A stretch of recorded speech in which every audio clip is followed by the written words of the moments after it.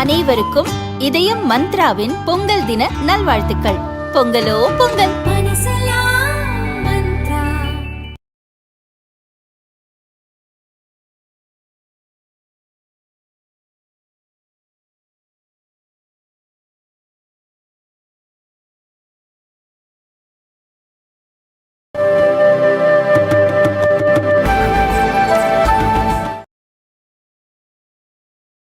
திருமதி சுசித்ரா அவர்கள் வருகிறார்கள்.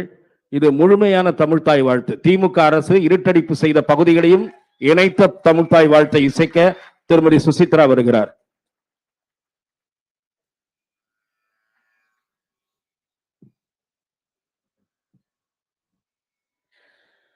நீராறும் கடலுடுத்த நிலமடந்தை கெழிலொழுகும் சீராரும் வதனமென திகழ்பரத கண்டமிதில் தெக்கணமும் மதில் சிறந்த திராவிடனல் திருநாடும் தக்க சிறு பிறை நுதலும் தரிதனரும் திலகமுமே அத்திலக வாசனை போல் அனைத்துலகும் இன்பமுற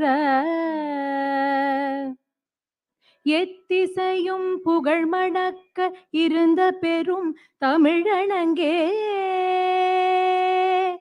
தமிழனங்கே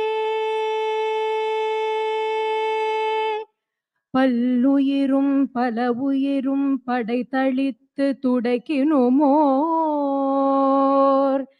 எல்லையறு பரம்பொருள் முன் இருந்தபடி இருப்பது போல் கன்னடமும் களி தெலுங்கும் கவின் மலையாளமும் துளுவும் உன் உதரத்தே உதித்து ஒன்றுபடலாகிடினும் ஆரியம் போல் உலக வழக்கடி தொழிந்து சிதையாவுன் சீரிழமை திறம் வியந்து செயல் மறந்து வாழ்த்துதுமே உன் சீரிழமை திறம் வியந்து செயல் மறந்து வாழ்த்துதுமே வாழ்த்துதுமே வாழ்த்துதுமே.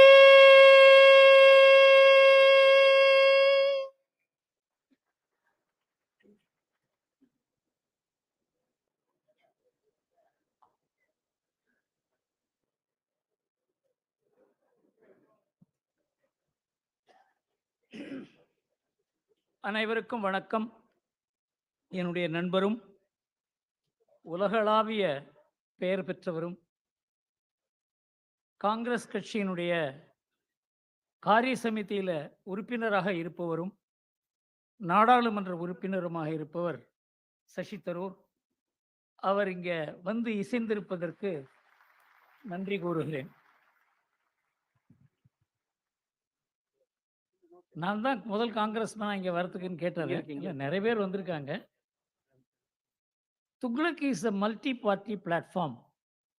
அதனால் நீங்கள் மாத்திரம்தான் முதல் காங்கிரஸ்மேன் என்று நீங்கள் நினைக்க வேண்டாம் என்று கூறி அவர் மனசுக்கு ஆஸ்வாசம் கொடுத்தேன். ஏன்னா நிறைய பேர் அவர்கிட்ட நீங்கள் அங்கே போகிறீங்கன்னு கேட்டிருக்காங்க. ஒரு சின்ன மாற்றம். அண்ணாமலை அவர்கள் டெல்லிக்கு போய் அங்கே ஒரே ஃபாகு, எல்லா ஃப்ளைட்டும் கேன்சல் இன்னைக்கு. அதனால் அவர் கொஞ்சம் லேட்டாக வருவார். எப்படி இருந்தது என்றால், முதலில் அண்ணாமலை பேசிவிட்டு அதற்கு பிறகு சசி தரூர் பேச வேண்டும் என்று இருந்தது. ஆனால் அவர் முன்னால் அவர் பேசுவதற்கு வாய்ப்பு இல்லாதனால சசி தரூர் முதல்ல பேசிவிட்டு அதற்கு பிறகு அண்ணாமலை வரும்பொழுது அவர் கை குலுக்கி விட்டு போவார் அப்படின்னு ப்ரோக்ராமை கொஞ்சம் மாற்றியிருக்கோம். ஆனால் அண்ணாமலை வருவார்.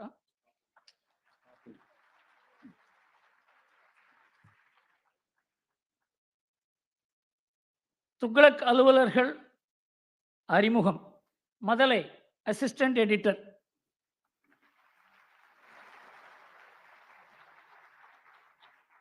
இந்த துக்ளக் யாராவது முதுகெலும்புன்னு சொன்னோம்னா அவரை தான் சொல்லணும். இந்த எல்லாருக்கும் இவர் போனால் என்ன ஆகுங்கிறதுக்கு இவர் போனால் என்ன நடக்கும்னே தெரியாது. அதனால இவர் நீடூழி வாழ வேண்டும் என்று எல்லோரையும் நீங்க வாழ்த்த வேண்டும். Sathya senior sub editor.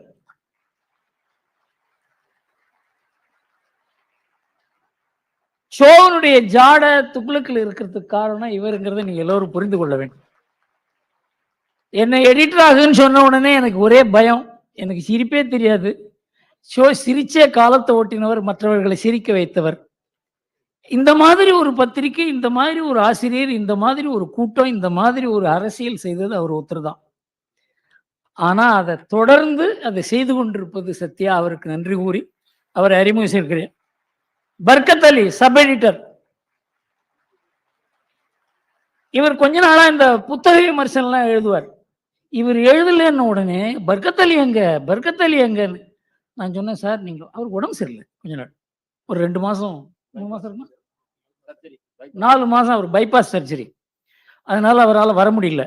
எல்லாரும் என்ன தொலைச்சி, நான் வீட்டில இருந்தாவது ஏதாவது எழுதி அனுப்புங்க சார், இல்லைன்னா உங்களை ஆஃபீஸ்ல இருந்து அனுப்பிச்சிட்டோம்னு நினைக்கிறாங்கன்னு சொல்லி. ஏன்னா அவருக்கு இது மாதிரி பைபாஸ் சர்ஜரின்னு சொல்லவும் விரும்பல நான். அதனால பர்கத் அலி ரொம்ப முக்கியமானவர். இந்த நம்ம வாசகர்கள்லாம் இதுவரைக்கும் யாரும் இவர் எங்கன்னு கேட்டதே கிடையாது, இவரை தான் கேட்டிருக்காங்க. ரமேஷ், தோஸ்த், சகாதேவன், நிருபன், இந்த மாதிரி பல புனை பெயர்கள்ல அந்தந்த இதுக்கு தகுந்த மாதிரி எழுதுவார். அவர் சீஃப் ரிப்போர்ட்டர். எஸ்ஜே இதயா தென் மாவட்ட நிருபர். என்னை பொறுத்தவரையிலும் தமிழ்நாட்டில் இவர் தான் சீஃப் செஃபாலஜிஸ்ட். இவர் இந்த கட்சி ஜெயிக்கும்னு சொன்னா அந்த கட்சி ஜெயிச்சிரும். அதனாலே நீங்க காங்கிரஸ் ஜெயிக்கும்னு சொல்லாதீங்க சார் சொல்லணும். எஸ்பி சண்முகம் மேற்கு மாவட்ட நிருபர். இவங்கெல்லாம் ரொம்ப நாளா ஆரம்ப காலத்திலேருந்து துக்ளக்கில் இருக்கவங்க. துக்ளக்கில் ரிட்டையர்மெண்ட்டே கிடையாது. ராமச்சந்திரன் கட்டுரையாளர். வண்ணல் இலவன் தூர்வாசர் இந்த பேர்ல ரொம்ப கொஞ்சம் கடுமையா எழுதுவார். Swaminathan publisher.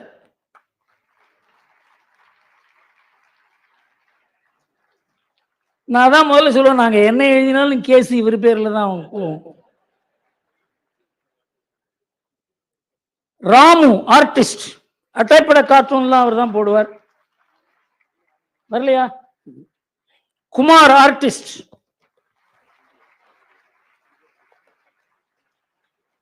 Raju layout artist, உள்பக்க கார்ட்டூன் நீங்க பார்த்திருப்பீங்க. அது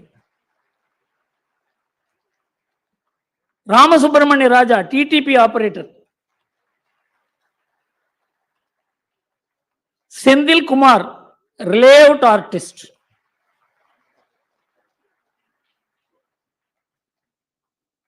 இது யார் விட்டுக்குச்சு? பிஜே ராமமூர்த்தி வடக்கு மாவட்ட நிருபர்.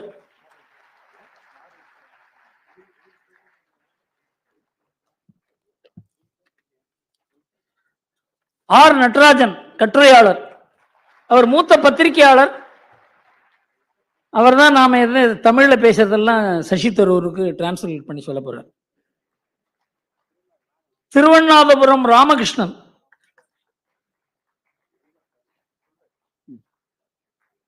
கட்டுரையாளர். கரிகாலன் கட்டுரையாளர். ரொம்ப நாளைக்கு அப்புறம் துக்ளக்கில் திரும்ப எழுத ஆரம்பிச்சிருக்கார். முரளி அலுவலக நிர்வாகி. பத்மநாபன் அலுவலக உதவியாளர். அவர் தான் டீ காஃபி கொடுத்து எல்லோரையும் சந்தோஷப்படுத்துபவர். சிவா போட்டோகிராஃபர் வந்திருக்காரா?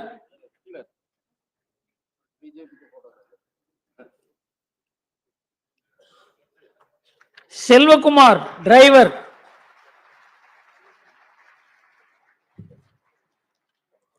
காந்தன் இப்போ இந்த நெக்டர் டிராப்ஸ் எல்லாம் பார்த்தீங்களே, அதெல்லாம் தயார் பண்ணவர். எங்களுக்கு ரொம்ப நாளா இந்த டிஜிட்டல் ஒர்க் பண்ணிட்டு இருக்காங்க. சார்ட்டர்ட் அக்கௌண்டன்ட் அவர். Senior executive consumer durable conglomerate, experienced in creativity, அதெல்லாம் ரொம்ப விஷயம் தெரிஞ்சவர். நீங்க பாலகிருஷ்ண சாஸ்திரிகள்னு ஒரு பெரிய வித்வான் கேள்விப்பட்டிருப்பீங்க, பௌராணிகர், அவருடைய பிள்ளை. வைத்திய அதாவது இந்த இந்த இந்த மாதிரி ஒரு ப்ரோக்ராம் அரேஞ்ச் பண்ணுறதுங்கிறது ரொம்ப கஷ்டம். திடீர்னு அண்ணாமலை காணோம், என்ன ஆறுது, இது மாதிரிலாம் ஒரே பிரச்சனையாக வந்துட்டு இருக்கும். அதுக்கெல்லாம் நிர்வகிக்கிறதுக்கு ஒரு சின்ன டீம் இருக்கு. அதில் வைத்திய Subramaniam, Sastra university vice chancellor. பார்த்தா அப்படி தெரியாது, நம்புங்க, வைஸ் சான்சலர் தான். ஸ்ரீதர் காமகோடி,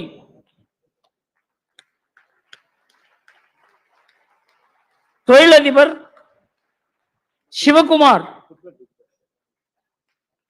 தொழிலதிபர். இவங்கெல்லாம் இந்த துக்ளக் டிஜிட்டல் நடத்துறதுக்கு இவங்க முன்னுக்கு வந்து அது கொஞ்சம் கொஞ்சமா அது பெரிதாகி கொண்டிருக்கிறது. அடுத்தது வெங்கடேஸ்வரன், அவர் தான் துக்ளக் டிஜிட்டலை எடிட்டோரியல் ரெஸ்பான்சிபிலிட்டி எடுத்து செய்கிறார்.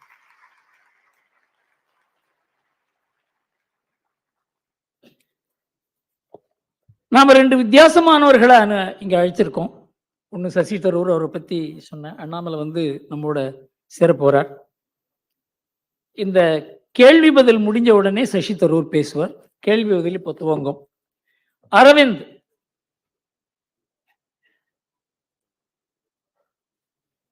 ஆசிரியர் அவர்களுக்கு வணக்கம். எனக்கு 2 கேள்விகள் சார். முதல்ல, வரும் தேர்தல் பிரச்சாரத்துல ஒரு சில கட்சியினர் வந்து நார்த் வர்சஸ் சவுத், அதாவது இந்த வட இந்தியர்கள் வந்து ஒரு சில விமர்சனங்கள் வந்து பேசி அவங்க வட்ட தட்டுற மாதிரி இருக்கு. அதை பத்தி ஆசிரியர் கருத்து. அடுத்தது வந்து 2 வருஷமா 2 யுத்தங்கள் சார். ஆனா வந்து ஐநா சபையால அதை தடுக்கவே முடியல. Is the United Nations losing it's relevance sir? இந்த நார்த் வர்சஸ் சவுத் என்ன கேட்டீங்க? இந்த கேள்வி புரியல. இந்த நார்த் வர்சஸ் சவுத், அதாவது வட இந்தியர்கள் தென்னிந்தியர்கள் அந்த பிரிவினையை பேசுற மாதிரி இருக்கு. அவங்க வச்சு இவங்க மட்டும்ன்ற மாதிரி சில பேச்சு. சார், நம்ம நாட்டில் மக்களை பிரித்து பேசுறது அப்படிங்கிறது தான் அரசியலாகவே ஆகிவிட்டது. இந்த நாட்டை ஒற்றுமைப்படுத்தி சுதந்திரம் வாங்க வேண்டும் என்று ஏராளமான பெரியோர்கள், அது விவேகானந்தர்லேருந்து ஆன்மீகத்துறையிலையும் அரசியலையும் தேசியத்தையும் கலந்து பேசினவங்க, மகாத்மா காந்தி, சர்தார் பட்டேல், ஜவஹர்லால் நேரு கூட, பல வித்தியாசங்கள் இருந்தால் கூட இந்த நாட்டை ஒற்றுமைப்படுத்த வேண்டும் என்று நினைத்தவர்கள். இப்ப என்ன இருக்கு அரசியல்ல, எப்படி பிரிக்கலாம், பிரிச்சு எப்படி நாம அதுக்குள்ள நாம புகுந்து ஓட்டு வாங்கலாம்ங்கிற ஒரு வாக்கு வங்கி அரசியல் வந்த பிறகு எத்தனையோ விதமா முஸ்லீம், கிறிஸ்தவன், இந்த ஜாதி அந்த ஜாதி, அதே மாதிரி நார்த் வர்சஸ் சவுத். பல பேருக்கு இந்த எலக்ட்ரல் ஹிஸ்டரியே தெரியாது. 1977 காங்கிரஸ் எங்க பார்த்தாலும் நார்த் பூரா ஒரு சீட்டு கூட வரல. குவாலியர் ஒண்ணுதான் எனக்கு தெரிஞ்சு அவங்க வெற்றி பெற்றாங்க. சவுத் பூரா காங்கிரஸ் வந்தது. அப்ப காங்கிரஸ் என்ன, அது பிரிவினை பார்ட்டியா? அதாவது எந்த அளவுக்கு நமக்கு வந்து சமீபத்தில் நடந்த ஒரு அரசியல் மாற்றங்கள் கூட தெரியாத, இப்ப ஏதோ north party BJP, south party மற்றவர்கள் அப்படின்னு பேசுறது அரசியல்ல அவங்களுக்கு விஷயம் புரியலேங்கிறது ஒண்ணு மாத்திரம் இல்லாத, இந்த மாதிரி பேசுறதே ஒரு ஃபேஷன் ஆகிவிட்டது. அதனால இந்த நார்த் வர்சஸ் சவுத் என்கிறதுக்கு அர்த்தமே கிடையாதுங்கிறது தான் என்னுடைய கருத்து.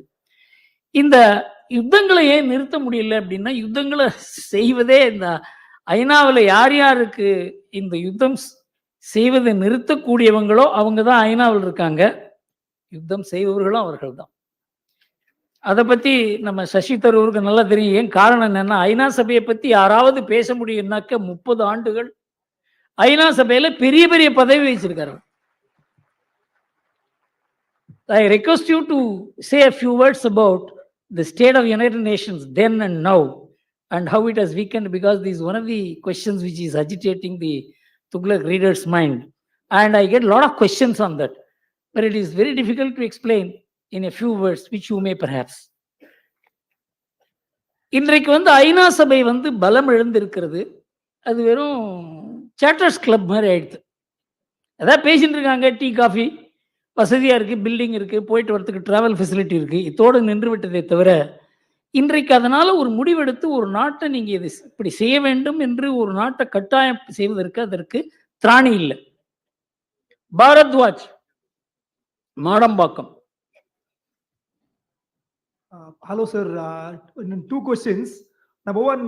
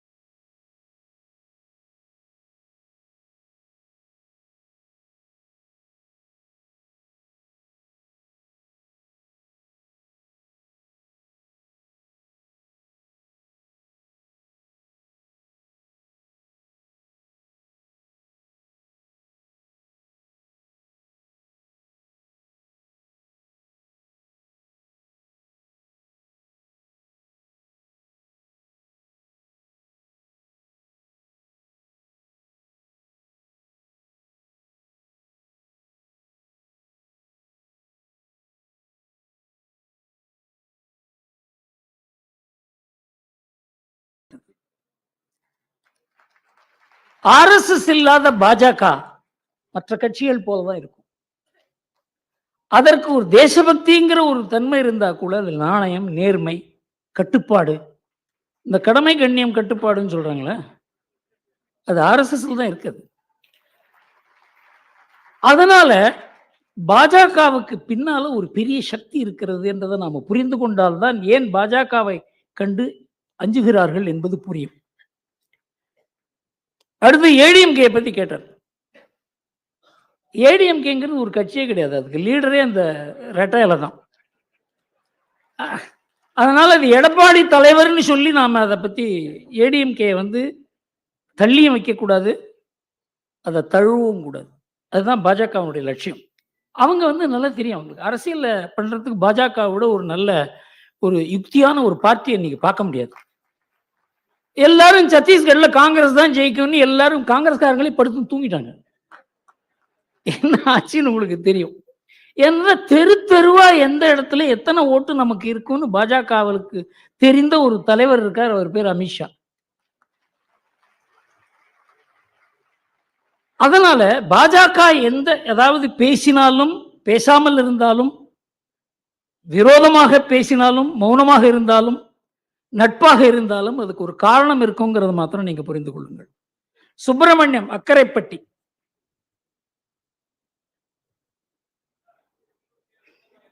அக்கரைப்பட்டி சுப்பிரமணியம் இல்லையா? அடுத்தது பட்டாபிராமன், சென்னை. சாரி, முந்தைய கேள்வியில அண்ணாமலை எப்ப சிஎம் ஆவார்னு கேட்டு அதுக்கு எப்ப வழிபறக்கும்னு கேட்டாரு, அது சொல்லுங்கன்னு பதில் கேட்கிறேன்.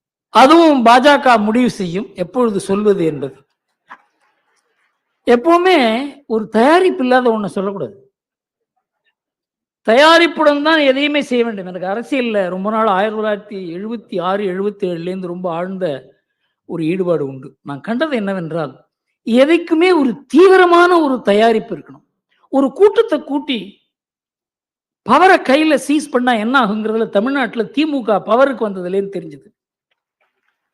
ஒரு தயாரிப்பு இல்லாத, அதுக்கு ஒரு மனநிலை உருவாகாத, அதற்கு தன்னை சாக்ரிஃபைஸ் பண்ணக்கூடிய ஒரு தொண்டர் படை இல்லாத, அதுக்கு நம்பர் இவ்வளவெல்லாம் இல்லாத அண்ணாமலையை மாத்திரம் சீஃப் மினிஸ்டராக செய்து விட்டால் அந்த கட்சிக்கு நல்ல பேர் வருமா கெட்ட பேர் வருமா என்று யாரும் சொல்ல முடியாது. அந்த தயாரிப்பில் ஈடுபட்டு இருக்கு பாஜக. அண்ணாமலையுடைய யாத்திரையே அதற்காகத்தான். ஒருவரை முதல்வராக்குவது மாத்திரம் ஒரு கட்சியினுடைய நோக்கமாக இருக்கக்கூடாது. அவர் முதல்வராக்கி அந்த தமிழ்நாட்டுக்கு என்ன நல்லது செய்ய முடியும் அந்த கட்சியால அப்படிங்கிற ஒரு தயாரிப்பும் தேவை.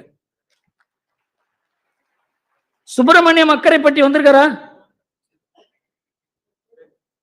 பட்டாபிராமன் நீங்களா sir? Subramaniam Pattabiraman.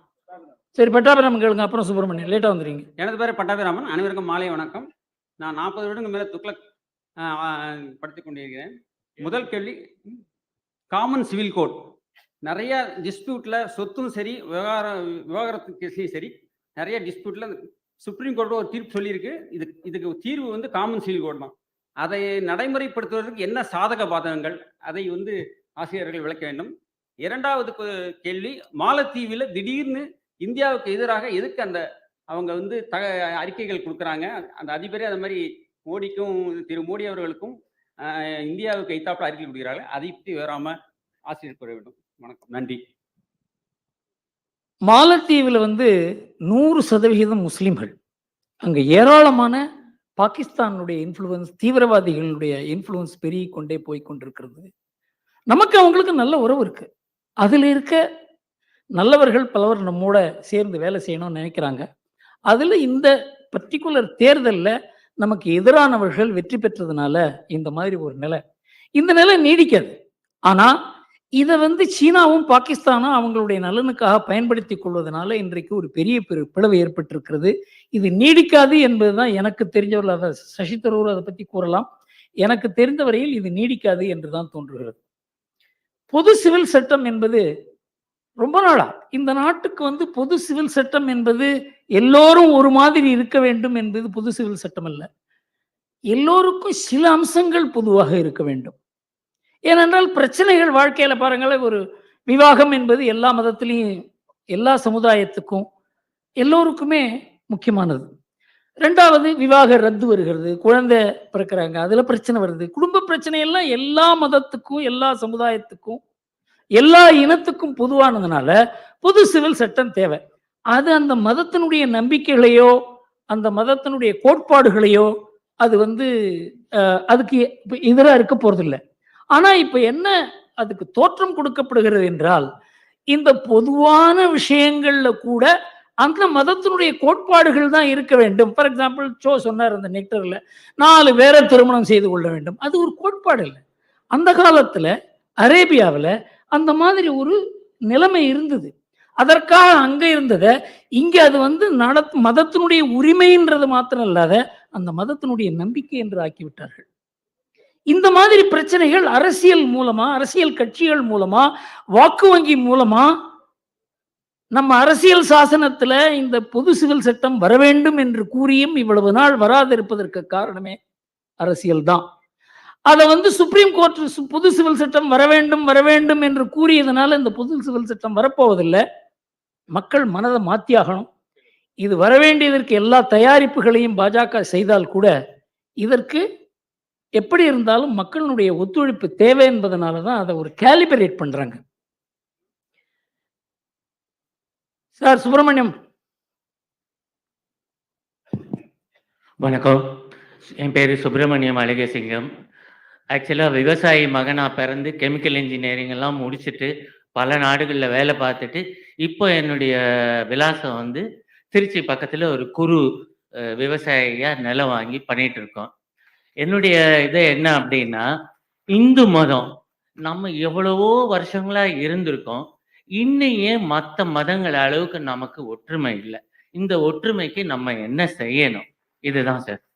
Thank you sir. Hindu மதம் ஒண்ணுதான் உலகமே ஒன்னா இருக்கணும்னு நினைச்சது. உலகமே ஒன்று, எல்லோருக்கும் ஒரு ஆத்மா தான் இருக்கிறது. வாழ்க்கை முறை, அவங்களுடைய கோட்பாடுகள் எல்லாம் தனித்தனியா தான் இருக்கும். ஆனா இது எல்லாம் ஒற்றுமையாக இருக்க வேண்டும் என்று ஒரு கடவுள், ஒரு புத்தகம், ஒரு வாழ்க்கை முறை, அதை நான் மாத்திரம் அனுசரிக்க மாட்டேன், மற்றவர்களும் அதை அனுசரிக்க வேண்டும் என்று 2 முக்கியமான மதங்கள் கிளம்பின, கிறிஸ்துவமும் இஸ்லாமும். அவங்கள பொறுத்தவரையிலும் அந்த கோட்பாடுகள் சரியாக இருக்கலாம். ஆனா மற்றவர்களுக்கும் அந்த கோட்பாடுகள் வர வேண்டும் என்பதற்காக யுத்தங்கள் நடத்தி, அது ஜிஹாது, குருசேட், இன்றைக்கு கன்வர்ஷன், இதெல்லாம் இருக்கிறதுனால அது ஒற்றுமை போல தெரிகிறது. ஆனா இன்றைக்கு இஸ்லாமில் இருக்க வேற்றுமைகள், கிறிஸ்துவத்தில் இருக்க வேற்றுமைகள், நாம் அதை கொஞ்சம் ஆழ்ந்து படித்தால் தான் தெரியும். ஃபார் எக்ஸாம்பிள், கிறிஸ்துவத்தில் ஒரு 100 சர்ச் இருக்குன்னு வச்சுங்க, 600-700 சர்ச் இருக்கு. ஒரு சர்ச்சில் இருக்கவங்க இன்னொரு சர்ச்சுக்கு போக மாட்டாங்க, அனுமதிக்கப்பட மாட்டார்கள். அதே மாதிரி ஒரு சர்ச்சுக்கு ஒரு பெரியல் கிரவுண்ட் இருந்ததுன்னா இன்னொரு சர்ச்சில் இருக்கவங்க யாராவது இறந்தால் அதுல பெரியல் கிரவுண்ட்ல அவங்களுக்கு அனுமதி கிடையாது. நம்மதுல பாத்தீங்கன்னா யார் இறந்தாலும் ஒரே இடத்துக்கு தான் நாம போவோம். இது ஒற்றுமை இல்லையா? நாம எல்லாரும் எல்லா கோயிலுக்கு போவோம், அது ஒற்றுமை இல்லையா? நாம எல்லோரும் சேர்ந்து பொங்கல் விழா கொண்டாடுவோம், அவங்கவுங்க வீட்டுல தான் கொண்டாடுவோம், அது ஒற்றுமை இல்லையா? ஒற்றுமை என்பது மனதளவில் நாம தான் உலகத்துக்கு முதல்ல மனதளவில் ஒற்றுமை போறோம், சித்தாந்த அளவில் ஒற்றுமை போறோம், கடவுள் நம்பிக்கையில் ஒற்றுமை வேண்டாம். நம்ம முதல்ல கேட்டா நம்ம 33 கோடி தேவர்கள்னு சொல்லுவாங்க. ஒரு ஆளுக்கு ஒரு கடவுள் வச்சோம். நம்ம நீ இஷ்டப்படி வச்சுக்கோ. தனிநபருக்கு ஒரு கடவுள், கிராமத்துக்கு ஒரு கடவுள், குலத்துக்கு ஒரு கடவுள், நினைச்சே பார்க்க முடியாது. ஆனா எல்லாத்துக்கும் பின்னால பிரம்மன்கிற ஒரே கடவுள் தான்ங்கிற நம்பிக்கை நமக்கு இருக்கிறதுனாலதான் நாம ஒரு நாடா இருக்கோம். அதனால இந்துக்கள் ஒற்றுமை இல்லாதவர்கள் சொல்ல முடியாது. இந்த ஒற்றுமை யாருக்கும் எதிராக அல்ல. மற்றவர்களுக்கு எதிரான ஒற்றுமையை நம்மால உருவாக்க முடியல. ஆனா உருவாக்கினால் அது நமக்கும் நல்லதல்ல, மற்றவர்களுக்கும் நல்லதல்ல. அந்த ஒற்றுமை தேவையில்லைங்கிறது என்னுடைய அபிப்பிராயம். ரமணன் அடுத்தது சார். ரமணன் வந்துட்டாரா? சார் ரமணன், சென்னை 116. ஒரு செகண்ட் இருங்க சார். ராமச்சந்திரன், ரவி, நாகராஜன், பாலசுப்ரமணியம், குணசேகரன். சார் ஆசிரியரிடம் 3 கேள்விகள். ஐயோ, ஒன்று போறோம் சார். சார், ஜனவரி 22ஆம் தேதி ராமர் கோயில் பிரதிஷ்டையில காங்கிரஸ் அண்ட் மற்ற இந்தியா கூட்டணி கட்சிகள் போக வேண்டாம் என்று நிராகரித்திருக்கிறார்கள். அதோடைய பின்விளைவுகள் அவர்களுக்கு வந்து தேர்தலில் எந்தெந்த மாதிரியான விளைவுகளை ஏற்படுத்தும், அது பற்றி ஆசிரியருடைய கருத்தை தெரிஞ்சுக்க விரும்புறேன். ஒண்ணு, தமிழ்நாட்டுக்கு வந்து துணை முதல்வர் பதவி அப்படின்னு வந்ததுன்னா அதனால ஏதாவது அட்வான்டேஜஸ் இருக்கா, அதனால என்ன நன்மைகள் ஏற்படும் தமிழ்நாட்டிற்கு, இது என்னுடைய 2வது கேள்வி. 3வது கேள்வி, இந்த அரவிந்த் கெஜ்ரிவாலுக்கு நிறைய சம்மன் மேல சம்மன் வந்து கொடுத்துட்டு இருக்காங்க. அவர் எதுக்குமே ஆஜராக மாட்டேங்கிறாரு. அவருடைய ஹானஸ்டி இஸ் பிகம் கொஸ்டின்டு. அதை பத்தி ஆசிரியருடைய கருத்து என்ன, அதை பத்தி சொல்லணும்னு கேட்டுக்கிறேன். தேங்க்யூ. அரவிந்த் கெஜ்ரிவால் ஆனஸ்டி இப்பதான் கொஸ்டின்ன்றது இவருக்கு தெரியும்.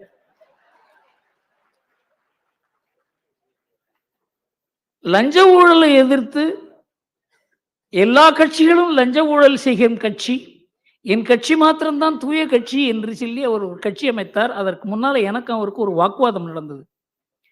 அதாவது அந்த பெரிய ஒரு அண்ணா ஹசாரேனுடைய ஃபாஸ்ட் இருந்தது, அதுக்கு 2 நாளைக்கு முன்னால. அப்போ என்ன ஸ்ரீ ரவிசங்கர் கூறி என்ன அரவிந்த் கெஜ்ரிவால் வந்து பார்த்தார்.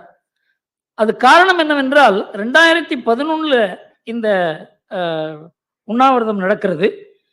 இது எப்படி 2014 தேர்தல் வரைக்கும் இந்த போராட்டத்தை எப்படி தொடர்வது? எனக்கு ஆச்சரியம் என்னன்னா, இவர் அரசியல் இல்லாத, எதிர்கட்சி அரசியலே ஈடுபடாத, கட்சி அமைக்காத இவருக்கு ஏன் தேர்தல் பத்தி இந்த மாதிரி ஒரு நோக்கம் வந்தது? அப்போ வந்து நான் கேட்டேன் அவரை, நீங்க என்னதான் பண்ண போறீங்க? நான் எந்த கட்சியோடையும் சேர போறதில்லை, எல்லா கட்சியும் ஊழல் கட்சி, அதனால நான் ஒரு தனி போராட்டம் அமைக்க போறேன். சரி, ஆட்சி அமைக்க போறீங்களா? இல்ல இல்ல இல்ல, நான் அரசியல் பக்கமே போக மாட்டேன்.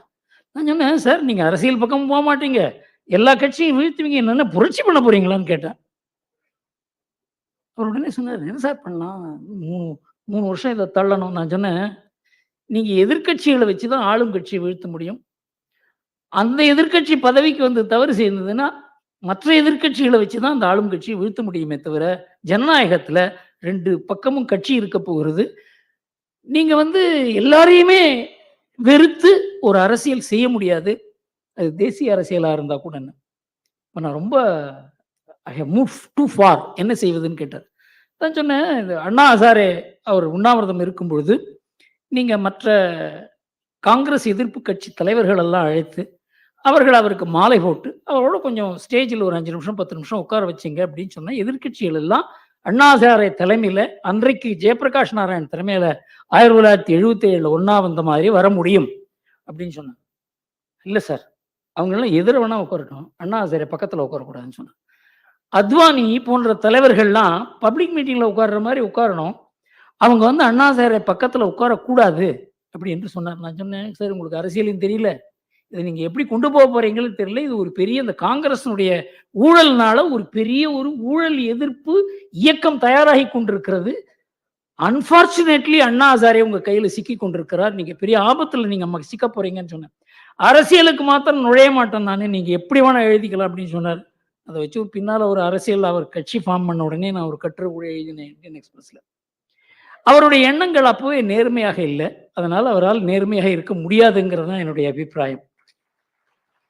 2வது, தமிழ்நாட்டில் டெப்டி சிஎம் வந்தால் என்ன ஆகும்? முதல்ல டெப்டி சிஎம்ங்கிறது நாம நியமிக்கிறது இல்லை, அது நியமிக்க போறது இங்க நம்ம ஒரே குடும்பம் தான் நியமிக்க போகிறது.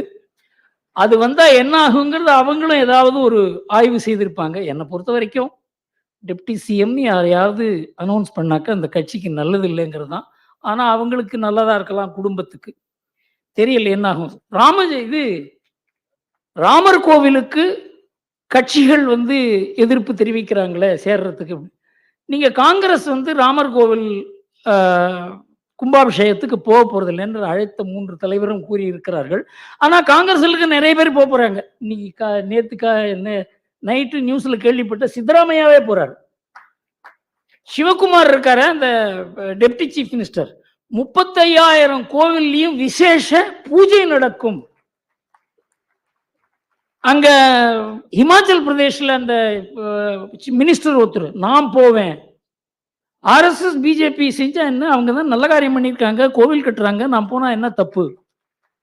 இந்த மாதிரி காங்கிரஸ்ல பெரும் பிளவு ஏற்பட்டிருக்கிறது. எந்த கட்சியுமே இத புறக்கணிக்கும் கட்சியில பிளவு ஏற்பட்டு கொண்டிருக்கிறது என்றுதான் இப்ப தெரிகிறதே தவிர 22ஆம் தேதி தான் அதனுடைய முக்கிய விவரங்களும் தெரியும். ராஜகோபால்,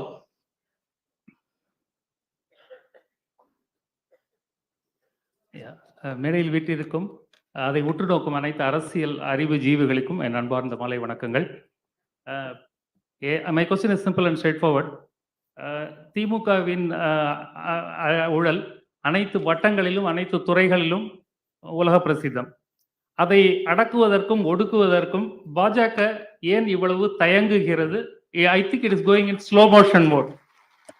ஐ would like to know why. Thank you sir. Sir, நீங்கள் இந்த பொன்முடி கேஸை பற்றி படிச்சிருப்பீங்க. பொன்முடி கேஸ் அது பின்னால் சொல்லுவேன், பட் உங்களை சுருக்கமாக சொல்கிறேன். அது 1996 2001 நடந்த ஊழல். அதுக்கப்புறம் அந்த கேஸை போட்டாங்க ஜெயலலிதா வந்து. அதை என்ன பண்ணாங்க, 2004 அந்த மேஜிஸ்ட்ரேட் இதில் கேஸில் ஒன்றுமே கிடையாதுன்னு தள்ளுபடி பண்ணிட்டார். அதை மறுபடியும் உயர்நீதிமன்றத்துக்கு கொண்டு போனால் உயர்நீதிமன்றமும் சொல்லிட்டு அதில் ஒன்றும் இல்லை இந்த கேஸில் அப்படின்னு. உச்ச நீதிமன்றத்துக்கு போய் 2015 உச்சநீதிமன்றம் இந்த வழக்கில் ஆதாரம் இருக்கிறது, இதை நீங்கள் இன்வெஸ்டிகேட் பண்ணணும். எப்போ 1995 நடந்த 2015 உச்சநீதிமன்றம் கூறுகிறது இதை விசாரணை செய்ய வேண்டும் என்று. அதை விசாரணை செய்து அது ஒரு ஸ்பெஷல் கோர்ட் அமைக்கிறாங்க. ஏன்னா இது சாதாரண கோர்ட்டாக இருந்தாக்க அவங்க வந்து ஒரு மாதிரியாக மேனேஜ் பண்ணிடுறாங்க. விசேஷ கோர்ட் அமைத்து அவர்களுக்கு இந்த கேஸ் கொடுக்கப்படுகிறது. அந்த கேஸ் நடந்து 169 சாட்சியங்கள் அவங்க எக்ஸாமின் பண்ணிட்டாங்க.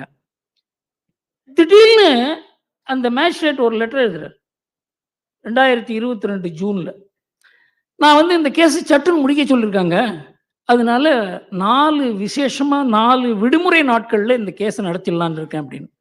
அந்த கேஸ் இந்த வெங்கடேஷ் ஜட்ஜி இருக்காரு, அவர்கிட்ட போகுது. அவர் தான் அந்த கட்சியை அந்த கிரிமினல் கேஸ் எல்லாம் பார்க்குற நீதிபதி. அவருக்கு ஏதோ ஒரு மாதிரியா இருக்குதா, இந்த மாதிரிலாம் ஒரு ரெக்வஸ்ட் வருது அப்படின்னு. அதெல்லாம் நீங்க ஒன்றும் பண்ண வேண்டாம், நீங்களே இந்த கேஸை நடத்தக்கூடாது அப்படின்னு சொல்லிட்டார். ஏன்னா இது அவசரமாக நடத்துவதால இதுக்கு பின்னால் ஏதோ ஒரு பின்னணி இருக்கிறது என்பது அவருக்கு புரிந்து விட்டது. அப்ப என்ன பண்றாங்க, ரொம்ப முக்கியம், நாம எல்லோரும் இதை பத்தி சிந்திக்க வேண்டும். 2 உயர் நீதிமன்ற நீதிபதிகள் சென்னையில் இருக்கவங்க நம்ம தலைமை நீதிபதிக்கு ஒரு கடிதாசி எழுதுறாங்க. இந்த கேஸை வந்து விழுப்புரத்துல இருந்து வேலூருக்கு டிரான்ஸ்பர் பண்ணலாம். எதுக்காக? அத உச்ச நீதிமன்ற நீதிபதி பாவம் அவர் ஏற்றுக்கிட்டார். அதை அவருக்கு விஷயம் தெரியாது இது என்னன்னு. உடனே இந்த கேஸ் வேலூருக்கு டிரான்ஸ்பர் ஆகிறது. 4 நாள்ல 172 சாட்சியங்களை விசாரிச்சு 370 டாக்குமெண்ட்டை படிச்சு 280 பேஜில் ஒரு ஜட்ஜ்மெண்ட் எழுதி இவர் நிரபராதி அப்படின்னு சொல்றாங்க. இந்த மாதிரி ஒரு ஜுடிஷியல் சிஸ்டம் இருக்கும் பொழுது மோடி என்ன பண்ண முடியும்? யாருதான் என்ன பண்ண முடியும்? அதனால விஜிலன்ட் பப்ளிக் ஒப்பீனியன் மூலமாகத்தான் இதை பண்ண முடியும். அது மாதிரி நாணயமா இருக்க ஓரிரு நீதிபதிகள் மூலமா தான் இந்த மாதிரி கேஸ் எல்லாம் வந்து. வெங்கடேஷ் என்ன பண்ணாரு தெரியுமா? அந்த கேஸை தன் கையில் எடுத்து இது விசாரிக்கப்பட வேண்டிய கேஸ் அப்படின்னு சொன்னதுல பெரிய ஒரு பூகம்பமே கிளம்பித்து. அவர் பேரெல்லாம் சொன்னாங்க. பெரியார் அப்பவே சொன்னாரு, நாம சட்டம் பாஸ் பண்ணானே பாப்பான் தான் நீதிபதியா இருந்து எல்லாத்தையும் நடத்துவான். அந்த மாதிரி அளவுக்கு நீச்சமான ஒரு பிரச்சாரம் நடந்தது. அவர் அதை கண்டு பயப்படலை. நான் தான் இந்த கேஸை நடத்துவேன்னு சொன்னார். உச்சநீதிமன்றம் கடைசியில் கூறியது, இந்த மாதிரி எல்லாம் ஒரு ஜட்ஜி இருக்கிறது நமக்கு கடவுள் வரப்பிரசாதம் என்று சொன்னார்.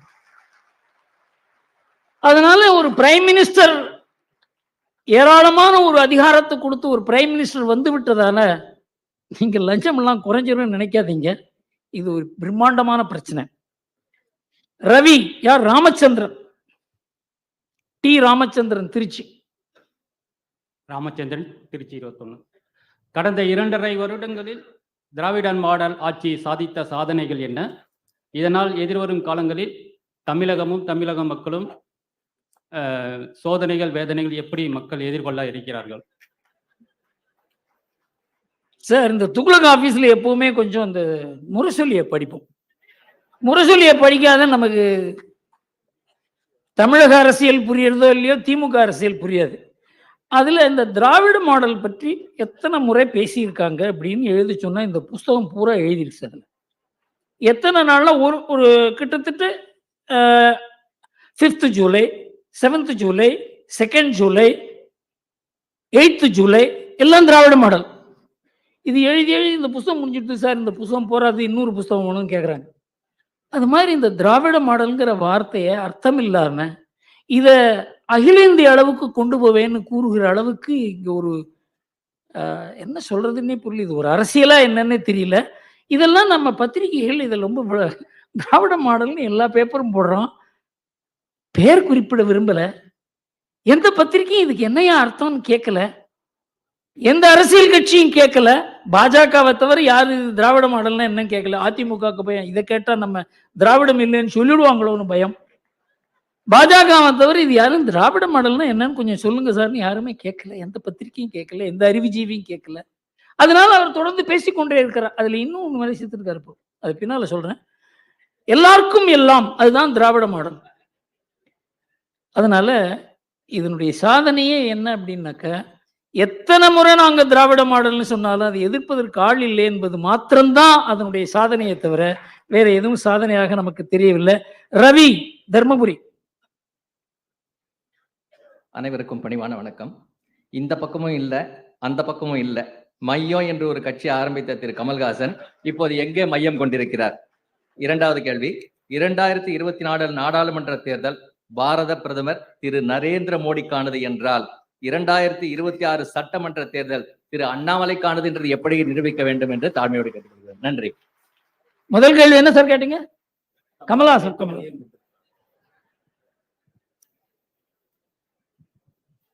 சார், இந்த எம்ஜிஆரை பார்த்து எல்லாருக்குமே என்ன தோணுதுன்னா, அரசியலுக்கு வந்தா நமக்கு அரசியல்ல பெரிய பதவி வந்துடும், நம்ம ஆட்சியை பிடிக்கலாம். எம்ஜிஆர் அப்படி இல்லை. எம்ஜிஆருக்கு 2 முக்கியமான அவருக்கு அட்வான்டேஜஸ் இருந்தது. ஒன்று அந்த திமுகவுக்குள்ளேயே ஒரு கட்சி வளர்ந்தது அவருக்கு, அவருடைய ரசிகர் மன்றம். அது ரசிகர் மன்றம் கட்சிக்கு வெளியில் இல்லை. அவங்க பூத் மெயின்டெனன்ஸ்ல இருந்து, அவங்க எலெக்ஷன்ல நிக்கிறதுல இருந்து, அது ஒரு தனி பொலிட்டிக்கல் பார்ட்டியாவே உள்ள இருந்தது. அவர் வெளியில வந்த உடனே ஒரு political party, readymade political party இருந்தது, யாருக்குமே இல்லை. நான் ரஜினியோட இதை பத்தி பேசியிருக்கேன். அவர் அரசியலுக்கு வரணும்னு சொன்ன போது இதெல்லாம் பேசும்பொழுது, சார் உங்களுக்குன்னு ஒரு அமைப்பு இல்லாத இந்த ரசிகர் மன்றத்தை மாத்திரம் வைத்து ஒரு கட்சி நடத்த முடியும் என்று எனக்கு தோன்றவில்லைன்னு நான் சொல்லியிருக்கேன் அவர்கிட்ட. வெளியில எல்லாரும் என்ன நினைச்சாங்க, நான் அரசியலை அவர் இழுக்கிறேன்னு நினைச்சாங்க. கிடையாது, அவருக்கு ஆலோசனை தான் கூறினேன் நான். அதனால எல்லாரும் என்ன நினைக்கிறாங்க, நமக்கு கூட்டம் வந்தாக்க நாம ஒரு கட்சி நடத்தி விடலாம். அது மாதிரி ஏமாந்தவர் தான் கமல்ஹாசன். எங்கிட்டையும் பேசினார் அவர். பிரைவேட் கான்வர்சேஷன் தான், கொஞ்சம் சொல்லலாம் இருக்கேன். நான் கேட்டேன், சார் நீங்க 5 பேர் இருக்காங்களா சார் நீங்க நம்புற மாதிரின்னு கேட்டேன். 5 பேர். ஆனா உன் நாணயமா இல்லைன்னு சொல்றாரு. முதல்ல என்னதான் கூப்பிட்டு கேட்டார். பல பேர் கேட்டுக்கலாம், ஆனா என்ன முதல்ல ஆரம்பத்திலே கேட்டார். நான் சொன்னேன், அப்ப நீங்க கட்சி ஆரம்பிக்காதீங்க சார் சொன்னேன். 5 பேர் நம்பிக்கையா இல்லைன்னா ஒரு கட்சி ஆரம்பிச்சா எப்படி நடக்கும்? அதனால இதெல்லாம் ஒரு ஃபோர்தாட் இல்லாத, கற்பனை இல்லாத, பவர் கையில வந்தா என்ன ஆகும், என்ன மாதிரி ஆள்லாம் நம்ம சுத்தி இருக்கான், அவன்லாம் என்ன செய்வான், இந்த மாதிரி ஒரு சிந்தனை இல்லாத ஒரு போக்கு இருக்கிறதுனால கூட்டம் சேருவதால மாத்திரம் ஒரு கட்சி அமைக்க முடியாது என்பதை நிறைய பேர் பார்த்துருக்கோம். ஓரளவுக்கு சக்சஸ் ஆனது விஜயகாந்த், அவராலையும் முடியாத போச்சு. அதனால கூட்டத்தால மாத்திரம் இன்றைக்கு ஒரு கட்சி அமைக்க முடியாது என்பதற்கு கமல்ஹாசன் உதாரணம். சார், 2024 பாஜக எந்த அளவுக்கு தமிழ்நாட்டில் ஒரு ஈர்ப்பை காமிக்கிறதோ அதுக்கு தகுந்தபடி 2026 பாஜக அண்ணாமலையை ப்ரொஜெக்ட் பண்ணும். சார், ஒரு ஆளை ப்ரொஜெக்ட் பண்றது இப்படின்னு சொன்னாக்க, இப்போ ராம்தாஸ் கூட தான் அன்புமணியை ப்ரொஜெக்ட் பண்றாரு. அன்புமணிக்கே ஒரு கூச்சமா போச்சு. அந்த முறை துக்ளக்ல ஆண்டு விழாவில் அவர் அழைத்திருந்தோம். அவருக்கு என்ன பண்றதுன்னே புரியல. அவர் தான் முதலமைச்சர் கேண்டிடேட் அப்படின்னு சொல்லி பிஎம்கே சொல்லியிருக்கு. தயாரிப்பு இல்லாத அண்ணாமலையை அனௌன்ஸ் பண்றது எந்த அளவுக்கு உச்சிதம்ங்கிறத பாஜக முதல்ல, அவங்களுடைய தயாரிப்பு தான் முக்கியம். அண்ணாமலை ரெடி, கட்சி அப்படிங்கிறது பின்னால்தான் பார்க்கணும். ஓகே, அதனால அண்ணாமலை முதல்வர் வேட்பாளராக வர வேண்டும் என்பதில் என்னை விட தீவிரமா யாரும் இருக்க முடியாது.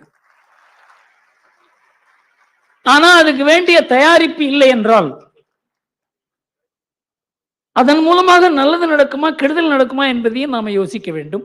ஆனா என் மனதில் பாஜகவினுடைய வளர்ச்சி இந்த வருகிற 2 ஆண்டுல எப்படி இருக்கோ அதுக்கு தகுந்த மாதிரி இந்த முடிவு ஏற்படும் என்று தோன்றுகிறது. வி. நாகராஜன். என் பெயர் ராமகிருஷ்ணன், திருவண்ணாமலை ராமகிருஷ்ணன். ஸோ விட்டீங்க எங்க சார்? திருவண்ணாமலை ஆமா ஆமா ஆமா, கரெக்ட் கரெக்ட். திருவண்ணாமலை ராமகிருஷ்ணன் பெயர். அனைவருக்கும் வணக்கம், ஆசிரியருக்கும் வணக்கம். என்னுடைய கேள்வி என்னன்னா, தமிழ்நாட்டில் துக்ளக் வாசகர்கள் எல்லா மாவட்டங்களிலும் இருக்கிறார்கள். ஸோ தேசிய உள்ளங்களுடைய கோரிக்கை என்னன்னா, இந்த மாதிரி துக்ளக் ஆண்டு விழா இந்த வருடமாவது பல்வேறு இடங்களில் தொடர்ந்து நடக்க வேண்டும். இந்த ஒரு ஃபங்க்ஷனோட இல்லாமல் மற்ற ஊர்களில் திருச்சி, மதுரை, திருநெல்வேலி, சேலம், கோயம்புத்தூர் எல்லா இடத்துலையும் நடக்கணும். இந்த வருஷமாவது மேக்குள்ள நடக்கணும் அப்படின்னு எதிர்பார்க்குறாங்க. தேசிய உள்ளங்கள் நான் சொல்றது என்னன்னா, உங்களுக்கு எல்லாருக்குமே தெரியும் அது பாஜகவினர் தான். பிகாஸ் தேசியம் அப்படிங்கிற கான்செப்டை காங்கிரஸ் கம்ப்ளீட்டா கைவிட்டதுனால அதுக்குலாம் இப்போ பிஜேபிக்கு வந்துடுச்சு. அதுதான் என்னுடைய கோரிக்கை.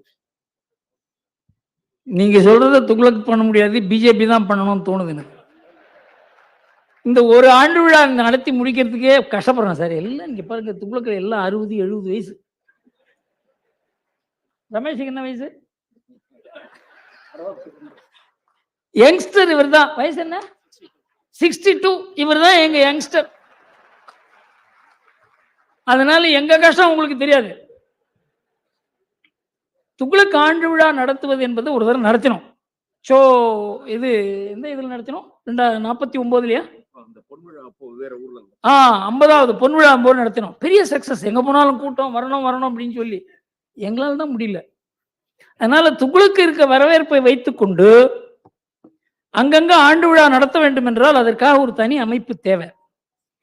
இதெல்லாம் இன்னைக்கு யோசனை பண்ற ஸ்திதியில் நாங்கள் இல்லை. இந்த எலெக்ஷன்லாம் முடியட்டும். எல்லா கட்சியுமே அப்படிதான் இருக்காங்க. நம்ம கட்சியெல்லாம் பத்தி எழுதுகிற நம்ம துக்ளக் மாத்திரம் மாறுபட்டு இருக்க முடியாது. நல்ல ஐடியா தான், ஆனா கஷ்டமா இருக்கு. அடுத்தது V. Nagarajan. Balasubramanian, Chennai sir. Sir எங்க சார் இருக்கீங்க? பாலசுப்ரமணியன் சென்னையா? ஆமா சார், கூப்பிட்டீங்க சார். ஆமா ஆமா, கரெக்ட். ஆமா ஆமா sir. India alliance, a group of gangsters, they are venom towards Modi and their anger to come to power. I feel they will do anything to come to power, like provoking the Muslims to do terror activities. Do you feel the BJP government is prepared to face them? Thank you. Sir, இந்த கூட்டணி அமைக்கிறதுன்றது இருக்கு, அது எவ்வளவு கஷ்டம்னு எனக்கு தெரியும். 1989 ரொம்ப தீவிரமா இருந்தவன் நான். கூட்டணின்னு எப்போ அனௌன்ஸ் பண்ணாங்களோ அப்பவே ஆபத்து வந்துடுதுன்னு அர்த்தம். நாங்கள் என்ன 1989 நாங்கள் என்ன முடிவு பண்ணோம், அது பின்னால சொல்லலான்னு இருக்கேன். கூட்டணிங்கிற பேரையே உபயோகப்படுத்தாதீங்க அப்படின்னு. அந்தந்த ஸ்டேட்ல என்னென்ன அட்ஜஸ்ட் பண்ண முடியுமோ பண்ணுங்க அப்படின்னு சொல்லி தான் 1989 ராஜீவ்காந்தியை தோற்கடிக்க முடிஞ்சது. கூட்டணின்னு சொன்ன உடனேயே யார் தலைவர், யார் செக்ரட்டரி, யார் மினிஸ்டர், யார் பிரைம் மினிஸ்டர் இதில் போய் மாட்டிக்கிட்டாங்க. அதனால இந்தி கூட்டணி அப்படின்றதுக்கு வெற்றி பெறுவதற்கு வாய்ப்பு இல்லை. ஆனால் நிறைய ஒரு குழப்பங்களை உருவாக்க முடியும் அவங்களால. ஆனால் அதை இன்றைக்கு பாஜக இருக்கிற நிலைமையில இந்த குழப்பங்கள் எல்லாம் அவங்களால எதிர்கொள்ள முடியுங்கிறது தான் என்னுடைய நம்பிக்கை. நாகராஜன். அனைவருக்கும் மாலை வணக்கம். ஜாதி வாரி கணக்கெடுப்பு இதை தமிழக அரசு மத்திய அரசு பக்கம் தள்ளிவிட்டு இருக்கிறது, எல்லா இடத்துலையும் எடுக்கணும்னு. ஆனா ஆசிரியர் பல ஆண்டுகளுக்கு முன்பாக ஜாதி ரீதியாக ஒரு ஆய்வு கட்டுரை நடத்தி துக்ளக்கில் வெளிவந்தது. லூதியானா, மத்திய பிரதேசம், குஜராத் மற்றும் சென்னை குப்பங்கள்ல கூட எந்த அளவுக்கு ஜாதி ரீதியாக அவங்க பொருளாதார முன்னேற்றத்துக்கு உதவுதுன்றது. அப்ப இந்த ஜாதி ரீதியாக கணக்கெடுத்து இதை அமுல்படுத்தி இந்த தமிழகத்தினுடைய பொருளாதார நிலையை உயர்த்த முடியுமா அப்படி என்பதற்கு அந்த கட்டுரை திரும்ப துக்ளக்கில் வெளியிடப்படுமா? அது கட்டுரை மாத்திரம் இல்லை, 1992 இருந்து நாடு முழுவதும் 11 ஆண்டுகள் நான் பயணம் செய்து எந்தெந்த இடத்துல தொழில் முனைவோர் இருக்காங்க, தொழில் அதுவாக வளர்ந்திருக்கிறது, அரசாங்கத்தினுடைய உதவி இல்லாத தொழில்கள் எப்படி வளர்ந்திருக்கிறது, அதுல தான் லூதியானா, பட்டாலா, ராஜ்கோட், ஜாம்நகர், மோர்பி இந்த மாதிரி பல இடங்களுக்கு போய் தமிழ்நாட்டிலையும் சிவகாசி அந்த மாதிரி இடங்களை பார்த்த போது என்று தெரிஞ்சதுன்னா, சமுதாயங்கள் மூலமாகத்தான் தொழில் வளர்கிறது, தொழில் முனைவோர் வளர்கிறார்கள். ஒருத்தர் ஆதரவு கொடுக்குறாங்க, அவங்களுடைய சேமிப்புகளை அவங்களுக்கு தெரிஞ்சவங்களுக்கு கொடுக்குறாங்க. சமுதாயத்தில் ஒரு கண்ட்ரோல் இருக்கு, யாரும் தவறு செய்ய முடியாது. இதனால அது ஒரு சோஷியல் கேபிட்டல் என்று நான் பெரிய அளவுக்கு இதை பற்றி எழுதியிருக்கேன். தண்ணீர் விட்டோ வளர்த்தோம்ல பல கட்டுரைகள் வந்திருக்கிறது. ஆனா அரசியல்ல போனா அந்த சமுதாயத்துக்கும் கெடுதல், அரசியலுக்கும் கெடுதல். இந்த ஜாதிவாரி கணக்கெடுப்பு அப்படின்னு கூறுவதே அரசியல் கட்சிகள் தான். அவங்களுக்கு வந்து இந்த ஜாதியை எப்படி நம்மோட சேர்த்துக்கிறது, மற்ற ஜாதியோட என்ன 2 ஜாதியை பிரிக்கிறது தான் அரசியலே இன்றைக்கு. ஆனா யார் வந்து வியாபாரம் பண்றாங்களோ, தொழில் பண்றாங்களோ, மற்ற ஜாதியோட நல்ல உறவு இருக்கணும்னு நினைப்பாங்க. சோ பொருளாதாரத்துல ஜாதி எல்லோரையும் இணைக்கிறது, அரசியல்ல ஜாதி எல்லோரையும் பிரிக்கிறது. அதனால cost in politics is dangerous, cost in economics is prosperity அப்படிங்கிறத பற்றியே நான் ஆர்டிக்கல் எழுதியிருக்கேன். ஜாதி என்பதை 2 விதமாக பார்க்க முடியும். ஒன்று ஆக்கப்பூர்வமாக பார்க்க முடியும், அது ஒரு கலாச்சார பண்பு, நாகரிகம் உள்ள, அதாவது ஒரு பழக்க வழக்கம் உள்ள, ஒருத்தருக்கு ஒருத்தர் புரிந்து கொண்டு வேலை செய்யக்கூடிய அளவுக்கு ஒரு பெரிய ஒரு அன்இன்கார்பரேட்டட் கம்பெனி போல அது. ஆனா அதையே அரசியல்ல கொண்டு வரும்பொழுது ஜாதியும் பிரிகிறது, அரசியலையும் பிரிக்கிறது. அதனால அரசியல் நோக்கத்தோட இந்த ஜாதிவாரி கணக்கெடுப்பு என்று கூறுவதால அது தவறு என்று தோன்றுகிறது. பாலசுப்ரமணியன் பாடி குணசேகரன் ராயப்பேட்டை. குணசேகரன் பேசுறாரா? இல்ல கூப்பிட்டாரு. பாலசுப்ரமணியம் பாடின்னு ஒண்ணு போட்டிருக்க. குணசேகரன் முன்னாடி இல்ல வேற இது வேலை பாலசுப்ரமணியம். இல்ல தப்பு இருக்கு. அனைவருக்கும் வணக்கம். 3 கேள்விகள். 3 கேள்வியா? சின்ன சின்ன கேள்விதான். சரி. தேசிய அளவில் பாரதிய ஜனதா கட்சி 60% மேலான தொகுதிகளை பெற வேண்டும் என்று மனு காட்டுகிறார்கள். தமிழகத்திலே பொறி வைத்து, உட்பொருள் வைத்து, காவலும் செய்து திரு அண்ணாமலை மேற்கொள்ளும் பெரும் முயற்சிகள் 60% தொகுதிகளை தமிழகத்தில் பெற்றுத் தருமா? இரண்டாவது, சிறுவயதில் என் வீட்டில் சாராய கடைகளை பார்த்து மிகவும் அவசரப்பட்டவன் நான். ஆகவே கல்லுண்ணாமை என்ற அதிகாரம் திருக்குறளில் இருக்க வேண்டுமா, மாற்றப்பட வேண்டுமா, அல்லது நீக்கப்பட வேண்டுமா? ஏனென்றால் அண்ணாமலை அவர்கள் கள்ளுக்கடை வேண்டும் என்று சொல்கிறார், இது புரியவில்லை. மூன்றாவது, 3 முறை முதல்வர், 3 முறை பாரத பிரதமர், நிகழாண்டில் பெரும் உலகத் தலைவர்கள் ஒருவரான மோடி அவர்கள் எப்போது உன்னத உலகத் தலைவராக வருவார்? 26க்கு பிறகா, அதற்கு முன்பேயா? இதுதான். நன்றி சார். இந்த கள்ளு சாராய விஷயம் இருக்க, அது மனிதனுடைய குணத்தை சம்பந்தப்பட்டது. இதற்கு வந்து காந்தி ஒரு பெரிய மூவ்மெண்ட்டே நடத்தினார் அதுக்கு எதிராக. அதெல்லாம் இப்ப பண்றதுக்கு ஆள் இல்லை. இன்றைக்கு நாம போலீஸ் நம்பி தான் இதை பண்றோம். இந்த மதுவிலக்கை கொண்டு வரும்போது கள்ளச்சாராயம் காய்ச்சறாங்க, அது போலீஸும் கள்ளச்சாராயம் காய்ச்சறவங்களும் சேர்ந்துக்கிறாங்க. அதனால இது ஒரு பிரம்மாண்டமான பிரச்சனை. இதை வந்து வெறும் அரசியல் நோக்கத்தோட மாத்திரம் பார்க்க முடியாது. எல்லா எதிர்கட்சியும் இதை வந்து இந்த சாராயத்தை ஒதுக்கி விடணும் என்று கூறுவார்கள். ஆனா ஆளுங்கட்சியான உடனே அவங்களுடைய இது இங்க திமுக என்ன பாருங்க, இந்த கனிமொழி தான் சொன்னாங்கன்னு நினைச்சாங்க. ஒரே ஒரு பொய் தான் சொன்னோம், மதுவிலக்கு கொண்டு வருவோம்னு சொல்லி. 1000 பொய்யை சொல்லி ஒரு கல்யாணத்தை பண்ணுன்னு சொல்லுவாங்க. நாங்க ஒரே ஒரு பொய்யை சொல்லி தானே ஆட்சிக்கு வந்தோம்னு கேட்டாங்க அந்த அம்மா. அதாவது எல்லாருமே எதிர்கட்சியில் இருக்கும்பொழுது கூறுவதெல்லாம் ஆளுங்கட்சியா இருக்கும்போது அவங்களால செய்ய முடிவதில்லை. அதுல மதுவிலக்கும் ஒரு முக்கியமான விஷயம். இதற்கு வந்து பெரிய நம்ம ஆன்மீகவாதிகள், சமுதாய தலைவர்கள் இதுக்காக நேரம் கொடுக்கணும். எல்லாரும் வந்து டிவி எதிர உட்கார்ந்துருக்கிறது, எத்தையாவது பொழுதுபோக்குறது, அது மாதிரி இல்லாத சமுதாயத்துக்கு வேலை செய்ய நிறைய பேர் தயாராகணும். ஒரு காலத்துல இருந்தாங்க அப்படி, நானே பார்த்துருக்கேன். நான் வந்து இளைஞனா இருக்கும்போது எத்தனையோ பேர் சமுதாயத்துக்காக வேலை செய்யவர்கள் இருந்தாங்க. இப்பெல்லாம் யாருமே அந்த மாதிரி வரதில்லை. காரணம் என்றால் அரசியல் அந்த அளவுக்கு நம்ம மனசை தாக்கி இருக்கிறதுனால, பொது வாழ்வு என்றாலே அரசியல் என்று ஆகிவிட்டது. அதனாலதான் இந்த மாதிரி பிரச்சனைக்கெல்லாம் நம்ம வந்து தீர்வு காண முடியல. இந்த பிரச்சனைக்கு தீர்வு காண வேண்டும் என்றால் இது ஆன்மீகவாதிகளும், சமுதாய நலன், தேச நலன், நம்ம குடும்ப நலன், பெண்கள் நலன், இதுல ஈடுபாடு உள்ளவங்க எல்லாம் சேர்ந்தாதான் இந்த காரியம் முடியுமே தவிர ஒரு கட்சியால இது முடியும் என்று எனக்கு தோன்றவில்லை. அடுத்தது 60% என்ன சார் கேள்வி? டெல்லியில 300க்கு மேல வரும் பிஜேபின்னு சொல்றான். இங்க 60% தொகுதி வருமா தமிழ்நாட்டுல? சார் தமிழ்நாட்டில் பிஜேபி 60% தொகுதி வருமான்னு நீங்கள் இப்போ கேட்டீங்கன்னா அதுக்கு என்னால் பதில் சொல்ல முடியாது. ஆனால் பிஜேபி இந்த வருஷம் இந்த தேர்தலில் தனியாக நின்றால் கூட பெருமளவு வாக்குகள் வாங்கும் என்பது மாத்திரம் தெரியும். எந்த தொகுதியில் அவங்க ஜெயிப்பாங்க? பல தொகுதியில் அவங்க சில தொகுதியில் ஜெயிக்க கூட முடியும். பல தொகுதிகளில் அவங்க 2வது ஸ்தானத்தில் கூட வர முடியும்னு சொல்றாங்க. இந்த தேர்தலில் தான் அது தெரியுமே தவிர அதற்கு முன்னால் ஒரு கணிக்க முடியும் என்று தோன்றவில்லை. அடுத்தது மோடியினுடைய தலைமை. சார் மோடி தான் இப்போ உலக தலைவர். உயர்றதெல்லாம் கிடையாது. இந்த நாட்டுக்கே ஒரு பெரிய உயர்வு வந்திருக்கிறது. அதுல மோடிக்கு ஒரு பெரிய பங்கு இருக்கிறது. ஏனென்றால் அந்த மாதிரி முடிவுகள் எடுத்தார். அந்த மாதிரி இந்த நாட்டை திரட்ட முடிஞ்சது, நாட்டை சக்தியை உருவாக்க முடியுது. அதை பின்னால கூறுகிறேன்.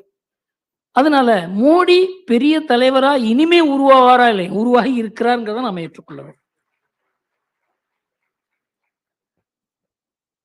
தேவகுமார் தீக்ஷிதர்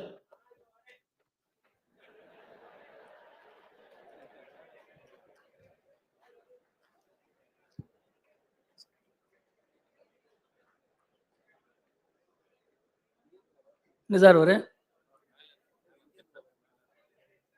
சார் கேள்வி கேட்டாங்க.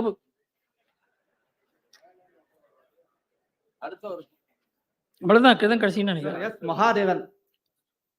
மகாதேவனா? மகாதேவன் ஒரு பேரே இல்லையே. சரி கேட்டுருங்க சார், வந்துட்டீங்க கேட்டுருங்க. பேசுறாமா? கேட்டுருங்க. எஸ் மகாதேவன், கோடம்பாக்கம். சார் இப்போ எடப்பாடியோட முடிவினால அவரோட கட்சி அதிமுக பிளவுபட வாய்ப்பு இருக்கிறதா? ஏன்னா அவங்க திமுக பாஜக வரக்கூடாது, தான் ஜெயிக்காட்டாலும் பரவாயில்ல பாஜக வரக்கூடாதுங்கிற எண்ணத்துல இந்த முடிவு எடுத்திருக்காரா? ஏன்னா அவங்க ஆல்ரெடி 2 பேருமே பங்காளி, அங்க உள்ள அறிவாளிகள் ஆல்ரெடி பேசியிருக்காங்க. அடுத்தது திமுகவும் சிறுபான்மை ஓட்டை பிரிக்கணுங்கிறதுக்காக ஏதோ ஒரு நிர்பந்தத்தால இந்த முடிவு எடுத்திருக்காரா? 2வது கேள்வி, இப்போ கேஜ்ரிவாலுக்கு சொன்னீங்க, அது மாதிரி சிபு சேரனும் 7 தடவை இடி சம்மனை வாய்தா வாங்கி தள்ளி போட்டுக்கிட்டே இருக்காரு. இது எப்படி இடி ஒரு அராஜகம் பண்ணாதான் அவங்களை கைது பண்ணுவாங்களா? இல்ல சட்டத்துல என்ன சொல்லியிருக்கு? 3 தடவை தான் வாய்தா அலவுடு, 4வது தடவை அவங்க அரெஸ்ட் பண்ணி தான் ஆகணும். ஸோ இது பற்றி உங்களோட கருத்து என்ன? 3வது, திராவிட கட்சிகளின் காலம் முடிந்து இப்ப அண்ணாமலை காலம் தொடங்கிவிட்டது. ஸோ இதற்கு பத்திரிகைகள், ஏன்னா ஆல்ரெடி ஷோ நம்மளுடைய பாரத பிரதமர் அவர் நிறைய தடவை ப்ரமோட் பண்ணியிருக்காரு. இங்க கூட்டிட்டு அதுக்கு முன்னாடி பாரத பிரதமர் நரேந்திர மோடி யாருக்குமே தெரியாது, துக்ளக் தான் அவர் நல்ல அறிமுகப்படுத்தியது. அது போன்ற பத்திரிகைகள் திரு அண்ணாமலை அவரோட உழைப்பு கடுமையாக இருக்கு.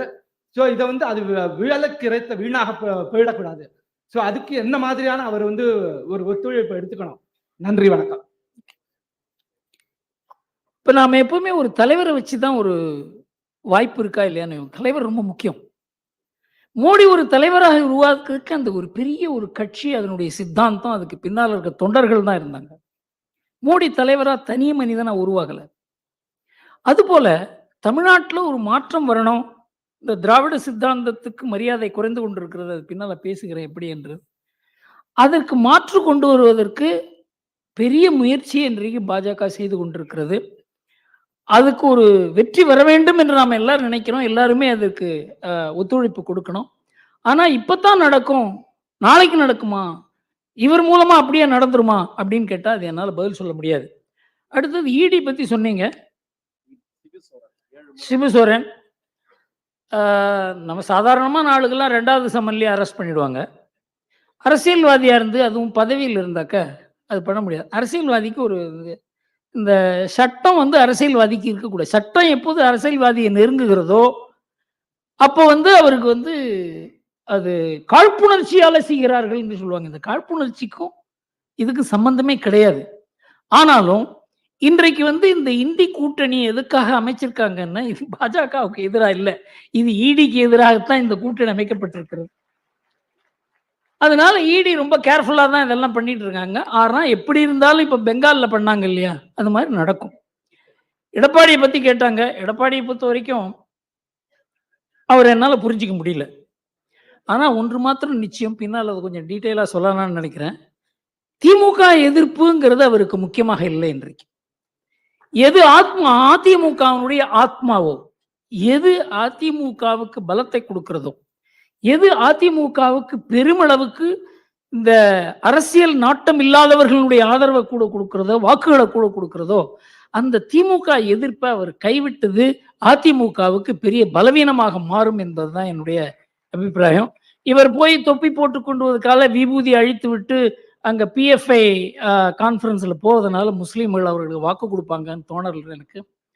முஸ்லீம்களை மோடிக்கு எதிராக திருப்பி வைத்திருக்கிறது திமுக. அவங்களுக்கு தான் ஓட்டு போடுவாங்கங்கிறது என்னுடைய மனதில் இருக்கு. அதிமுக பிளவுபடுமா என்னங்கிறத பத்தி நான் சொல்ல தயாரில்லை. ஆனா இந்த தேர்தலில் ஒரு பெரிய ஒரு அதிமுக அடி வந்தது அப்படி என்று சொன்னால் அதற்கு வாய்ப்பும் இருக்கிறது. தேவகுமார் தீக்ஷிதர் சார். எல்லாருக்கும் நமஸ்காரம். நான் ஒரு ஸ்லோகம் சொல்லிடுறேன், அதுக்கப்புறம் 2 கேள்வி மட்டும் கேட்கிறேன். யாரும் கொஞ்சம் பொறுமையா இருங்கோ, என்னுடைய வழக்கம் அது. ஓம் சர்வ தர்ம கணாதீஷம் சர்வ தர்ம ஜகத்குரும் வந்தேஹம் சர்வ பாவஜ்ஞம் சர்வபோத பிரபோதமோம். என்னுடைய 2 கேள்வி. அதாவது இப்ப நம்ம ராமர் கோவில் கட்டின்னு இருக்கோம். ராமர் கோவில் பாரம்பரியமான சரித்திரபூர்வகமான கோவில்னு சொல்லி கட்டப்படுறது. ஆனா நம்முடைய முன்னோர்கள் பாரம்பரியமான கோவில் எல்லாத்துக்கும் துவஜஸ்தம்ப பிரதிஷ்டை பண்ணினதுக்கு அப்புறம் தான் பிராண பிரதிஷ்டை பண்ணுவா. அப்படிதான் சாஸ்திரங்கள் வேதங்கள் சொல்றது. அப்படி இருக்குச்சே, ஏன் துவஜஸ்தம்ப பிரதிஷ்டை பண்ணாத அங்க பிராண பிரதிஷ்டை பண்றா இப்படின்றது என்னுடைய கேள்வி. துவஜஸ்தம்பம் ரொம்ப முக்கியம், வேத பிரகாரத்துக்கும் ஆகம சாஸ்திரங்கள் பிரகாரத்துக்கும். அதுல நம்மளுடைய தமிழ்நாட்டுல பார்த்தா ஆகம சாஸ்திர பிரகாரம் கோவில் தமிழ்நாட்டுக்கு தான் சிறப்பு வருது. இப்ப எப்படி செங்கோல் ஸ்தாபனம் பண்ற போது தமிழுக்கு ஒரு சிறப்பு கிடைச்சதுன்னு நம்ம சொல்றோமோ, அந்த மாதிரி இதுலயும் தமிழுக்கு ஒரு வாய்ப்பு இருக்குது. அந்த வாய்ப்பு அங்க ஏன் வரல, துவஜஸ்தம்ப பிரதிஷ்டை பண்ணல? இத தமிழ்நாட்டுல இருக்கிற பண்டிதர்களோ சாஸ்திரம் தெரிஞ்சவங்களோ ஏன் கேட்கல? இத பத்தி வேதபூர்வமான பிராண பிரதிஷ்டை துவஜஸ்தம்ப பிரதிஷ்டை பண்ணணும், இத பத்தி ஏன் பண்ணல? இத பத்தி விசாரம் பண்ணி அதை பத்தி ஒரு சபை கூட்டுறதுக்கு நம்முடைய ஆசிரியர் அவர்கள் தன்னுடைய சோர்சஸ் மூலமா எனக்கு வாய்ப்பு ஏற்படுத்தி தருவாரா? இத பத்தி நான் பண்டித சபை எல்லா சபைகள் மூலியமா நான் பேசுறதுக்கு ரெடியா இருக்கேன். அதுக்கு இவரு ப்ராப்பர் சேனல் மூலமா இதை கொண்டு போவாரான்னு ஒரு கேள்வி கேட்கிறேன். 2வது என்னுடைய கேள்வி என்னன்னா, இப்ப நம்ம ராமர் கோவில் கட்டுறது இந்த நம்மளுடைய ஆஜாதிக்கா அமிர்த மகோத்சவம்னு சொல்ற நம்மளுடைய அமுத பெருவிழா, இதனுடைய ஒரு அங்கமாக தான் நம்ம ராமர் கோவிலை கட்டுறோம்னு நான் படிச்சேன் நிறைய இடத்துல. அதுல முக்கியமா கர் கர் திரங்கா நம்முடைய மதிப்பிற்குரிய நரேந்திர மோடி பிரதம மந்திரி அவர்கள் சொன்னார், எல்லாரும் வீடு தோறும் மூவர்ண கொடி ஏத்த வேண்டும்னுட்டு. ஆனா ஏன் ராமரனுடைய வீட்டுல மூவர்ண கொடி ஏத்தப்படவில்லை அப்படின்றது என்னுடைய 2வது கேள்வி. ராமரனுடைய வீடு முதல்ல ஏத்தப்பட்டு இருக்கணுமே, ஏன் துவஜஸ்தம்ப பிரதிஷ்டையும் அங்க ஆகல? ராமரனுடைய வீட்டுல மூவர்ண கொடி ஏன் கர் கர் திரங்கா வீடு தோறும் மூவர்ணம்னாக்கா ஏன் அந்த இடத்துல ராமரனுடைய வீட்டுல அந்த இடத்துல மூவர்ண கொடி ஏத்தப்படவில்லை அப்படின்றது என்னுடைய ஒரு மனசுல ஒரு ஆத்தங்கமா இருக்குது. அதனால இந்த 2 கேள்வியை நான் இந்த இடத்துல சமயம் சுருக்கமா இருக்கிறதுனால நம்ம ஆசிரியர் மூலமா இதுக்கு ஏற்பாடு பண்ணி தருவாரா? இதை ப்ராப்பர் சேனலுக்கு கொண்டு போவாரா? இதுக்கு தர்ம சபையை கூட்டுவாரா? எனக்கு ஏற்பாடு பண்ணி தருவாரான்னு அவரை நான் கேட்டுக்கிறேன். வாய்ப்பு வந்தாக்கா நான் அதுக்கு தர்ம சபையில பேசுறதுக்கு ஒத்துழைக்கிறதுக்கு ரெடியா இருக்கேன். இதுதான் என்னுடைய கேள்வி. 2 கேள்வியை சுருக்கமா முடிச்சுக்கிறேன். நீங்கள்லாம் கேட்டதுக்கும் ஆசிரியர்களுக்கு நன்றி சொல்லிக்கிறேன். சார், ஆகம சாஸ்திரங்கள் எதுவுமே விந்தியாசுக்கு மேல கிடையாது. ஆகம சாஸ்திரங்கள் பூரா விந்திய மலைக்கு கீழே தான். இங்கேயே இருக்க எல்லா கோயிலும் ஆகம கோவில்கள் இல்லை. அதனால விந்திய மலைக்கு மேல இருக்க எல்லா கோவில்களுமே ஆகம சாஸ்திரத்துக்கு கட்டுப்பட்டது இல்லை. பல கோவில்ல துவஜஸ்தம்பங்கள் கிடையாது. இந்த கோவில் கட்டுற சாஸ்திரங்கள் எல்லாம் அந்தந்த இடத்துக்கு தகுந்தபடி அமைத்திருக்கிறார்களே தவிர, நீங்க போய் இதுல கேதார்நாத்ல ஏன் இப்படி இல்லை, பத்ரிநாத்ல ஏன் இப்படி இல்லை, இதெல்லாம் கேட்க முடியாது. ஏன்னா அந்தந்த இடத்துக்கு தகுந்த சாஸ்திரங்கள் அதுதான் நம்ம இந்து மதத்துல பெரிய விஷயம். பிள்ளையாருக்கு கோவிலே வேண்டாம், அது ஒரு மரத்தடியில வைக்கலான் இருக்கு, அது அலோவ் பண்ணியிருக்காங்க. அதனால இந்த துவஜஸ்தம்பம் தேவை, இப்படித்தான் கும்பாபிஷேகம் நடத்த வேண்டும் என்பதெல்லாம் ஒரு ஆகம சாஸ்திரங்கள் உள்ள ஒரு இடத்துல, அதுவும் சவுத்தில் தான் இருக்கு. அதுலேயும் எல்லா ஆகம கோவில்கள் இல்லைங்கிறத நாம் புரிஞ்சு கொள்ள வேண்டும். அதில் வைதிக கோவில்கள் இருக்கின்றன. காமாட்சி அம்மன் கோவில் வைதிக கோவில், அதே மாதிரி திருவானைக்காவல் வைதிக கோவில், மற்றதெல்லாம் ஆகமத்தில் வைதிகம் இல்லாத கோவில். அதனால இப்படித்தான் ராமர் கோவில் கும்பாபிஷேகம் நடக்க வேண்டும் என்று யாரும் கூற முடியாது. அங்க இருக்கவங்க, காசியில் இருக்கவங்களை அந்த ஊர்ல இருக்க எக்ஸ்பர்ட்ஸை கன்சல்ட் பண்ணி அதை பண்றாங்க.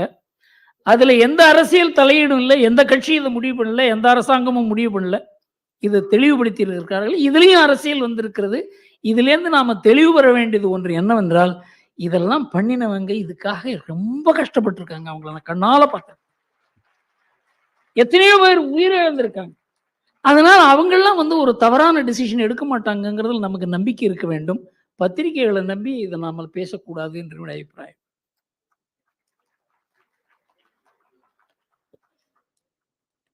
Now time has come for me to do a very difficult job of introducing Mr. Shashi Tharoor. அவர் நம்ம அண்ணாமலையும் அவரும் இருந்தாக்க சேர்த்து இன்ட்ரடியூஸ் பண்ணாக்க இருக்க. ரெண்டு பேரும் வித்தியாசமானவர்கள். ஆனால் ரெண்டு பேருக்குள்ளேயும் நிறைய வித்தியாசம் இருக்கிறது. இவர் லண்டன்ல பிறந்தவர், அமெரிக்காவில் படித்தவர். அதாவது இந்த நாட்டினுடைய வாசனையோடு செய்திருக்கிறார். அதை அவர் எழுதிய புத்தகங்கள்ல நம்ம நாட்டினுடைய கலாச்சாரம், பண்பு, பாரம்பரியம், இது சார்ந்த அரசியல், அவர் ஹிந்து நோக்கத்தை கூட அதாவது வேற பார்வையில அதை பார்த்திருக்கார். 20 புத்தகங்கள் எழுதியிருக்கிறார். உலக அளவில் பெரிய எழுத்தாளர், அறிவுஜீவி, சர்வதேவ அரசியல் நிபுணர். 30 ஆண்டுகள் நான் சொன்ன கோஃபி ஆனன் கீழே இருந்திருக்கார். இவர் யுனைடெட் நேஷன் செக்ரட்டரி ஜெனரல் பதவிக்கே போட்டி போட்டவர். உலகம் பூரா இவர், நம்ம நாட்டை விட வெளிநாட்டில் அதிகம் தெரியும். இவரை பற்றி தெரியும். 3 முறை நம்ம திருவனந்தபுரத்திலிருந்து மக்களவை தேர்தலில் தேர்வாகி வெளியுறவுத்துறை துணை அமைச்சராக இருந்தவர், மினிஸ்டர் ஸ்டேட்டாக இருந்தவர். புத்தகங்களுக்காக விருது பெற்றவர். எல்லாரும் புத்தகம் எழுதுறாங்க, நான் கூட தான் எழுதுறேன். ஆனா அவருக்கு உலக அளவில் பெரிய ஒரு விருதுகள் கிடைச்சிருக்கு. காமன்வெல்த் ரைட்டர்ஸ் பிரைஸ், இதெல்லாம் நமக்கெல்லாம் கிடைக்காத சமாச்சாரம். அதே மாதிரி crossword life time achievement award, இது ரொம்ப பிரபலமான ஒரு அவார்டு, அது கிடைச்சிருக்கு. சாகித்ய அகாடமி அவார்டு கிடைச்சிருக்கு. அதனால இவர் ஏன் இவர் அழைத்தேன் என்றால், இவருக்கு எனக்கு ஒரு உறவு இருந்தால் கூட ஒரு வெறுப்பில்லாத பேசக்கூடிய, நிறைய பேர் பார்ப்பாங்க கண்ணாபின்னான்னு பேசுவாங்க, இந்த சபைக்கு ஏற்ற மாதிரி பேசக்கூடியவர் என்றதால அவர் அழைத்தேன். பிரான்ஸ் நாட்டில் ஷெவாலியர் விருது பெற்றவர். உங்களுக்கு தெரியும், இந்த ஷெவாலியர் விருதை வச்சு நம்ம ஊர்ல படுத்துற பாடு இருக்க. அந்த ஷெவாலியர் விருதை வாங்கி பாக்கெட்ல வச்சுட்டு இருக்கார், யாருக்குமே தெரியாது. அவரை பற்றி பேசிக்கொண்டே போகலாம். பல முக்கியமான பல்கலைக்கழகங்கள் அவருக்கு டாக்டர் பட்டம் கொடுத்துருக்காங்க, ஹானரரி டாக்டர் பட்டம். இப்ப அவர் அந்த டாக்டர் பட்டத்தை அவர் போட்டுக்கிறது கிடையாது. ஏனென்றால் அந்த பல பேர் இந்த ஒரு பட்டம் இருக்கிறதுனால அந்த டாக்டர் பட்டத்தை போட்டுப்பாங்க. நம்ம ஊர்ல, அதுவும் தமிழ்நாட்டில் ரொம்ப டாக்டர் கலைஞர் இதெல்லாம். அவரை பற்றி பேசிக்கொண்டே போகலாம். இறுதியாக ஏதாவது ஒரு இடத்தில் நிறுத்த வேண்டும் என்பதற்காக அவரை பேச அழைக்கிறேன்.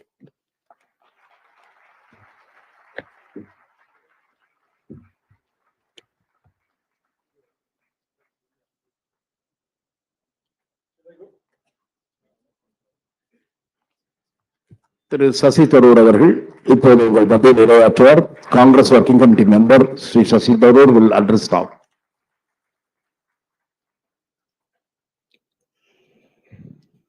Thank you very much, Mr. Gurumurthy, for your generous introduction and for inviting me to this 54th Thuglak conference. Anevarukkum vanakkam.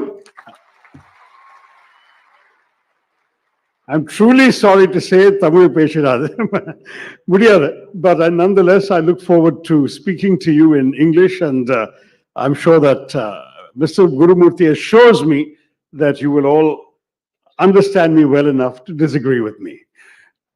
And I must say that I was amused and reassured when he said, I'm not the only congressman who has come to this stage. And I'll tell you why. I mean, I certainly, as a young student and so on, I used to read about Cho Ramaswamy and Thuglak and hear about these conferences. And I must say that Mr. Gurumurthy has continued this tradition with this very lively, interactive format. And I thought it would be very interesting to come and be part of it when he invited me to do so. Because for me, I think many of us in politics spend our whole time talking to people who already agree with us. We are spending our time preaching to the converted, as the Christians like to say. And I think it is important for us occasionally to meet and address people who may not agree with us, but at least we should have a dialogue across our political divides. So I've come to you in that spirit. I came with a prepared text, as you may have seen, but listening to Mr. Gurumurthy and hearing these comments, and at his own request to address one question on the UN and another one on the Maldives, I thought there were 6 issues that came up in his interaction that I may perhaps begin by saying a few words about, and then I will give you an abbreviated part of my prepared remarks in case any of that is of interest. But since there were 6 things during the interaction that I thought would be worth addressing, I'll depart from my text and talk about those. The first, you asked Mr. Gurumurthy for me to say a few words about the relevance of the United Nations today. And it's true that there are major conflicts raging, the Russia-Ukraine war, the Gaza war, and we are in a situation in which the UN appears to be helpless. But the truth of the matter is, the UN was designed in a particular way as a result of historical experience. In the last century, we had the First World War, which resulted in immense destruction, the greatest amount of loss of life that had ever been seen up to that point. And so the world decided to create an international body to prevent its recurrence. And they came up with the body called the League of Nations. But within 25 years of the start of the First World War, the Second World War started. The League of Nations failed. And one of the reasons the League of Nations failed was precisely because some of the big powers of the day, the powerful countries that could actually destroy world peace, did not join the United Nations, the League of Nations, that is the United States, did not join the League of Nations. And some who did join were expelled by the League of Nations. So Germany, Italy, Russia at various times were expelled. And when the World War started, they were not even in the body for the body to influence their behavior. So when the United Nations was created at the end of the Second World War, the countries of the world wanted to avoid the mistakes that had crippled the League of Nations. And so they created a guarantee for the 5 major countries in the world at that time that they would never have the UN do anything against their interests because they would have a veto on decisions of the Security Council. And that was why when the United Nations Security Council was set up, 5 countries were given permanent seats with a veto. And when they all agree, wonderful things can be done by the UN. The UN has won 6 Nobel Prizes. But when they don't agree, the UN is unable to act because, for example, on the Ukraine war, Russia itself is obviously a participant and they are not going to allow any resolution to be passed against their interests. They would veto it. And on the Gaza matter, there is no doubt that the Americans would support Israel fully, and they too have been vetoing any attempts for the Security Council to impose any binding restrictions on Israel.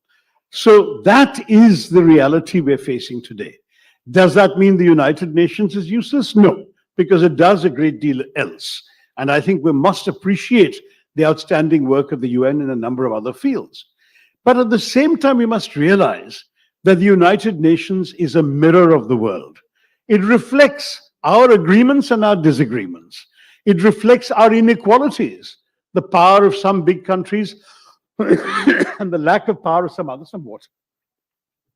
and the lack of power of some other countries.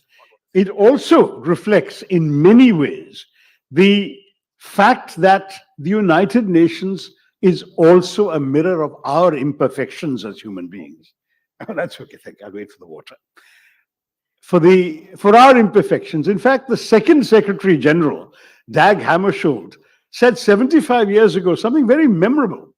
He said the United Nations was not created to take mankind to heaven, but rather to save humanity from hell. In other words, the best the UN can often do is to prevent matters from getting worse.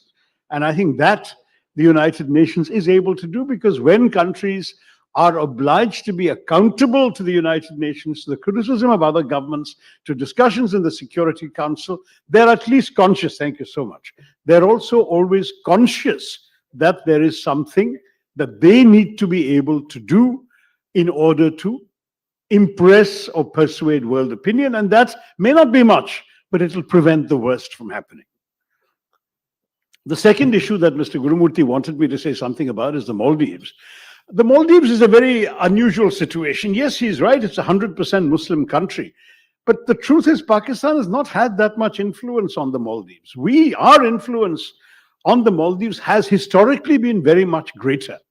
And you may remember in 1988, there was an attempted coup in the Maldives when some mercenaries, backed by some rather wealthy Sri Lankans, came in, held the president hostage and announced they were taking over the government. It's a very small country, I think about 8 lakh people. It's not a very big nation.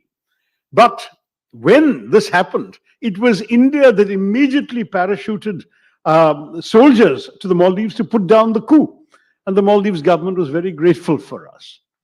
When a true democracy, a kind of what the Arabs call those color revolutions, Jasmine Revolution, Velvet Revolution. When a democracy fully dawned in the Maldives and there was a totally free election, the first person to win was very pro-Indian, Dr. Mohammad Nasheed, who ended up losing his office in some sort of internal quarrel, and subsequently an anti-Indian government came to power. So it's not as if the Maldives is chronically anti-Indian. That government in turn lost a free and fair election to another government that was very friendly to us. And now in turn, that government has lost and we have a government that is less friendly to us. So as Mr. Gurumurthy said he hoped it would not last very long.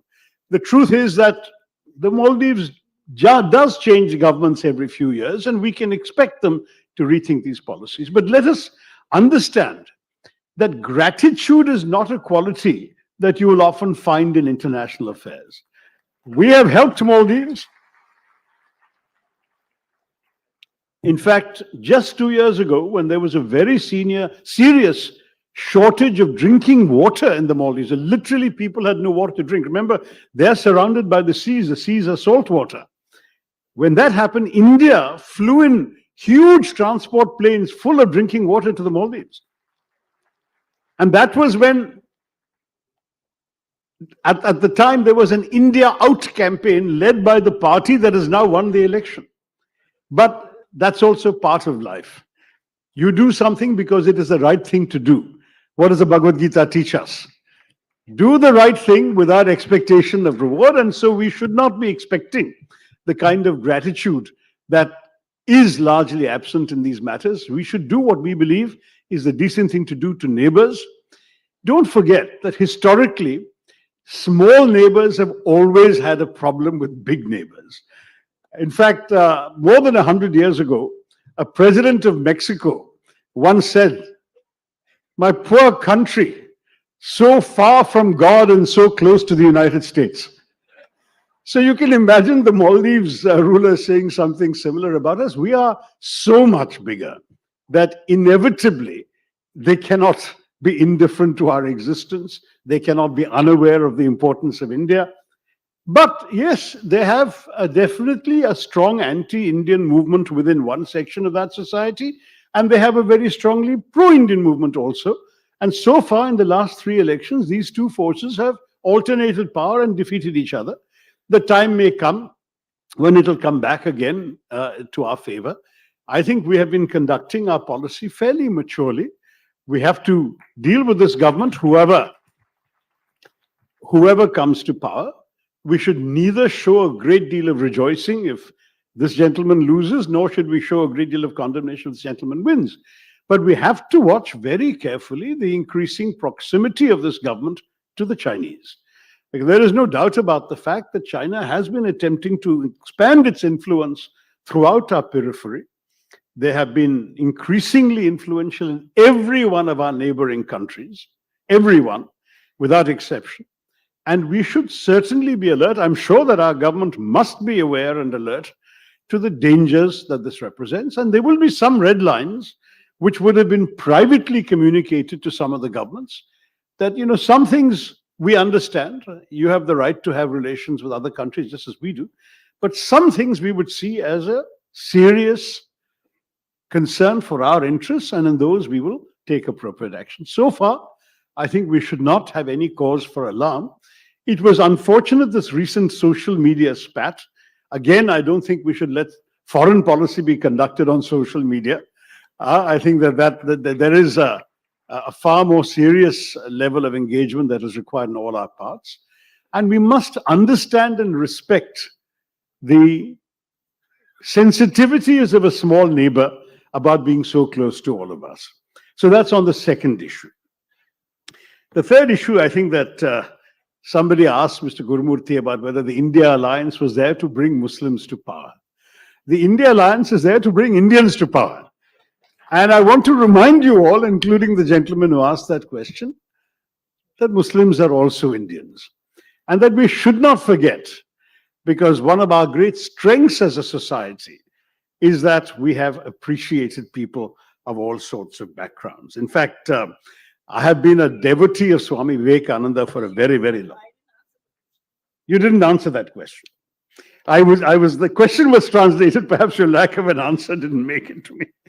But the reason I mention that, frankly, is also that as a devotee of Swami Vivekananda, as a young man, I learned and imbibed very much his vision.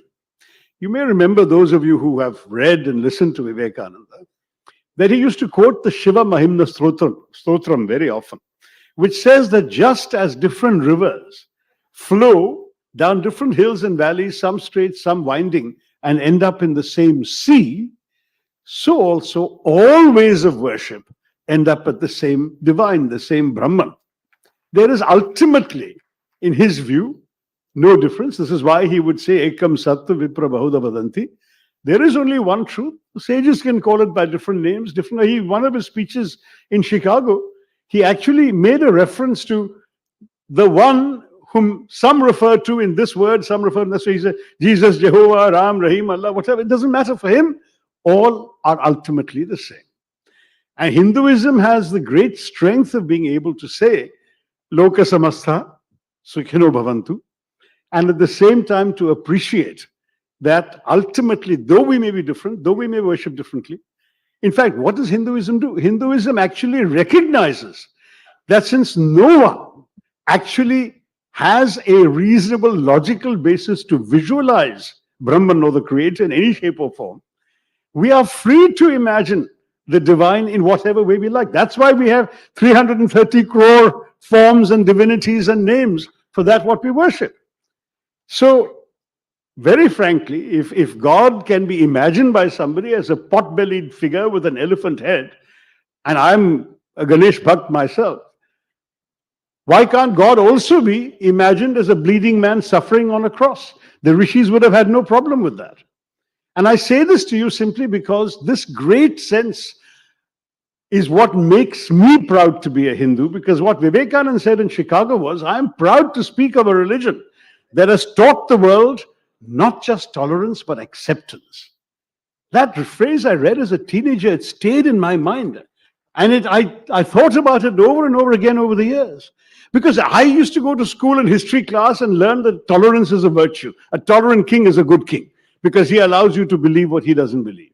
But when you really think about it, tolerance is a very patronizing idea. Because what is the tolerant king saying? The tolerant king is saying, I believe I have the truth. You are in error, but I will magnanimously indulge you in your right to be wrong. That's all the tolerant king is saying. Vivekananda says that's not what Hinduism says. Hinduism says, I believe I have the truth. You believe you have the truth. I will respect your truth Please respect my truth. And that is the Hindu principle of acceptance. And that is the principle by which I live. And that is why, for me, all people of all faiths are Indians, and I see them as Indians. And I do not want a situation where any one community's members should feel demonized or seen as the other or relegated to a marginal role in our society. We should take all of them. I see this in our own history. You know, I often talk about the fact that in 1971, when the Pakistani generals were foolish enough to declare a jihad against the Hindu unbeliever, who were they facing militarily? We had an army commanded by a Parsi, General Manekshaw. The vice chief of the air staff for operations was a Muslim, Air Marshal Latif. The general commanding the Eastern Command, based in Calcutta, who was in charge of the troops that we were going to send into East Pakistan, was a Sikh, General Arora. The admiral commanding the Western fleet that was blockading Karachi and keeping the Pakistani shipping away from us was a Christian, Admiral Kuruvilla. And the general we helicoptered into Dhaka to negotiate the surrender of the Pakistani forces was Jewish, General Jacob. Now that is India. And that is the country of the Hindu infidel they're talking about. If you go to the island of Diu off the coast of Gujarat, there is a memorial to the one ship we lost. The only ship we lost in war with Pakistan was the INS Kukri, which went down with most of the hands on board. Captain Mullah was the captain. He went down with the ship. And there is a memorial to the Kukri itself, a little model, and then there is a wall with all the names of those who perished on board the Kukri, soldiers, sailors, Jawans. You will see there is no religion of India, no caste of India, no region of India that is not represented amongst those names. It brings tears to my eyes when I see there and I stand there and I see all these names. And I realize that everybody of every faith, of every background, has given their blood for this nation. Let us cherish that. Let us celebrate the Indianness of everyone. Let us not let anybody, because of their religion, feel that they're less Indian than we are. That is my conviction.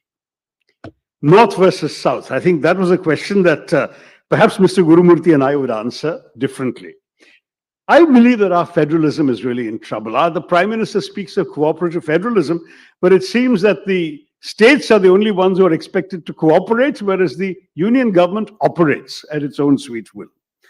The government's decision in 2017 to change the terms of reference of the 15th Finance Commission to base allocations, financial allocations, on the basis of the 2011 census has already prized open a North-South divide, even if Mr. Gurumurthy says it doesn't exist. Because it has opened up Pandora's box with incalculable consequences for our country. The Finance Commission's revised allocations have sent even more tax money from the South to the North than previously. And this North versus South expression is a title of a book by a Tamil writer called Neelakanthan R.S., who wrote that India is rewarding the brute demographic advantage of North India over a state's performance. That the bind that Tamil Nadu and Kerala in particular, which is your state and my state, find themselves in, is there at a stage where their success is being used against them by the union government, which is seeking to aggressively redistribute resources based on population alone, on what he calls brute demographic might. Says these states made improvements to health to find that the reward for that is to have less money to spend on health. Their improvements in education meant they'd have less money to spend on education. And the 16th Finance Commission, which has just been announced, will be worse. And if the next census takes place soon after this year's elections, as the Home Minister has said, it will even be worse still for the South, because population disparities have only worsened.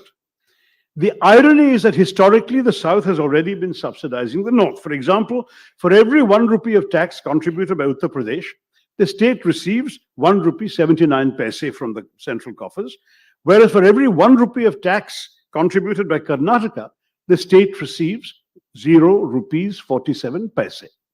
That is the difference.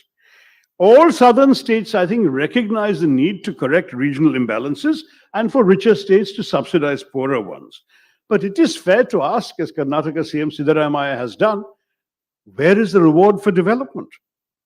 So to take that same example, Karnataka meets 72% of its expenses from the state's own taxes, whereas Bihar only has to meet 23%. 77% of Bihar's expenses are given by the union government.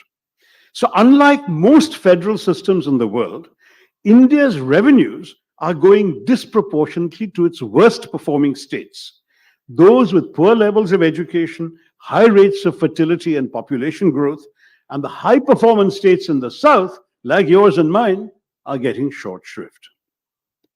In 1976, as you may remember, the Omnibus 42nd Amendment to the Constitution froze the allocation of Lok Sabha seats to all states for 25 years to encourage population control by assuring states that success in limiting population would not lose them Lok Sabha seats.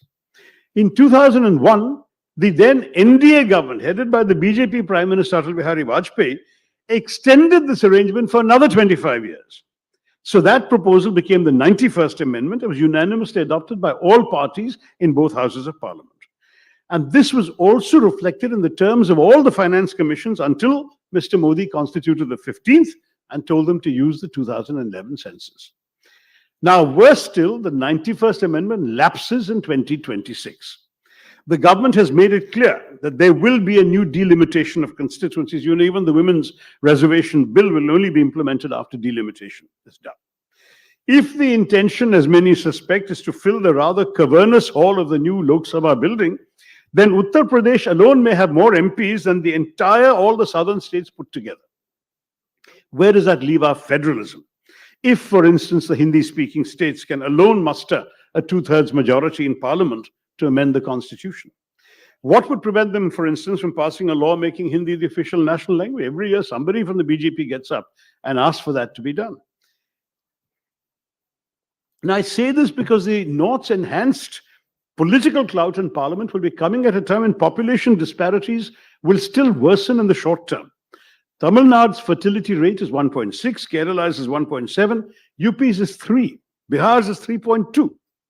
So you could argue, why should Kerala be punished for its impressive performance by receiving less revenue from the Finance Commission and also losing seats in parliament, thereby being forced to dilute its voice in national affairs?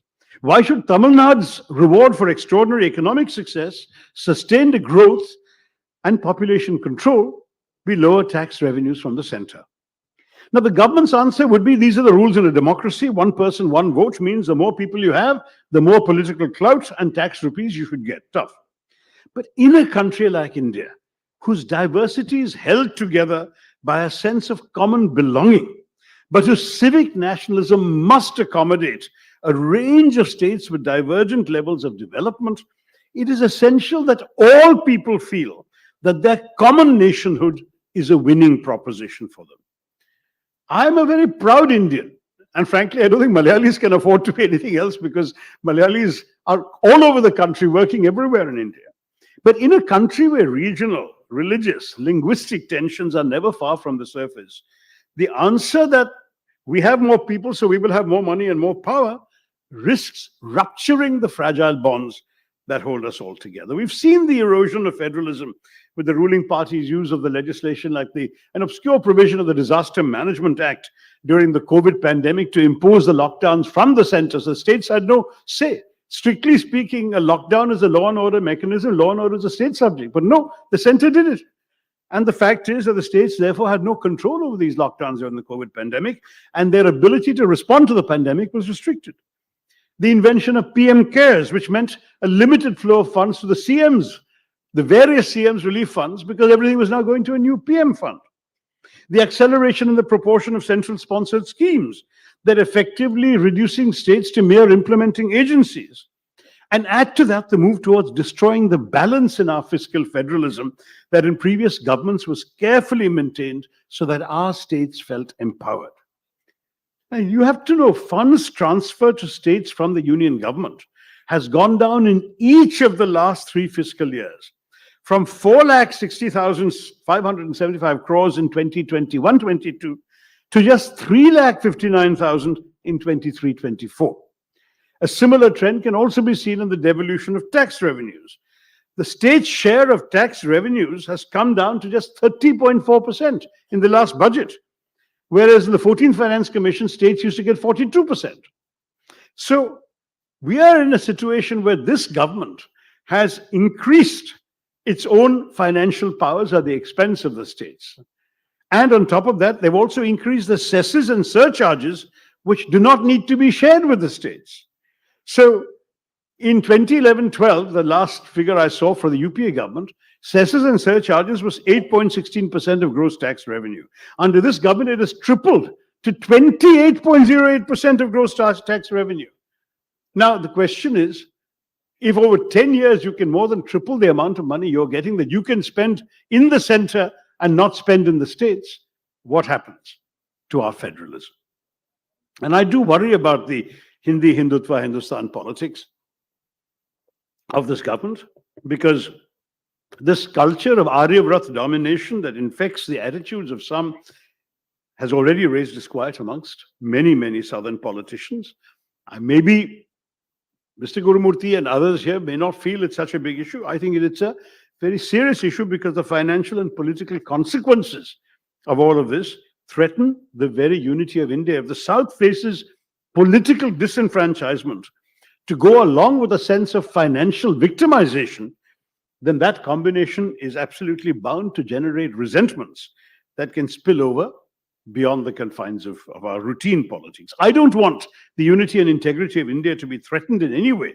And like every Indian, I rejoice in our successes and applaud our aspirations. But at the same time, we must ensure that we pursue this adventure in a more open and more equitable society. Sorry I took so long in answering that fourth question. The fifth one that I noticed from the Q&A that was going on was about ED. Now, you're all free to have your own views on who deserves to be investigated by ED, but it is more than slightly curious that somehow, however widespread corruption may be in this country, only opposition politicians attract the attention of the ED. I find that quite remarkable. And what is more, an opposition politician being investigated by the ED can suddenly become innocent if he just goes and joins the BJP. That's all that is required. There are half a dozen instances where this happens. Now, I think Mr. Gurumurthy is a man who believes in standards, who believes in integrity. I don't think that the ED, CBI, tax intelligence, IT raids, and so on are anything but a political instrument of the government in power that targets only opposition politicians. And I don't think that is healthy for our country. Finally, on the sixth point, which of course is the one that, my gosh, I've already taken most of the time Mr. Gurumurthy gave me, so maybe I'll skip the speech and just end with this. The sixth point was on the Ram Mandir inauguration. And I can see that there are many, many areas we can talk about. I must say I have some sympathy for Mr. Devakumar Dikshita, who came and talked about the missing Dhwaja Stambham, because the fact is that in Kerala, all temples have a Dhwaja Stambham, and we, following the Agama Shastras, would normally expect this temple to have that. I'm not sure it's accurate to say there are no Agamas in the north. The Agamas are written everywhere, and as far as I'm aware, that Shastra applies in many northern temples also, but each temple has its own distinctive style. It's also part of the diversity that Hinduism celebrates. But having said that, when the four Shankaracharyas are all saying this is an incomplete temple, it cannot have a prana pratishtha at this time, the temple must be fully complete, and the prana pratishtha cannot be performed by a political leader, it has to be performed by a religious leader. I must say, as a Hindu, I find that a very persuasive argument. I don't think, I mean, fortunately, I was not invited, so I don't have to be accountable for going or not going right now. And let me tell you, I do intend to go, but not on the 22nd of January. Because the 22nd of January for an incomplete temple is a date chosen by a prime minister for his own political benefit ahead of the elections. Let's be very honest about that. And therefore, to go there for that function, where the starring role is with the prime minister and the priests and pujaris and purohits are merely sort of playing supporting roles, and in a temple which is still under construction in many places, is to many of us a very troubling act. It is a purely political act. And I would love to see politics and Hinduism kept separate from each other. I don't believe that ours is a religion that prescribes any role for politicians in its conduct. Of course, kings were always powerful in the ancient days. And at the same time,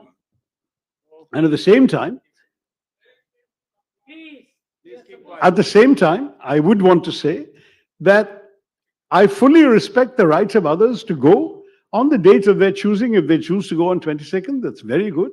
And I hope that those who wait to go until the temple is fully complete and choose a later date, which has nothing to do with elections and is ideally even after elections, those should also be respected. That is my final submission. Yes, no, I think people are welcome to go on 22nd if they wish to, if they have the ability to go, if they're invited to go, whatever, they're welcome. I'm not saying that. I'm just saying, please understand that there are some very respected Hindu leaders who have questioned the suitability of this event. And as a Hindu, you are free to take the advice of the Chanakyaa. You're also free to take the advice of the temple organizing committee. That is the great thing about our faith, is that we all have freedom. And since I have already, I think, reached 28 minutes out of the 30 I was given. Yeah, shall I go on a little further? While we're waiting for Mr. Annamalai to arrive, I do have to move on though. No, I have plenty. I actually came with a text which I'm not going to bore you with now, but let me say a couple of things that's worth saying. I've often said that, when I came here, I expected to be speaking after Mr. Annamalai, and I thought that, it's also true. There's a very well-known saying that any truism about India can be immediately contradicted by another truism about India. And anything you can say about India, the opposite is also true. So our country's national motto emblazoned on the governmental crest is Satyameva Jayate. Truth alone triumphs, but you can ask the question, whose truth? And it's a question to which there are at least 1.4 billion answers if the absence of a census for the last 13 years hasn't underestimated us again. But that sort of an answer is no answer at all. And so another answer to this question has to be sought. And this may lie in a simple insight that I would like to offer you, which is that the singular thing about India is that you can only speak of it in the plural. There are, in the hackneyed phrase, many Indias. The very idea of India is of one land embracing many. The idea that a nation may endure differences of caste, creed, color, culture, cuisine, conviction, costume, and custom, and still rally around a consensus. And that's a very simple consensus, a democratic consensus, on the basic principle that in a large, diverse democracy under the rule of law, you don't need to agree on everything all the time, except on the ground rules of how you will disagree. The reason that we have survived all these years, all the stresses and strains of the last 76 years, and remember, including periods when many foreign observers predicted India's imminent disintegration, the reason we've held together is because we managed to maintain consensus on how to manage without consensus. Now, today, some people in positions of power in our country seem to be questioning those very ground rules. And that, sadly, is why it is all the more essential to reaffirm them now. And I want to speak a word for our constitutional democracy, because it is our constitution and our democracy that has given Indians of every imaginable caste, religion, culture, cause, the chance to break free of their lot and to fulfill their aspirations. And this possibility of thriving and flourishing excuse me, rests on free institutions created by the Constitution. I've written a book called The Battle of Belonging, where I talked about ours as a civic nationalism and not an ethno-religious nationalism. A civic nationalism rests on a constitution and institutions. An ethno-religious nationalism rests purely on identity.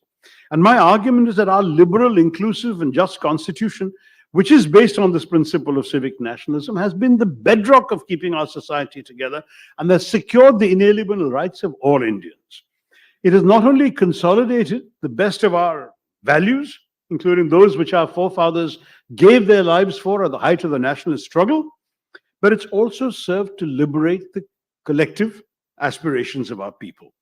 And I would like to argue that the strength of India is that it's greater than the sum of its parts. I agree with Gurumurthy. We don't want people dividing our country. We want political leaders focusing much more on what unites us. But if that is what political leaders have to do, they should stop harping on the differences of some people in our society and see rather their common humanity and their common Indianness. I've often said the great strength about our Indian identity is and should be that we can be many things in one thing. You can be a good Tamil, a good Muslim, and a good Indian all at the same time. You can be a good Malayali, a good Christian, and a good Indian all at the same time. That is the magic of Indianness. Don't dilute that. Do not come into this temptation of seeing in our magnificent, soaring majesty of the Upanishads and the Vedanta, do not reduce it to a badge of identity like that of the British football hooligan who says, if you don't support my team, I'm going to hit you on the head with my placard. That is not Hinduism. We have to stand up for the larger ideas that our country is all about. And this is essentially what I want to talk about, that the old India, the Prime Minister talks about new India, but the old India that was fought for by the blood of our forefathers and bathed in the crucible of our national struggle is one in which we had access to an inalienable set of freedoms. And the freedom of choice was prime, the freedom to choose what government you wanted, the freedom to choose what set of convictions to resonate with, the freedom to choose what to eat, who to love, how to love, the freedom to choose what to wear, or which language to speak, the freedom to move freely within the sovereign borders of our country, and the freedom to choose whether Ram or Rahim or Jesus or Jehovah or none of them was the force that guided and moved the cosmos. All these freedoms are enshrined in our Constitution, and they're embedded not just in the letter and spirit of the law, but in the lived experience of India and its peoples. And I think it would be a sad thing to threaten that by trying to impose an illusory and dangerous uniformity in the name of our unity. And that's the distorted version of the Indian idea that has been rising in some quarters, with a dangerous ethno-nationalism being fostered, where a narrow-minded majoritarianism is being promoted through incidents of communal violence and Gaurakshak vigilantes and mob lynching, zealots supported by the bulldozers of the state and draconian laws. Why do we want that? Why do we want to create what one writer has called a republic of fear across larger parts of northern India today? Why not celebrate instead the liberty, the equality, the fraternity, a word that really appealed to Dr. Ambedkar, that our Constitution pledged to give us? And also we must, I'm sure Mr. Annamari will come, because I've seen one of his speeches on YouTube where he talks about the economy and technological advances. Let's applaud economic progress and technological advance, but let us not forget the people at the bottom of the pyramid. The fact is that many of the young people who voted for this government 10 years ago, in the expectation of getting jobs, or getting a job, and who still don't have a job, what do we say to them? Many who do have jobs can't afford the same purchases as the market that they could 2 or 3 years ago. Unemployment and inflation are both up. Purchasing power is down. Real income growth has been stagnating in our country. Listening to apologists for the government reminds me of a cartoon I saw recently showing a government official glibly declaring that the fundamentals of the economy are strong, and the citizen responds, "But I'm not making enough money to survive." And the government official sagely replies, "That isn't one of the fundamentals." So that is the reality of life in India today. And I must say that it's all very well to celebrate a new India, but you can't afford to make a mess of the old India too. I'm going to try and stop there, not because I don't have more to say, but because I really do want to stop within a reasonable amount of time, and you hear other voices as well. But I just want to say, in conclusion, that for me, I celebrate the idea of a nation that is made up of many different kinds of people, an India where it should not and does not matter what religion you practice, what language you speak, what caste you were born into, what color your skin is. It only matters that you are Indian, and that we respect all faiths, all beliefs, all cultures, all languages, all regions. and all classes. What we want is unity. What they want is uniformity.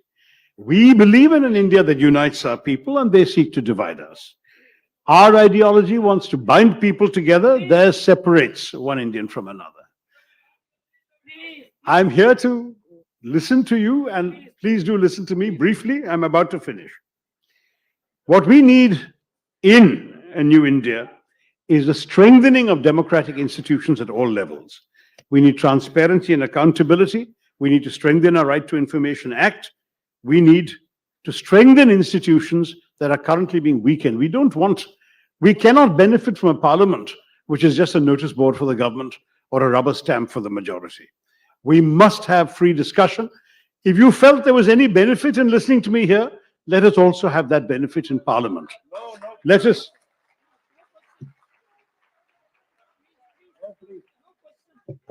us have in our new India a leadership that empowers people and harnesses their collective strength in the pursuit of national objectives, not someone who sees people as instruments of his own power. I want to say very simply, we've heard a lot of exhortations in our country. Make in India, digital India, startup India, stand up India, sit down India, shut up India. I've heard that too. I want an India where there is consultation, where there is dialogue, where you will listen to me and I will listen to you. We must never speak of India shining without asking who India is shining for. And I hope that we will promote policies that both follow, that both deliver higher economic growth, and also ensures that the benefits of our growth are enjoyed by the poor and disadvantaged sections of our society. The choice, to my mind, is clear. We can have a new India that belongs to all of us, led by government that works for all of us, or we can have a new India that belongs to some and serves the interests of a few. Let us choose an India that embodies hope, not one that promotes fear. We can support a new India united and striving, not an India divided by hatred. Let us remain faithful to the founding values of the 20th century if we are to conquer the challenges of the 21st century. Let us create an India that truly becomes an India shining, but it must shine for all. Thank you very much. Jai Hind.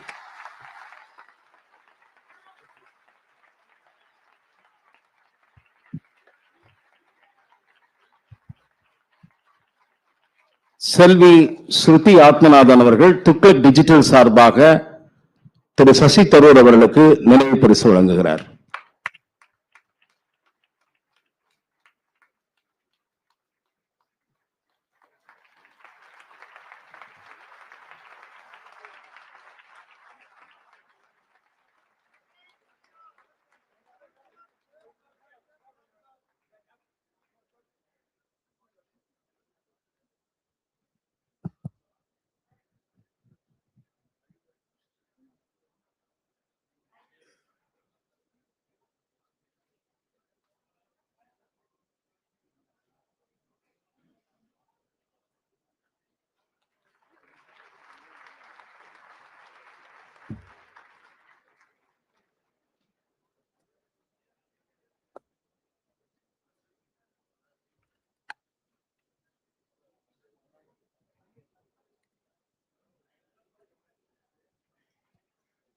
Annamalai இங்கே இருந்திருந்தாக்க ஏதாவது பிரச்சனை இருக்கும்னு நினச்சேன் நான். அவர் இல்லாதையே கூட பிரச்சனை இருக்கும்னு இப்போதான் தெரியுது எனக்கு. இந்த வாரம் துக்ளக் ஆன்சரை துக்ளக் கேள்வி பதில்ல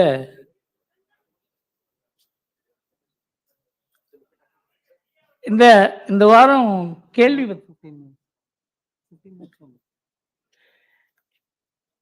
இந்த வாரம் துக்ளக் கேள்வி பதில்ல 2 கேள்விக்கு பதில் கூறியிருந்தேன். அதுதான் துக்ளக்கினுடைய பாரம்பரியம். அதை நாம் எந்த அளவுக்கு மெயின்டைன் பண்ணுறோமோ அந்த அளவுக்கு இந்த மாதிரி நம்முடைய விழா அதுக்கு ஒரு மகத்துவம் இருக்கும். இல்லைன்னா அது ரொம்ப கீழே போயிடும். அதாவது பாரத பிரதமர் என்று கூறியிருக்கிறாரே ஸ்டாலின் திருச்சி சபையில் அப்படின்னு கேட்டார். நான் சொன்னேன், அந்த நல்ல விழாவில் ஒன்றிய பிரதமர் என்று அரசியல் பேசி சர்ச்சை எழுப்பாமல் பாரத பிரதமர் என்று சபை பண்புடன் பேசிய ஸ்டாலினை பாராட்ட வேண்டும் இதுதான் துக்ளக். அவர் பேர் 1000 நமக்கு கருத்து வித்தியாசங்கள் இருக்கலாம். அதே போல அப்போ பிரதமர் பேசின போது கையை காட்டி ஆரவாரம் எல்லாம் செய்தார்கள். அதை பத்தி எழுதியிருந்தோம். முதல்வர் ஸ்டாலின் பேசும்போது பாஜகவினர் கையெழுத்து கோஷங்கள் போட்டது பாஜகவுக்கு பெருமை சேர்க்கும் செயல் அல்ல. பாஜக தலைவர்கள் குறுக்கிட்டு அவர்களை தடுத்திருக்க வேண்டும். இதுதான் துக்ளக். நாம யாருடைய கருத்தையும் துக்ளக்ல பார்த்தீங்கன்னா பலவிதமான கருத்துகள் இருக்கும். நமக்கு நேர் எதிரடியான கருத்துகள். வீரமணி இன்டர்வியூ போடுவார் துக்ளக்ல. விஷத்தை கக்குவார். அவர் தெரியணும், அவர் விஷம் கக்குவார்னு தெரியணும். அதனால மற்றவர்களை பேச அதை கேட்கும் பொழுதுதான் நாம எப்படி பதில் சொல்ல வேண்டும் என்று தெரியும். மற்றவர்கள் பேசுவதை கேட்கவே இல்லை என்று அதுக்கு எது பதில் சொல்வது எப்படி என்று தெரியும். அதனால துக்ளக்குன்ற ஒரு பாரம்பரியத்தை நமக்கு கொஞ்சம் மனசு கஷ்டமா இருந்தது. சசி தரூர் முரட்டுத்தனமா பேசுற ஆசாமி இல்லை, தர்க்க ரீதியாக பேசினார். கருத்து வித்தியாசங்கள் இருக்கலாம். ஒரே விஷயத்தை 2 விதமா பார்க்க முடியும். அவர் அதே ஃபைனான்ஸ் கமிஷன்ல அவர் என்ன கூறுகிறாரோ அதை வேறு விதமா நாம் பார்க்க முடியும், அதுக்கு பதில் கூற முடியும். அதை அவர் ஏற்றுக்கொள்ளாது இருந்தா கூட புரிந்து கொள்ள முடியும். இப்போ நம்ம ரொம்ப தூரம் பெரிய அளவுக்கு போயிட்டோம். நம்ம தமிழக அரசியலுக்கு வருவோம்.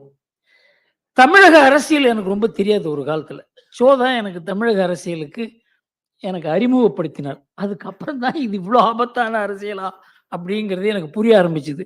அப்புறம் கூட இந்த முரசொலியை படிக்க ஆரம்பிச்சு விட்டு தான் ரமேஷ் தான் சொன்னார், சார் நீங்க முரசொலியை படிக்கணும் சார் அப்படின்னு.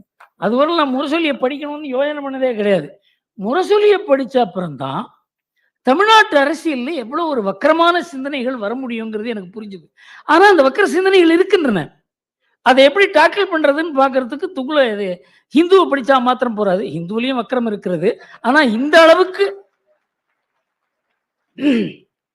நான் கடமை, கண்ணியம், கட்டுப்பாடு இந்த 3 மாத்திரம் எடுத்துக்கலாம். ஏன்னா இது எப்ப பார்த்தாலும் சொல்றேன். அண்ணா கூறியிருக்கிறார், கடமை, கண்ணியம், கட்டுப்பாடு, கடமை, கண்ணியம், கட்டுப்பாடு. திமுகவின் அரசியல் அது இந்த 3 சித்தாந்தத்துக்கு, இந்த 3 சொற்கள்ல அடங்கி இருக்கிறது. இதுல முதல்ல கடமை எடுத்துப்போம். கடமை மிகு கட்சி. இந்த கட்சிக்காக உயிரை கொடுக்கிறது. ஏன்னா நான் பார்த்துருக்கேன் 1967, 71 தேர்தலில் காங்கிரஸ்ல இருந்திருக்கேன். நான் உங்களுக்கு ஆச்சரியமா இருக்கலாம். ஒரே ஒரு கட்சி நான் இருந்தது காங்கிரஸ் கட்சி தான். காமராஜ் இருந்த போது இருந்தேன். அப்போ இந்த டிஎம்கேனால ஒரு பயம், கல்லெடுத்து அடிப்பாங்களோ, மீட்டிங்ல பாம்பை விட்டுருவாங்க, மீட்டிங்ல மாடெல்லாம் விடுவாங்க. உங்களுக்கு தெரியாது. அதாவது காங்கிரஸ்ங்கிறதுக்கு இது சசி தரூர் மாதிரி வச்சுங்களேன். இவர் மாதிரி ஒருத்தர் மீட்டிங் பேசும்போது மாட்டை விட்டா என்ன பண்ணுவாங்க?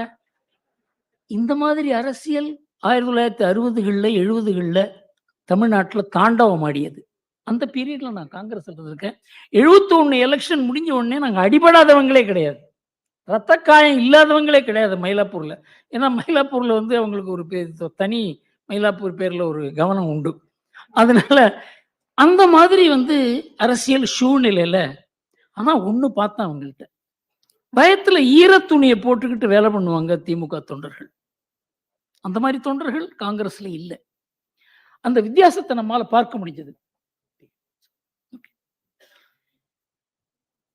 அப்போ அந்த கட்சியில அவ்வளவு தீவிரமா கட்சி பற்று, கொள்கை பற்று, தலைவர்கள் பேர்ல மரியாதை இருக்க அந்த கட்சியில இன்றைக்கு நிலைமை எப்படி இருக்கு?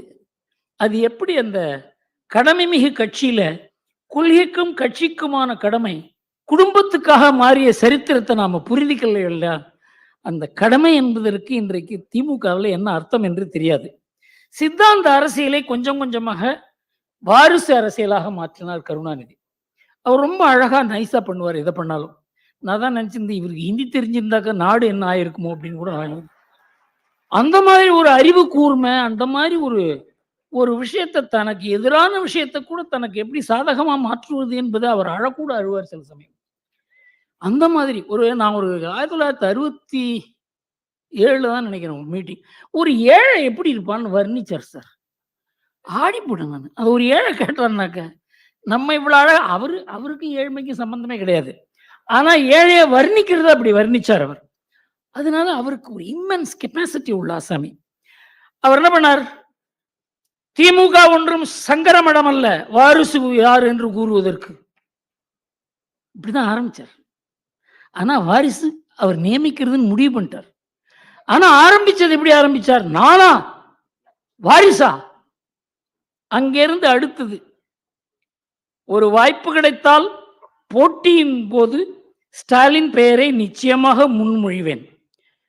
கட்சியின் பொதுச் செயலாளர் அன்பழகன் அவர் பெயரை முன்மொழிந்து விட்டதால் நான் அதை ஆதரிக்கிறேன். எவ்வளவு கிளவரா மாத்திர பாருங்க. இது 2013.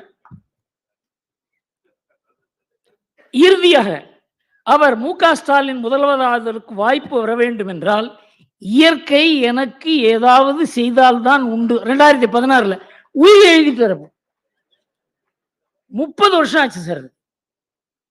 இந்த கடமை உணர்வோட இந்த கட்சிக்கு உயிரை கொடுக்கிற தொண்டர்கள் இவங்க மனசை கொஞ்சம் கொஞ்சம் கொஞ்சமா மாத்தி தன் குடும்பத்துக்கு சாதகமா கொண்டு வந்து தன் புள்ள கையில கொடுக்கறதுங்கிறது அவ்வளவு ஈஸியான விஷயம் கிடையாது.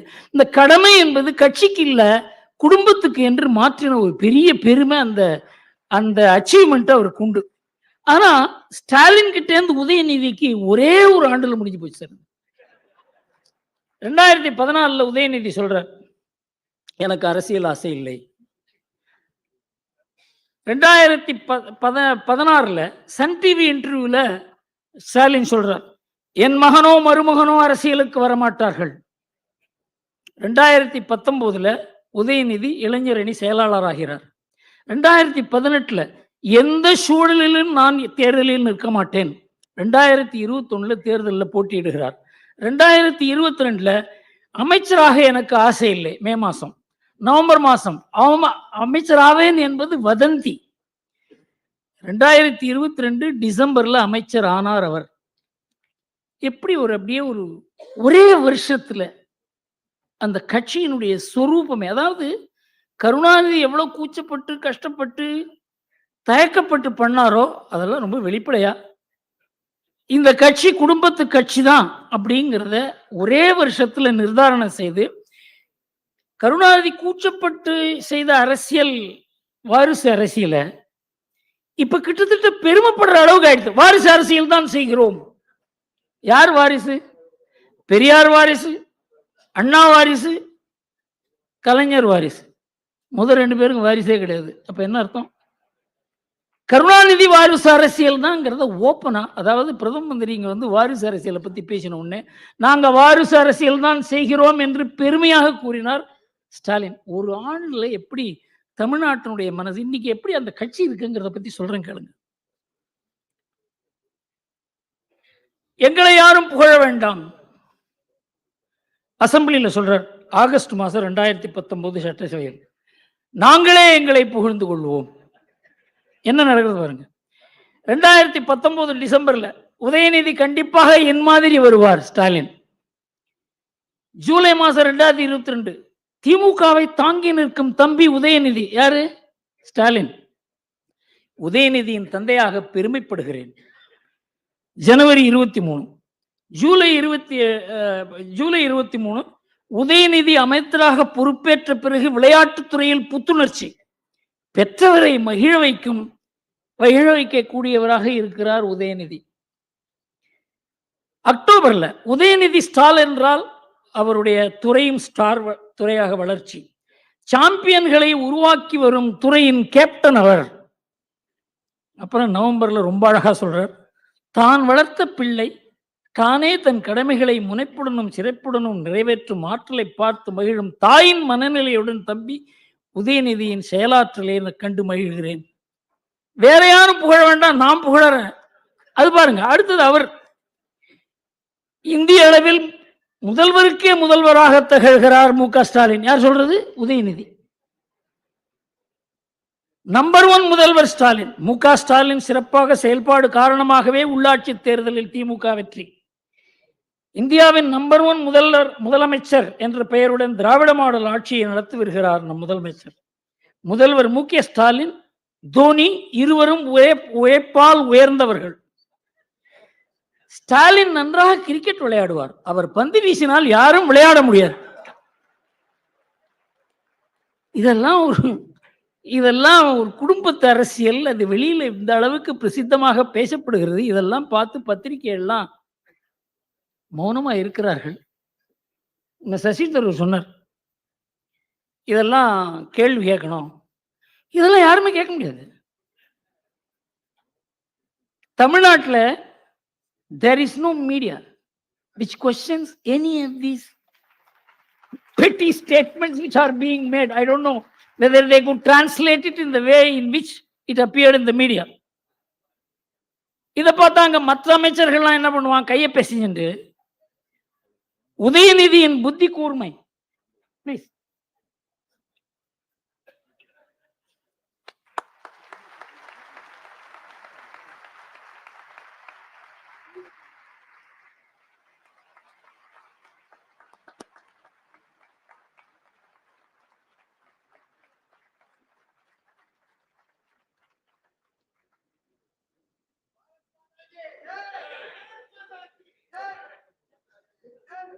உதயநிதியின் புத்தி கூர்மை பற்றி அன்றைக்கே வியந்தார் கருணாநிதி. துரைமுருகன் கருணாநிதியும் ஸ்டாலினையும் தூக்கி சாப்பிட்டு விடுவார் உதயநிதி. துரைமுருகன் கருணாநிதியுடன் இருந்தேன், ஸ்டாலினுடன் இருக்கிறேன், உதயநிதியுடனும் இருப்பேன், அவரது மகனுடனும் இருப்பேன். துரைமுருகன் தாய் 16 அடி பாய்ந்தால் குட்டி 32 அடி பாய்கிறது. இது அமைச்சர் காந்தி. இந்தியாவிலேயே தலை சிறந்த சட்ட உறுப்பினர் உதயநிதி ஸ்டாலின் தான். அமைச்சர் சேகர் பாபு. இந்தியாவின் தலைவரே உதயநிதி தான். இது ஏவா வேலு. பேரரசர் போல ஸ்டாலின், சிற்றரசர் போல உதயநிதி, இது KN நேரு. இதுதான் இன்னைக்கு கடமை கண்ணியம் கட்டுப்பாட்டுல கடமை உணர்வோடு இருந்த ஒரு கட்சியில இந்த மாதிரி ஒரு நிலைமை. சித்தாந்தம் என்ற உணர்வை மறந்து, கட்சி உணர்வு மறந்து, இன்றைக்கு திமுகவில் இருக்கிறது வெறும் கூடுதான், கட்சி தான். அந்த கட்சி ஆட்சி இருப்பதனாலதான் அது இருக்கிறது. இன்றைக்கு அண்ணாமலைக்கு பெரிய வாய்ப்பே திமுக இன்றைக்கு இருக்க நிலைமையில தான் அவருக்கு பெரிய ஒரு வாய்ப்பு ஏற்பட்டிருக்கிறது. இதை ரீசெண்டா இப்ப பார்த்திருப்பீங்க, ஒரு வீடியோல வந்திருந்தது. கலைஞர் சென்டினரி, கலைஞர் 100, அது அந்த வீடியோ வந்திருந்தது. அதுல கிட்டத்தட்ட ஒரு 5000-10,000 சேர் போட்டிருந்தாங்க. அதுல இருந்தது 200 பேர் தான். என்னுடைய நண்பர் அங்க பேச போயிருந்தார். என் ஃப்ரெண்டு ஒருத்தர் பேச போயிருந்தார் அங்க. அவருக்கு மெசேஜ் அனுப்பிச்சேன், என்ன சார் நடந்தது உண்மைதான்? நான் உண்மைதான் சார் அப்படின்னார். நீங்க தான் அதுக்கு விக்டிமா சார் அப்படின்னு. ஆமா அப்படின்னு சொன்னார். அதாவது எந்த அளவுக்கு அங்க கூட காசு கொடுத்தா தான் ஆள் வருவாங்கங்கிற நிலை. இன்றைக்கு திமுகவினுடைய நிலைமை மாறி இருக்கிறது. இப்ப அடுத்தது கடமை மிகு ஆட்சியை பார்ப்போம். திராவிட மாடல், எல்லோருக்கும் எல்லாம் பஜனை. 34 அமைச்சர்கள்ல 12 பேர்ல ஊழல் வழக்குகள். அவர்கள்டேந்து இடி கைப்பற்றிய தொகை 82 கோடி. இதெல்லாம் வெளியில வந்திருக்கு. இதை பத்தி பத்திரிகைகள் பேசுவதில்லை, எதிர்கட்சி பேசுறது கிடையாது. இதை பத்தி அதிமுக கூட பேசுறது கிடையாது. திமுகவுக்கு என்ன இருக்குன்னா, இன்றைக்கு எந்த அளவுக்கு ஜெயலலிதா எம்ஜிஆர் எல்லாம் இருக்கும் பொழுது திமுகவுக்கு ஒரு பயம் இருந்ததோ, அந்த பயம் இன்றைக்கு அதிமுகவிடம் இல்லை. அண்ணாமலை கிட்ட தான் அந்த பயம் இருக்கு. இவர் நாளைக்கு என்ன பண்ணுவாரோ. 18,000 நில அபகரிப்பு வழக்குகள். இதுல ஜாமீன் வாங்காத அமைச்சரே கிடையாது, எம்எல்ஏ கிடையாது, கட்சி தொண்டர்கள், கட்சி பொறுப்பாளர்கள் கிடையாது. இவங்கெல்லாம் ஜாமீன்ல இருக்காங்க. இந்த வழக்கை நடத்தக்கூடாதுன்னு ஹைகோர்ட்ல போய் ஸ்டே வாங்க போனாங்க. 18,000 நில அபகரிப்பு வழக்குகள். இந்த எத்தனை சதவிகிதம் உங்க வாக்குறுதிகளை நீங்க நிறைவேற்றிருக்கீங்கன்னு அப்பப்போ மீடியாவில் கேட்பாங்க. ஜனவரி 22 8 மாதங்களில் 75%, மார்ச் மாதங்களில் 10 மாதங்களில் 75%, செப்டம்பர் 70% குறைந்து விட்டது. அவங்களுக்கே தெரியல முன்னால என்ன சொன்னோம் தெரியல. பிப்ரவரியில் 80% ஆகிவிட்டது, மிச்சம் 15 விரைவில். அதே பிப்ரவரியில் உதயநிதி ஸ்டாலின் 75% ஆகியிருக்கிறது. எந்த அளவுக்கு இதை கூட பத்திரிகைகள் என்ன சார் நீங்க 75 சொன்னீங்களே, இப்ப 80ங்கிறீங்களே, 65ங்கிறீங்களே. பத்திரிகைகள் திமுகவை கேள்வி கேட்பதில்லைங்கிறது ஒரு பெரிய ஒரே ஒரு தினமலர் ஒண்ணுதான் கொஞ்சம் எக்ஸெப்ஷன். அவங்க தான் கொஞ்சம் இதை பத்தி திமுகன்னா என்னன்னு படம் பிடித்து காட்டுவதற்கு இன்றைக்கு ஒரு பத்திரிகை இருக்கிறது என்றால் அது தினமலர் தான். இது கட்சி ஆட்சியினுடைய கடமை. கண்ணியத்தை பார்ப்போம். உங்க அப்பா வீட்டு சொத்தா என்று பேசிய உதயநிதியை பார்த்து அந்த அம்மா கொஞ்சம் டீசென்ட் லேடி, அவங்க வார்த்தையை அளந்து பேசுங்க, கண்ணியமா பேசுங்கன்னு சொன்னாங்க. அதுக்கு உடனே நம்ம பதில் சொன்னார், யார்கிட்ட எப்படி பேசணும் என்று எங்களுக்கு பெரியார், அண்ணா, கலைஞர்கள் சொல்லி கொடுத்துருக்காங்க, அப்படி நாங்க செய்வோம். நான் அவருக்கு சில சஜஷன்லாம் கொடுக்கலாம் பார்க்குறேன். ஈவேரா, அண்ணா, கருணாநிதி யார்கிட்ட எப்படி பேசணும் என்று சொல்லி கொடுத்திருக்கிறார் பாருங்கள். முதல்ல பெரியார் ரம்ஜான் கூடுதல்ல என்ன பேசலான்னு பெரியார் சஜஷன் கொடுத்திருக்காரு. பாப்பானுக்கு பயந்தும் முஸ்லீம்களுக்கு அதிக இடம் கொடுத்து வந்தோம், அதன் பலனை இன்று அனுபவிக்கிறோம். இது சாணியை மிதிக்க அசிங்கப்பட்டு மலத்தின் மேல் காலை வைத்து நேர்ந்த பழமொழியாக மாறிவிட்டது. மைனாரிட்டிகளுக்கு அளிக்கும் சலுகையும் உரிமையும் துரோகம், பச்சை துரோகம். இதைதான் பெரியார் சொல்லி கொடுத்திருக்காரு. மைனாரிட்டி மீட்டிங்ல இதை பேசுவாங்களா? தாழ்த்தப்பட்ட ஒரு மாநாட்டில் என்ன பேசலாங்கிறத சொல்லியிருக்காரு பெரியார்.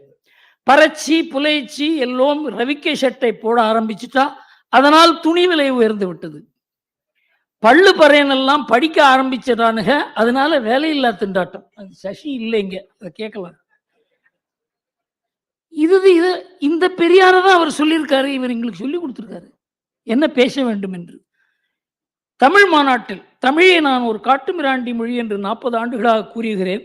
தமிழ் காட்டுமிராண்டி காலத்து மொழி. தமிழ் ஒரு நியூசன்ஸ். தமிழ் புலவர்கள் பொய்யர்கள், எதிரி, சமூக எதிரிகள். இவரைத்தான் சொல்றாரு நிர்மலா சீதாராமன். எங்களுக்கு பெரியார் சொல்லி கொடுத்திருக்காரு எப்படி பேசலாம்னு சொல்லி. திமுக மகளிரணி மாநாட்டில் என்ன பேசலாம்? அவர் பெண்கள் சுயேட்சைக்கு கர்ப்பம் கொடிய விரோதி, எனவே பெண்கள் கண்டிப்பாக பிள்ளை பெறுவதை நிறுத்தியே ஆக வேண்டும். ஆண்கள் 2 வைப்பாட்டி வைத்துக் கொண்டால் பெண்கள் 3 ஆசை நாயகர்களை வைத்துக் கொள்ள வேண்டும். இதுதான் பெரியார் மண். இந்தி கூட்டணியில என்ன பேசலாம் சொல்றோம்? தேசிய காங்கிரசும் காந்தியும் அழிந்தொழிவது ஏழை மக்களுக்கும் சமத்துவத்துக்கும் அவசியம். காங்கிரஸ் அழியணும். அடுத்தது கம்யூனிஸ்ட் பத்தி பொறுக்கி தின்னும் பேசியிருப்பார். பொறுக்கி தின்னும் இந்த கம்யூனிஸ்டுகள் காலித்தனம், பலாத்கார தூண்டுதல் மூலம் ஒன்றும் முடியாது. திமுக பேரணியில் என்ன பேசலாம்? பெண்டாட்டியை தவிர மற்ற எல்லாத்தையும் கொடுக்கிறானே இந்த முன்னேற்ற கழகத்துக்காரன், இன்னும் கொஞ்ச நாள் போனா அதையும் செய்வான் போல இருக்கிறது. இவரை போய் நிர்மலா சீதாராமன் இவர் எங்களுக்கு பேச சொல்லி கொடுத்திருக்காருன்னு பதில் கூறுகிறது. எந்த பத்திரிகையும், எந்த அரசியல் கட்சியும், எந்த தலைவரும் உங்களுடைய தந்தை இதை கூறியிருக்கிறார் என்று கூறுவதற்கு தமிழ்நாட்டில் நாதி இல்லை, துக்ளக்கை தவிர. அடுத்தது அண்ணா என்ன கூறியிருக்கிறார் பார்ப்போம். மாற்றான் தோட்டத்து மல்லிக்கை மணக்கவே செய்யும், அவள் பரிதாண்டா பத்தினியும் அல்ல, நான் முற்றும் திறந்த முனிவனும் அல்ல. இதெல்லாம் பழைய அந்த காலத்துல திமுகன்னா என்னன்னு தெரிஞ்சவங்களுக்கு புரியுது, நமக்கு சொல்வதற்கே கூச்சமாக இருக்கிறது. மனைவியை இழந்த நேரு, கணவனை இழந்த பண்டார நாயக்கா 2 மணி நேரம் தனியாக என்ன செய்தார்கள்? இது அண்ணாதுரை. கருணாநிதி காட்டுமிராண்டி, மலம், தேவடியாள், துரோகி, விபச்சாரி, கைக்கூலி, பித்தலாட்டக்காரன், அயோக்கியன், பூனை, மாடு, குள்ளநரி, காண்டாமிருகத்தோழன், அண்டங்காக்கா, முட்டை, பெரிய கருப்பு, சேவல் காவடி, கோமாளி, கூத்தாடி, பண்டாரம், பரதேசி, ஆக்டோபஸ், காந்தாரி, சூர்பனகை, செல்லாக்காசு, போதை நடிகர், தரகர், மந்தபுத்தி, வேலிதாண்டிய வெள்ளாடு, ஓடுகாலி, புறம்போக்கு, கள்ளத்தோணி, குடிகாரன், வாழமட்டை. இதெல்லாம் அரசியல் எதிரிகளை பத்தி விமர்சனம். இததான் எங்களுக்கு எல்லாம் சொல்லி கொடுத்துருக்காங்க இவங்கெல்லாம் எப்படி பேசுறதுக்கு அப்படின்னு சொல்றாரு உதயநிதி. சோற்றால் அடித்த பிண்டங்கள். தமிழ்நாட்டில் இவருக்கு ஓட்டு போடல, அதனால தமிழர்கள் தான் சோற்றால் அடித்த பிண்டங்கள். இதை பழைய கருப்பையா புக் எழுதியிருக்காரு, ஒண்ணு காப்பி இருக்கா சார்? இங்க ஏதோ வச்சிருந்தேன். திமுக ஆபாசம்னு ஒரு புக்கே எழுந்தார் பழைய கருப்பா. அவர் அங்கேயே போய் சேர்ந்தார். ஆனா அந்த காலத்துல என்ன விலை தெரியுமா? அது 15 பைசா தான். இது யாராவது பிரிண்ட் பண்ணி போட்டா கூட தேவையில்லைன்னு தோணுது. இப்போ நாய்கறி உண்ணும் நாகாலாந்து மக்கள் இப்போ இப்போ திராவிட மாடல் பேச்சு. இன்றைக்கு யாரோ ஒருத்தன் தமிழ்நாட்டில் தமிழ்நாடுன்னு சொல்லக்கூடாது என்று புலம்பிக்கிட்டு இருக்கானே ஸ்டாலின். உதவாங்க போறாடா, டேய் உட்கார்றா, என்ன பேசுற, என்னையா நீ மந்திரி தானே, நீ மந்திரி தானே. நாடாளுமன்றத்தில் Dayanidhi Maran J mummy Modi daddy என்ன உறவு முறை? கிணத்துக்கடவு பொதுக்கூட்டத்தில் வேலையில்லா முடித்திருத்தினர் பூனையை பிடித்து சிறைப்பார்கள் என்று ஊடகங்களில் பேசுகிறார். ஆளாக இருந்தாலும் ஆளுநராக இருந்தாலும் என்று திருப்பூர் கூட்டத்தில் பேசுகிறார். மூன்றாம் தர மக்களை போல் நடத்தினாங்கள், என்ன தாழ்த்தப்பட்டவர்களா? இந்த பேச்செல்லாம் தமிழ்நாட்டில் நடக்கிறது, இப்ப நடக்குது, அன்னைக்கு நடக்கல. அதனால இவங்களுடைய கண்ணியம், முதல்ல கடமையை பற்றி கூறின, இது கண்ணியம். அடுத்தது கடமை மிகு ஆட்சி ஊழல். ஏப்ரல் 23 பிடிஆர் வாக்குமூலம் கொடுக்கிறார். மகனும் மருமகனும் ஒரே ஆண்டில் 30,000 கோடி குவித்தனர், அதை எப்படி நிர்வகிக்குது என்று திணறுகிறார்கள். இது உள்ளுக்குள்ளேருந்து வர எவிடன்ஸ், வெளியிலேருந்து யாரும் சொல்ல. இடி இல்லை, அதற்கு பதிலே இல்லை. அதை யாரும் மறுக்கல, பிடிஆரே மறுக்கல. 2 வாரங்கள்ல அவருடைய துறை மாறியது. அவருக்கு ஃபைனான்ஸ்லேருந்து ஐடி கொடுத்தாங்க, அவ்வளவுதான். இது ஏப்ரல் 23. நவம்பர் 23 உயர்நீதிமன்றத்தில் இடி பிரமாண பத்திரம் கொடுக்கிறது. கடந்த 1-2 ஆண்டுகளில் எடுக்கப்பட்ட மணல் விலை 4,700 கோடி ரூபாய். அரசுக்கு கிடைத்த வருமானம் 36 கோடி ரூபாய் தான். இதுக்காக தான் இடி ரைட் பண்றாங்க. 34 அமைச்சர்கள்ல 12 அமைச்சர்கள் ஊழலுக்கு சொன்னேன். கைப்பற்றப்பட்ட கொள்ளையை பத்தி சொன்னேன். மணல் ஊழல்ல செந்தில் பாலாஜி பேர்ல ஆக்ஷன் எடுத்த உடனே அங்க யார் இன்கம் டாக்ஸ் ரைட் பண்ண வந்தாங்களோ அவங்கள கல்லெடுத்து அடிச்சு அவங்களாம் ஹாஸ்பிட்டல் அட்மிட் ஆகி,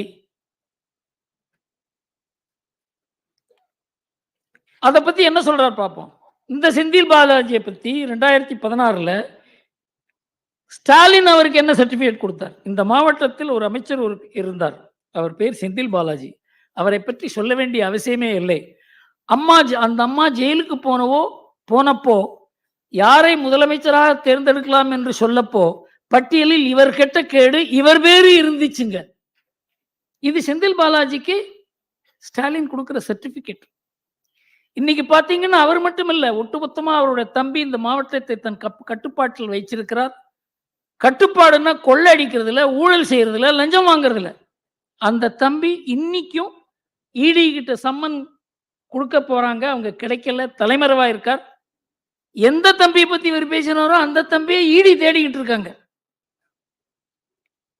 இப்ப செந்தில் பாலாஜிய அவர் அமைச்சராக வைத்திருக்கிறார். அது இந்த வழக்குகள் நீதிமன்றத்துக்கு போச்சு. துறையில்லாத அமைச்சர் என்பது அரசியல் சாசனத்தை பரிகாசம் செய்வது போல.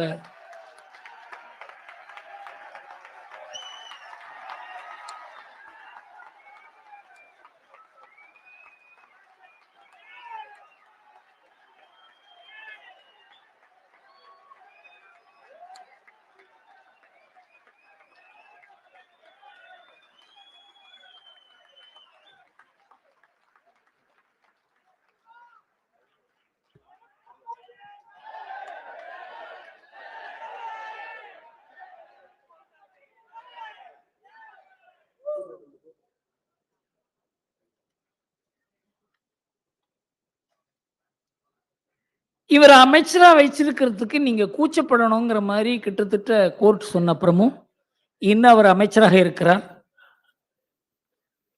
இந்த சமயத்துல தான் இவங்கெல்லாம் என்ன பண்ணாங்க, ஒரு சாதகமான சூழ்நிலை வரும்போது சாதகமான ஒரு நீதிபதியை வச்சு சாதகமான ஒரு தீர்ப்பு வாங்குவது என்பது இப்போ வழக்கமாகிவிட்டதுனால இந்த ஆனந்த் வெங்கடேஷ்ன்ற ஒரு ஜட்ஜு கண்ணுல இது மாட்டிடுது.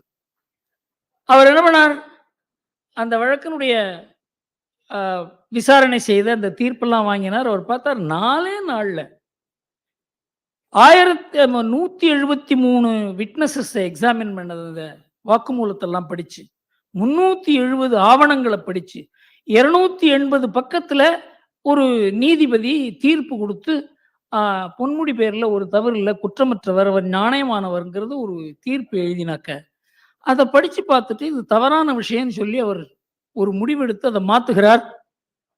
அதுக்கு திமுக ஐடி விங்ல இருந்து போடுறாங்க ட்வீட். பெரியார் கூறியிருக்கிறார், நாம் சட்டம் இயற்றினாலும் பார்ப்பான் நீதிபதியாக வந்து நிற்பான் அப்படின்னு. எந்த மாதிரி ஒரு அரசியல் சூழ்நிலையை உருவாக்குறாங்க பாருங்க. மணல் குவாரி வழக்கு இது வெறும் சொத்து குவிப்பு வழக்கு மாத்திரம் இல்லை பொன்முடி பேர்ல. அவர் அது 96 2001 2006லேருந்து 2011 வரைக்கும் ஒரு 28 கோடி ரூபாய்க்கு செம்மண் திருடி இருக்கார் அவர் குடும்பம் அப்படின்னு அவர் பேர்ல குற்றச்சாட்டு. அது நிலுவையில் இருக்கு. அதை எப்படியாவது ஹைகோர்ட்ல போய் தடுக்கணும்னு பாட்டு நல்லவேளை ஹைகோர்ட் அந்த கேஸை வந்து தடை செய்யக்கூடாது என்று அதை விசாரணை செய்ய வேண்டும் என்று கூறியிருக்கிறார்கள். நில அபகரிப்பு, நான் அதை பத்தி கூறினேன். 18,000 நில அபகரிப்பு வழக்குகள். அதுல பொன்முடி, நேரு, KPK ராஜா, சட்டமன்ற உறுப்பினர்கள் அன்பழகன், சவுந்தரபாண்டியன், திருச்சி மேயர் அன்பழகன், நெல்லை மாவட்ட செயலர் கருப்புசாமி பாண்டியன், வீரபாண்டி ஆறுமுகம், அமைச்சர்கள் பரிதி இளம்பரிதி, சுரேஷ் ராஜன், கருணாநிதி மகன் அழகிரி எல்லோரும் ஜாமீன் பெற்று இருக்கிறார்கள். வழக்கு நடக்கிறது. இந்த செய்தி கொடுத்தது தமிழ் ஈழம் வியூ இணையதளம். அதுவும் இவங்களுக்கு வேண்டிய இணையதளம் தான், எதிர்ப்பானதல்ல. திராவிட மாடல் ஆட்சியில கடந்த 2 ஆண்டுகள்ல நடந்திருக்கு நில அபகரிப்பு பாருங்க.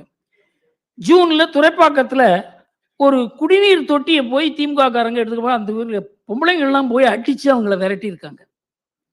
டிசம்பர்ல திருவண்ணாமலையில தண்டராம்பட்டுல திமுக பிரமுகர்கள் மலையை குடைந்து 2 ஏக்கர் நிலத்தை அபகரித்திருக்கிறார் என்று அவர் பேரில் குற்றச்சாட்டு. திருப்பூர்ல கோவில் நிலத்தை திமுக பெருமர் ஆக்கிரமித்ததாக திருப்பூர் மாவட்ட ஆட்சியர் முன் மக்கள் புகார். திருநெல்வேலி தாமரை செல்வி கிராமத்தைச் சேர்ந்த நீர்நிலை நிலத்தைச் சேர்ந்த திமுகவினர் மீது திமுகவினரே கொலைவெறி தாக்கல். நீயா நானா இதை எடுத்துக்கிறதுக்கு? 7.5 ஏக்கர் நில ஆக்கிரமிப்பு செய்ததாக திமுக பிரமுகர் வெங்கடேசன் மீது புகார். இதெல்லாம் 2021 அப்புறம். நெல்லை மாவட்டம் சங்கர் பகுதியில் திமுக செயற்குழு உறுப்பினர் பேச்சு பாண்டியன் வேறொருவருக்கு சொந்தமான நிலத்தை ஆக்கிரமிப்பு செய்ய முயற்சித்து அதை எதிர்த்த உரிமையாளர்கள் தந்தை மகன் 20 பேரும் கொலைவெறி தாக்குதல். மேடவாக்கம் குணசேகரன் நிலத்தை திமுக கவுன்சிலர் ஆக்கிரமிப்பு, குணசேகரன் தீக்குளிக்க முயற்சி. மெட்ரோ ரயில் நிலையத்துக்கு சொந்தமான நிலத்தை திமுக MP கலாநிதி வீராசாமி ஆக்கிரமிப்பு. பொது மருத்துவமனை கட்டி வசூல். உயர் நீதிமன்றம் 1 மாதம் கெடு வெடித்திருக்காங்க, இதை திருப்ப கொடுக்கணும்னு சொல்லி. 186 ஏக்கர் நிலம் நீர்நிலைகள் அபகரிப்பு. திமுக நாடாளுமன்ற உறுப்பினர் TRVS ரமேஷ் மீது உயர்நீதிமன்றம் விசாரணை செய்ய உத்தரவிட்டு குற்றச்சாட்டுகளின் தன்மையும் பட்டா நிலங்கள் மாற்றப்பட்ட அரசு நிலத்தின் அளவையும் நீர்நிலைகளையும் பட்டா நிலமாக மாற்றியதை பார்த்து எங்களுக்கு அதிர்ச்சி என்று கூறியிருக்கிறது. பாருங்க, அந்த DNA-வில் இந்த நில அபகரிப்பு அப்படிங்கிறது ஊறி இருக்கிறது. அதுல இந்த இவர் இருக்கார மா சுப்பிரமணியன், அவர் ஒரு மீட்டிங்ல பேசும்போது அது வீடியோ எடுத்துட்டாங்க. நாங்க வந்து இந்த ஆக்கிரமிப்பு நிலத்தெல்லாம் திருப்பி எடுக்கணும்னு நம்ம நினைக்கிறது இல்லை. இந்த கோர்ட் பண்ற ஒரு தொந்தரவால தான் நாங்க இதை பண்றோமே தவிர, இல்லைன்னா நாம ஒன்றும் பண்ண மாட்டோம். உங்களுக்கு எல்லாம் ஆதரவா தான் இருக்காரு முதல்வர் பேசுறாரு சார்.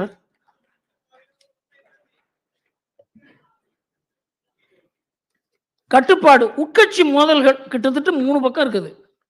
இவங்களுக்குள்ள அடிச்சுட்டுது. எல்லாம் மந்திரி எதிர, எல்லாம் கட்சி பிரமுகர்கள் எதிர, மண்டை உடையுது. இது இவங்களுடைய கட்டுப்பாடுனுடைய ரெக்கார்ட்.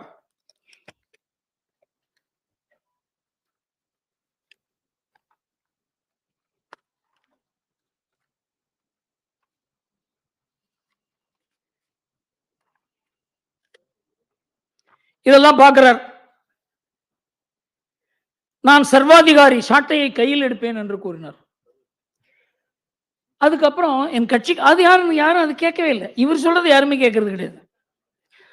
என் கட்சிக்காரர்கள் செய்யும் தவறால் எனக்கு தூக்கம் வரவில்லை. அப்புறம் பார்த்தார், நம்ம ஆளுங்க தான் கேட்கல, என்னடா பண்ணலான்னு பார்த்தா, மற்றவர்களை பார்த்து சீண்டி பார்க்காதீர்கள், திமுகவையோ திமுக காரனையோ சீண்டி பார்த்தால் தாங்க மாட்டீர்கள். எங்களுக்கும் எல்லா அரசியலும் தெரியும், இது மிரட்டல் அல்ல, எச்சரிக்கை. தன்னை சுத்தி இருக்கவங்களை அவரை கண்ட்ரோல் பண்ண முடியல. அதனால எதிரிகள் பேர்ல பாய்கிறார். அவரை பார்த்து வருத்தமா இருக்கு எனக்கு சில சமயம் பார்த்தா. அவர் வந்து ஏன் இந்த மாதிரி ஒரு கட்சியில அந்த மாதிரி ஒரு கருணாநிதி மாதிரி ஒரு தலைமை இல்லாதனால இது ஒரு அராஜக கட்சியாக மாறி வருகிறது. ஒரு காலத்துல ஒரு கருணாநிதி மாதிரி ஒரு தலைவர் இருந்தால் இதை கண்ட்ரோல் பண்ணுவார் என்றாவது நம்மால சொல்ல முடியுது. இன்னைக்கு அந்த நிலைமை இல்ல. ஆபத்தான நிலைமையில திமுக மாத்திரம் இல்ல, தமிழ்நாடும் அதனால ஆபத்தான நிலைமையில் இருக்கிறதுன்னு நாம புரிந்து கொள்ள வேண்டும். தமிழகம் வஞ்சிக்கப்படுகிறது. இங்க இந்த சசி தரூர் இருந்திருந்தா இதை பத்தி பதில் கூறியிருப்பேன் அவர் எதிர. இது வந்து தமிழ்நாட்டில் வந்து நாங்க கொடுக்குற வரியில 29% தான் நமக்கு வருது அப்படின்னு கூறியிருக்காங்க. இது அப்பட்டமான பொய். இதை வந்து அவங்க நிர்மலா சீதாராமன் அழகா சொல்லியிருக்காங்க. அவங்க இதை வந்து மத்திய அரசு கொடுப்பதோ இல்லது மாநில அரசு அது மத்திய அரசுக்கு கொடுத்து மத்திய அரசுக்கு திருப்ப கொடுப்பதோ இல்லை, அது ஃபைனான்ஸ் கமிஷன் தான் முடிவு பண்றாங்க. அதை பத்தி சசி தரூர் கூறியிருந்தார். ஃபைனான்ஸ் கமிஷன் என்பது பல மாநிலங்களை அவங்க ஆலோசனை கேட்டு தான் அவங்க என்ன பண்ணணும்னு பார்க்குறாங்க. அவர் சொன்னார், அந்த மாநிலங்களில் ஜனத்தொகை அதிகமாக இருக்கிறதுனால அந்த மாநிலங்களுக்கு அதிகமாக பணம் போகிற மாதிரி ஒரு இதெல்லாம் ஃபிக்ஸ் பண்ணியிருக்காங்க அப்படின்ட்டு. நீங்கள் பார்த்தீங்கன்னா ராஜஸ்தான் மாதிரி ஒரு மாநிலம், உத்தரப்பிரதேசம் மாதிரி ஒரு மாநிலம், பீகார், அந்த வடமேற்கு பகுதிகள், அது எல்லாம் நம்ம எதிரிகள் அந்த மாநிலங்களை தாக்கக்கூடிய மாநிலங்கள். உத்தராகண்ட் இதெல்லாம் அந்த மாநிலங்களுக்கு உதவி அதிகம் கொடுக்கவில்லை என்றால் நாட்டினுடைய பாதுகாப்புக்கே ஆபத்து. இதை நாம வந்து வெறும் அரசியலாகவோ பொருளாதார ரீதியாகவோ மாத்திரம் பார்க்கக்கூடாது. இதுல வந்து நாட்டினுடைய பாதுகாப்பும் இதுல இருக்கிறது என்பதை சசி தரூர் போன்றவர்கள் உணர வேண்டும். அவர் இருந்திருந்தால் அவர் முன்னால கூறியிருப்பேன். ரெண்டாவது, இதை நம்ம தமிழ்நாட்டில் வந்த வெள்ளத்தை பேரிடராக அறிவிக்க வேண்டும் என்று இவர் மனு கொடுத்திருந்தார். பேரிடராக அறிவிப்பதற்கு சட்டத்தில் இடமில்லை என்று ஐக்கிய முன்னணி அரசு எந்த அரசுல திமுக பங்கேற்றதோ அதுவே 2013 உத்தராகண்ட்ல 5700 பேர் மூழ்கினார்கள். பெரிய வெள்ளம். அதை பேரிடரை அறிவிக்க வேண்டும் என்று ஒரு கோரிக்கை வந்தது. அப்போ திமுக பங்கேற்ற ஐக்கிய முன்னணி அரசு கூறுகிறது அதற்கு சட்டத்துல வழி இல்லை. அந்த மாதிரி சட்டம் இல்லை. எந்தெந்த இடத்துல ஒரு பேரிடர் நடக்கிறதோ அங்க போய் ஆய்வு செய்து அதுக்கு வேண்டிய பணம் கொடுப்பார்கள். கேரளாவுக்கும் அப்படிதான் நடந்தது, எல்லா மாநிலங்களுக்கும் அப்படிதான் நடந்தது. அதை வைத்து தமிழ்நாடு வஞ்சிக்கப்படுகிறது என்று கூறுவது அது முற்றிலும் தவறு. அதை வந்து நம்ம பத்திரிகைகளும் அதை எடுத்து எழுதுவதில்லை. பெரிய எதிர்கட்சி இப்ப அண்ணாமலை ஒருத்தர் இருக்காரோ ஏதோ பேச்சு நடக்குது, இல்லைன்னா அது நடக்கிறதுக்கு வாய்ப்பே இல்லை. அமலாக்கத்துறை துஷ்பிரயோகம் செய்யப்படுகிறதா? அமலாக்கத்துறை இது வரைக்கும் 1 லட்சம் கோடி ரூபாய் தவறான பணத்தை பிடிச்சிருக்காங்க. அதுக்கு உச்ச நீதிமன்றம் பாதுகாப்பு கொடுத்திருக்கிறது. ஏன்னா அதை போய் புடுங்கணும்னு பார்த்தாங்க. இதுல வங்கி மோசடியில 41,000 கோடி ரூபாய் பணத்தை பிடிச்சிருக்காங்க. வங்கி மோசடி செய்ததுல அதுல மல்லையா, நிரவ் மோடி இவங்கெல்லாம் வந்து 22,000 கோடி ரூபாய் மோசடி செய்ததுல 19,000 கோடி ரூபாய் சொத்து அவங்கள்ட்ட இருந்து பிடிச்சிருக்காங்க அமலாக்கத்துறை. இதெல்லாம் யாராவது பேசுறாங்களா?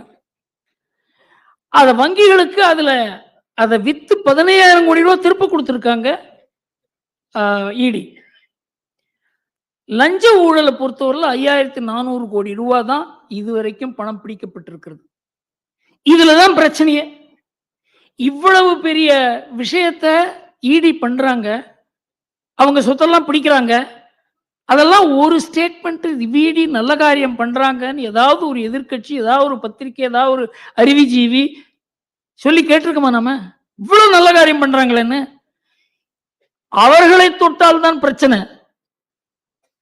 கத்தையா பணம் கிடைக்குது. ஒரு பார்த்தா சாட்டர்ஜின்னு ஒரு அமைச்சர்கிட்ட இருந்து அவர் பேர்ல ஒரு நடவடிக்கை எடுத்தா இது பழிவாங்கல். இப்ப தமிழ்நாட்டில் 82 கோடி ரூபாய் கிடைச்சிருக்கு, ஜார்க்கண்ட்ல 340 கோடி ரூபாய் கிடைச்சிருக்கு. இதெல்லாம் இடி நடவடிக்கை எடுக்காத கிடைக்குமா? இதெல்லாம். ஆனா இந்த நடவடிக்கை எடுக்கும்போது இது காழ்ப்புணர்ச்சி, இது பழிவாங்கல் என்று கூறி இது வந்து பாஜகவினுடைய எதிரிகளுக்கு மேலே இது பிரயோகம் செய்கிறார்கள் என்று சொல்கிறார்கள். பாஜக கர்நாடகா தவிர எந்த இடத்துல அது ஆட்சி செய்தாலும் அதன் பேரில் எந்த லஞ்ச குற்றச்சாட்டும் இல்லை.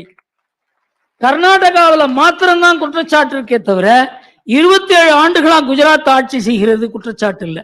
இந்த தரம் மத்திய பிரதேசில் பாஜக எப்படி ஜெயிச்சது என்பதை பல வல்லுநர்கள் எழுதினார்கள். அதற்கு காரணம் 18 ஆண்டுகளா அவங்க ஆட்சி பண்றாங்க, யாரும் அவர்களை பார்த்து நீ ஒரு தப்பு பண்ணேன்னு சொன்னது கிடையாது அப்படின்னு.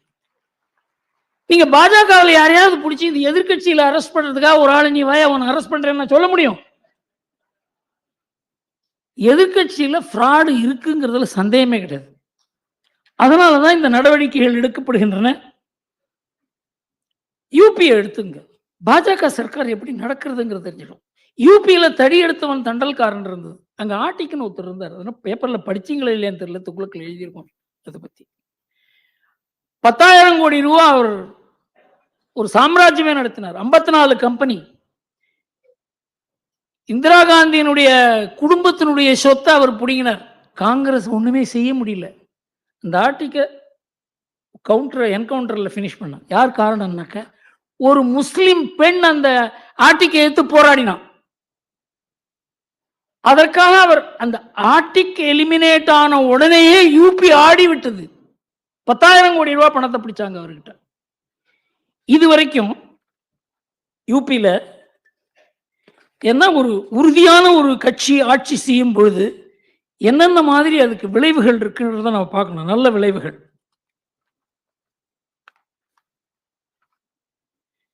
ஆறு ஆண்டுகள்ல 10,000க்கும் மேலான என்கவுண்டர்கள், 89 மாபியாக்கள் மடிந்தனர், 2,215 பேர் காயமுற்றனர், 14,000 கிரிமினல்களை கைது செய்தது யோகி அரசு. இவங்கெல்லாம் உலாத்தின்னு இருந்தான், இந்த ஜாதி அந்த ஜாதி இந்த மதம், அவனை தொட முடியாது, அவனை தொட்டா இந்த கான்ஸ்டியூன்சியில் ஜெயிக்க முடியாது. அதுல 2 போலீஸ்காரர்கள் இருந்தார்கள், 752 பேர் காயமுற்றார்கள். அரசாங்கம் விலை கொடுத்து தான் இதை செய்தாங்க. 6 மாதங்களில் 3,000 கோடி சொத்துக்களை புல்டோசர் வைத்து இடித்தார்கள். ஏன்னா அதெல்லாம் கட்டினதெல்லாம் புறம்போக்கு நிலத்துல. 2,000 கோடி ரூபாய் சொத்துக்களை கைப்பற்றியது யூபி போலீஸ். ஆட்டிக் என் நிலத்தை அபகரித்து என் குடும்பத்தை அழித்து விட்டார் என்று வாக்குமூலம் கொடுத்து 35 ஆண்டுகளாக அவரை எதிர்த்து போராடி வந்தார் ஒரு முஸ்லிம் பெண்மணி. அவர் பெயர் சூரஜ் கலி. அவருடைய சகோதரர் படுகொலை செய்யப்பட்டார், மகன் சுடப்பட்டார். உனக்கும் அதுதான் நடக்கும் சொன்னாங்க. யோகி கிட்ட போனா இதுதான் என் நிலைமை. Arctic finished. இதுதான் உறுதியான ஒரு அரசாங்கம் செய்யக்கூடிய செயல். லஞ்சம்ங்கிறது அந்த ஊர்ல, அதாவது லஞ்சம் தாண்டவமாடிய ஒரு உத்தரப்பிரதேசத்தில் இன்னைக்கு லஞ்சம் இல்லை என்று கூறுகிறார்கள். இதெல்லாம் பெருமைப்பட வேண்டிய விஷயம். அலகாபாத் நகரே 40 ஆண்டுகள் அந்த ஆட்டிக்க கண்டு நடுங்கியது. போலீஸ்காரங்களை அவரை கேட்டுன்னு தான் கமிஷனர் போட முடியும். இதெல்லாம் பேப்பர்ல வந்த விஷயங்கள். இப்போ நம்ம நாட்டில் என்ன, எப்படியாவது ராகுல ஒரு பிரதம மந்திரி வேட்பாளராக கொண்டு வரணும்னு முயற்சி பண்ணாங்க. அதுக்கு ஒரு பெரிய ஒரு நாடு பூரா ஒரு நடைப்பயணம் நடந்தது. அதற்கப்புறம் கர்நாடகாவில் ஜெயிச்ச உடனே அவரால் தான் ஜெயிச்சாங்க அப்படின்னு சொல்லி இப்போ இந்த 3 தேர்தலில் படுதோல்வி அடைந்த உடனே அவரை எப்படி மறுபடியும் முன்னுக்கு கொண்டு வருதுங்கிறதுக்காக பெரிய முயற்சி நடக்கிறது தெரியும் நமக்கு. அதனால இப்போ பஸ் யாத்திரை இதெல்லாம் பண்றாங்க. இந்தி கூட்டணி அவரை ஏத்துக்க தயார் இல்லை. அதனால மம்தா என்ன பண்ணாங்க, நீங்க அவங்க கட்சியிலேயே கர்கேயை போடு அப்படின்னு. கர்கே ஐயோ நான் இல்லை, ராகுல் இருக்கும்போது நான் எப்படி இருக்க முடியும் அப்படின்னு அவர் விலக. இப்போ கர்கே இப்போ நிதிஷ்குமாரை போடுன்னா அவர் எனக்கு வேண்டாம் அப்படின்னு சொல்லி கர்கே இப்படி எப்படி வருது பாருங்க. இந்த மீட்டிங்ல யார் யார் அந்த சேர வேண்டுமோ அவங்க யாருமே சேரல. இந்த மாதிரி ஒரு கூட்டணி அமைகிறது. அந்த கூட்டணியினுடைய நோக்கமே எப்படியாவது மோடியை வீழ்த்த வேண்டும் என்பதுதான். அது நடக்க போறதில்லை. ஆனா எதுக்காக சொல்றேன்னா, விஷத்தை பரப்புகிறார்கள், தவறான கருத்துக்களை நம் நாட்டில் பரப்புகிறார்கள். இந்த கருத்து வெளிநாட்டுக்கு போகிறது. இவங்க என்ன சொல்றாங்களோ அதை வெளிநாட்டுல மோடி எதிரிகள், இந்த உலகம் பூரா இந்த பாரத நாடு எழுச்சி பெற்று வரக்கூடாதுங்கிறதுக்காக ஏராளமான சக்திகள் வேலை செய்கின்றன. அவருக்கு ராகுல் காந்தி என்னென்ன மாதிரி ஒத்தாசை பண்றாரு பாருங்க.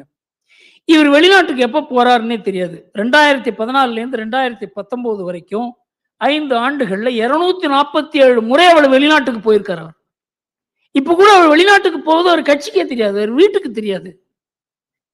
இப்ப யாரோ சொன்னாங்க இந்த யாத்திரை பீரியட்ல, அப்பா நல்ல வேளை நம்ம நாட்டுல இருப்பார் அவர். அவர் வெளிநாட்டுல என்ன பேசுறாரு பாருங்க. கேம்பிரிட்ஜ் பல்கலைக்கழகத்துல இந்திய ஜனநாயகம் நெருக்கடியில் இருக்கிறது, தாக்கப்படுகிறது. நாடாளுமன்றம், பத்திரிகை சுதந்திரம், நீதித்துறைகள் கட்டுப்படுத்தப்படுகின்றன.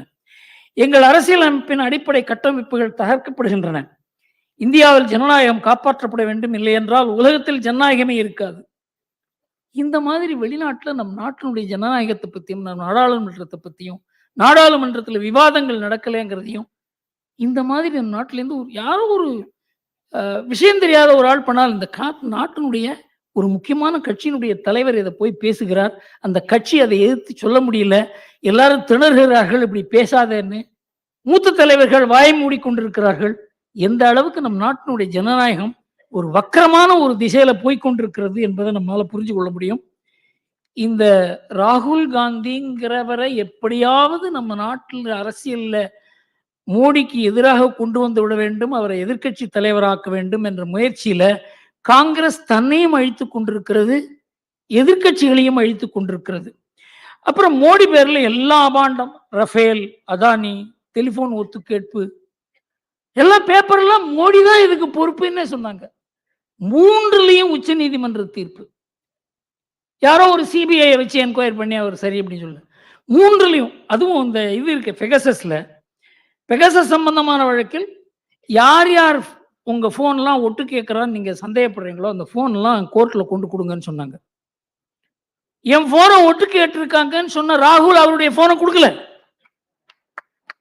29 பேர் அவங்க போனை கொண்டு கொடுக்குறாங்க. அதை பூரா எக்ஸாமின் பண்ணிட்டு சுப்ரீம் கோர்ட் கூறுகிறது யாருடைய போனும் ஒட்டு கேட்கப்படவில்லை. 6 மாசம் நம்ம நாட்டில் இதுதான் பேச்சு. மோடி ஒட்டு கேட்டுட்டார், மோடி ஒட்டு கேட்டுட்டார், மோடி ஒட்டு கேட்டுட்டார். ரஃபேல் பத்தி 4 மாசம் 2019 எலெக்ஷனுக்கு முன்னால மோடி வருவாரா?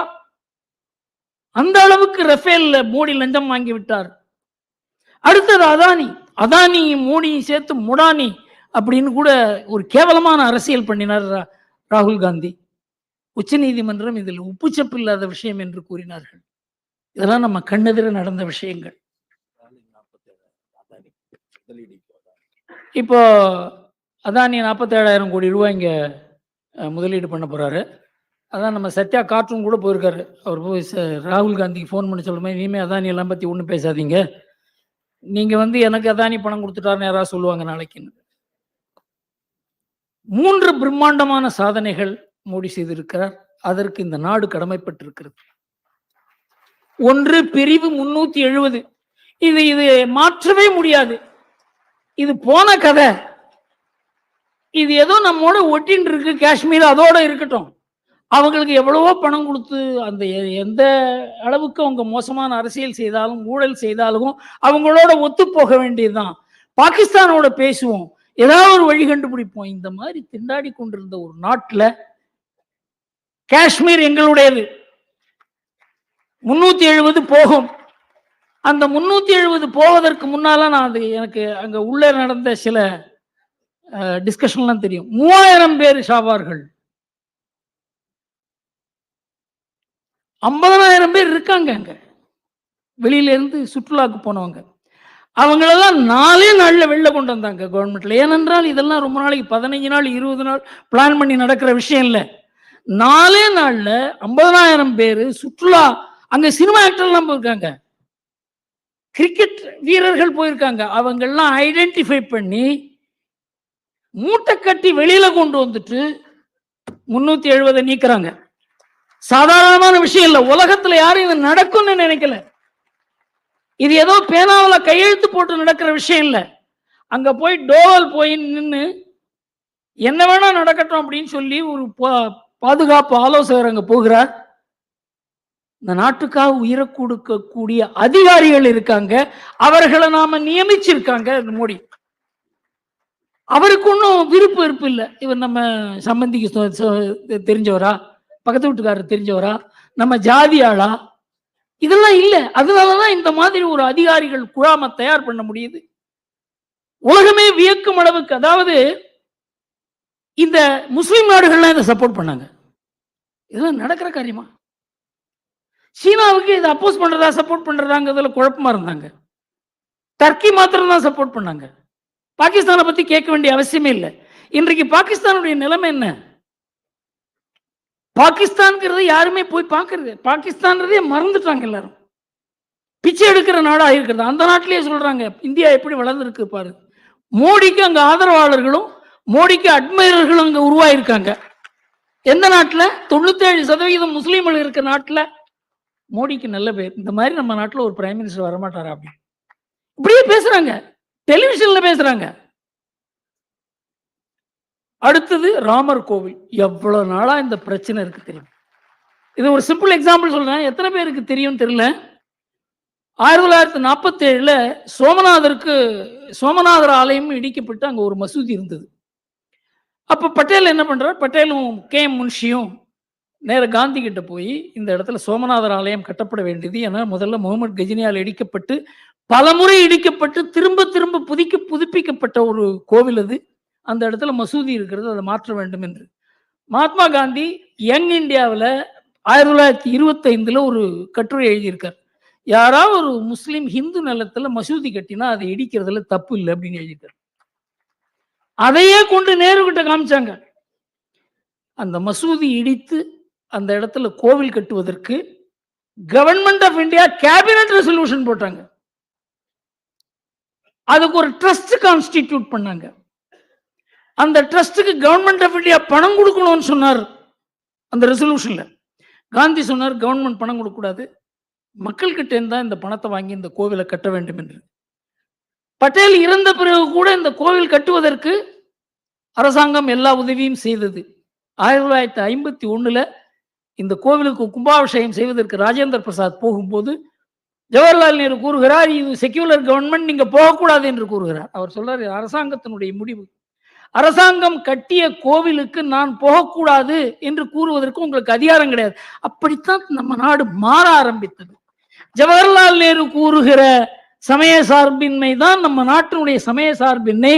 காந்தியோ பட்டேலோ கூறுவது அல்ல என்கிற 2 ஸ்ட்ரீம் நம்ம நாட்டில் உருவானதுக்கு முதல் காரணம் ராஜேந்திர பிரசாத சோமநாதர் கோவிலுக்கு போகக்கூடாதுன்னு ஜவஹர்லால் நேரு சொன்னதுதான். காது வச்ச மாதிரி அயோத்தியா, மதுரா, காஷி எல்லாம் முடிக்க வேண்டிய விஷயம், அதை ஒரு பிரச்சனையாக்கி 1976 இந்திரா காந்தி போய் அந்த மசூதி பிபி லால் கமிட்டியை வச்சு கமிட்டி சொல்றாங்க, இங்க இருக்கிறதெல்லாம் கோவில் தாங்க, கீழே கோவில் மேல மசூதி.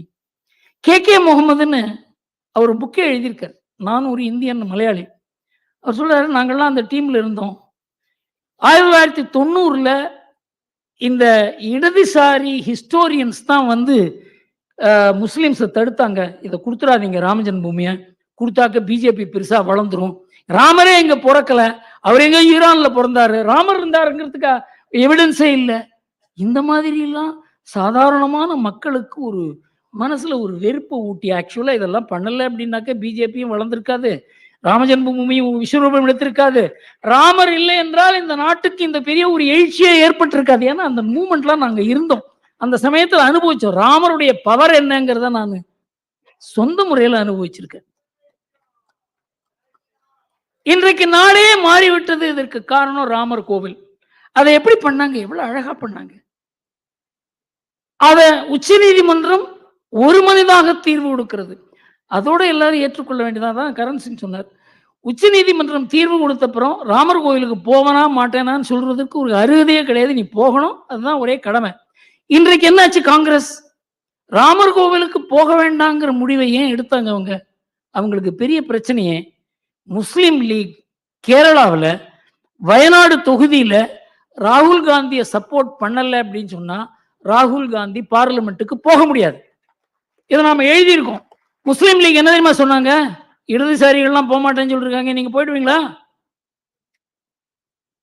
Entire Congress, it's electoral fortunes in North India has been compromised for 1 parliamentary seat. இதான் உண்மை. இது ராமர் கோயிலுக்கு எதிரான முடிவு இல்லை. அதனால என்னாச்சு? காங்கிரஸ்ல சீஃப் மினிஸ்டர்ஸ், பார்ட்டி லீடர்ஸ் எல்லாரும் நாங்க கோயிலுக்கு போவோம்னு சொல்றாங்க. கட்சி எடுத்த முடிவு வேற, கட்சியில இருக்கவங்க அதை பார்க்கறது வேற. அதனால இது ஒரு பெரிய பிரச்சனைகள், அதாவது 30, 40, 50 வருஷமா இருக்க பிரச்சனைகளை ஒரு அரசாங்கம் அவங்க சால்வ் பண்றதுங்கிறது அவ்வளோ ஈஸி கிடையாது. இதுல பாகிஸ்தானை அப்படியே அடக்கினது நம்ம மிரட்ட முடியாத சைனா. எப்ப பார்த்தாலும் மிரட்டுவாங்க. மிரட்டல் அப்படின்றது எழுச்சி பெற்ற பாரதம் நம்பர் 1 தலைவர் நரேந்திர மோடிங்கிறத மார்னிங் கன்சல்ட்டுங்கிற ஒரு அது நமக்கு அதுக்கு சம்பந்தமே கிடையாது. உலகத்தில் இருக்க ஜனநாயக நாடுகளில் எந்தெந்த தலைவர்களுக்கு அதிக மதிப்பு இருக்கிறது என்று கணக்கிடும் ஒரு தனிநபர் ஒரு அமைப்பு. அது 3 ஆண்டுகளாக 4 ஆண்டுகளாக மோடி தான் உலகத்திலேயே ஒரு தலையாய தலைவர் என்றுதான் அவங்க சொல்லிட்டு இருக்காங்க. எல்லாம் கீழே தான், எல்லா நாட்டு தலைவர்களும் பைடன் உட்பட எல்லாருமே கீழே தான். இது நம்ம நாட்டில் இதை பத்தி பெருமையா பேசுவது கூட கிடையாது யாரும். இது நாம செய்யறது இல்லை, உலகத்திலேருந்து நமக்கு வந்திருக்க Italy prime minister, Australia prime minister, France, British, Russia, Muslim நாடுகள் எந்த இடத்துல போனாலும் இவருக்கு பெரிய பெரிய விருதுகள். இவர் பாசன் கூப்பிடுறார் ஆஸ்திரேலியன் பிரைம் மினிஸ்டர். இவரை மாதிரி ஒரு அட்ராக்டிவ் லீடர் கிடையாதுன்னு சொல்றாங்க இத்தாலியன் பிரைம் மினிஸ்டர். இதெல்லாம் இந்த நாட்டுக்கு உள்ள அங்கீகாரம், ஒரு தனிநபரனுடைய அங்கீகாரம் கிடையாது. நாடுனால அவருக்கு மதிப்பு, அவர்னால நாட்டுக்கு மதிப்பு. அதனால நம்ம நாட்டினுடைய பொருளாதார வளர்ச்சி, அரசியல் வளர்ச்சியை தவிர இது எனக்கு இந்த டிசிஷன் எப்படி எடுக்கப்பட்டது என்று கூட எனக்கு தெரியும்.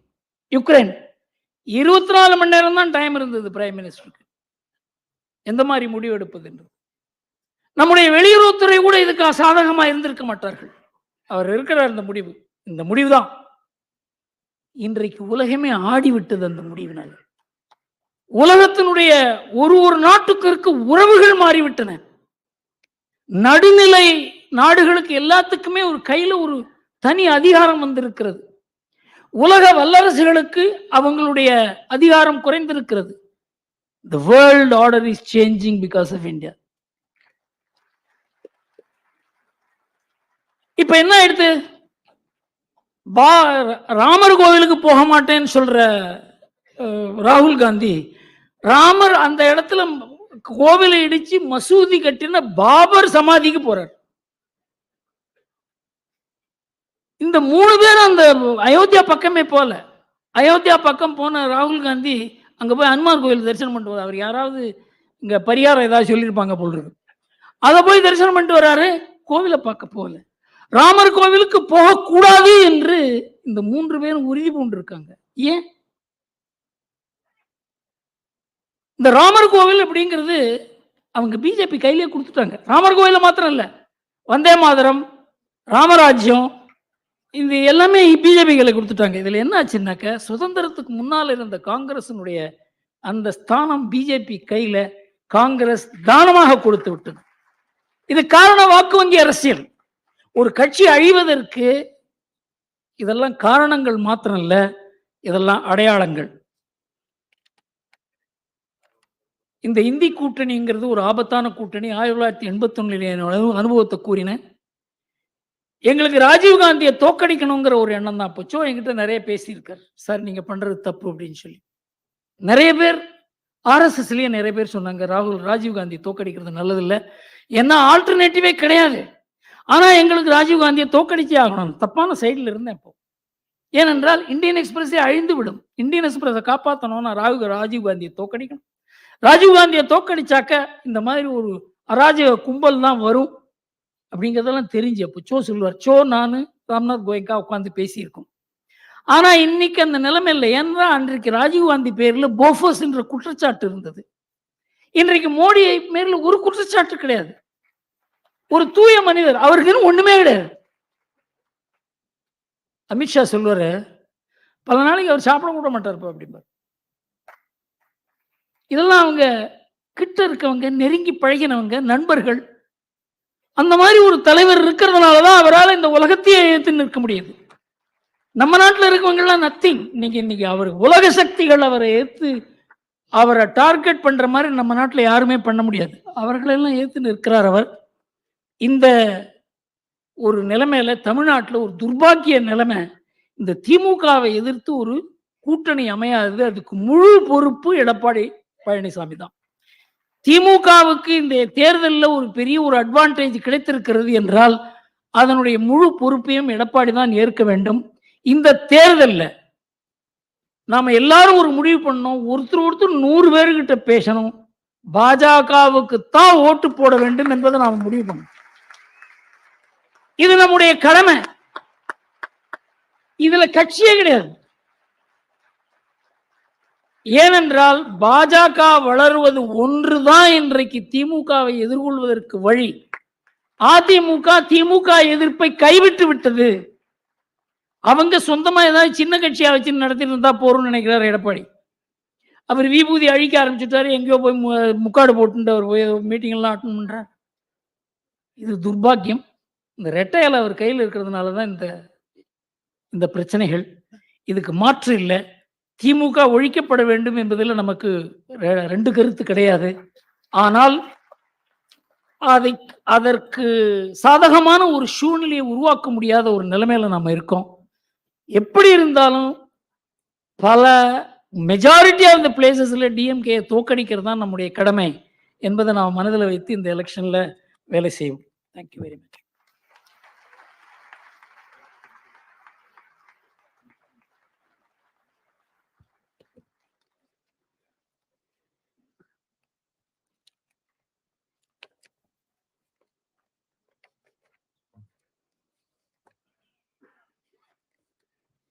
நாம இன்ட்ரோடக்ஷன் ஒரு நிமிஷம் உங்களை இன்ட்ரோடியூஸ் பண்ணிடுறேன்.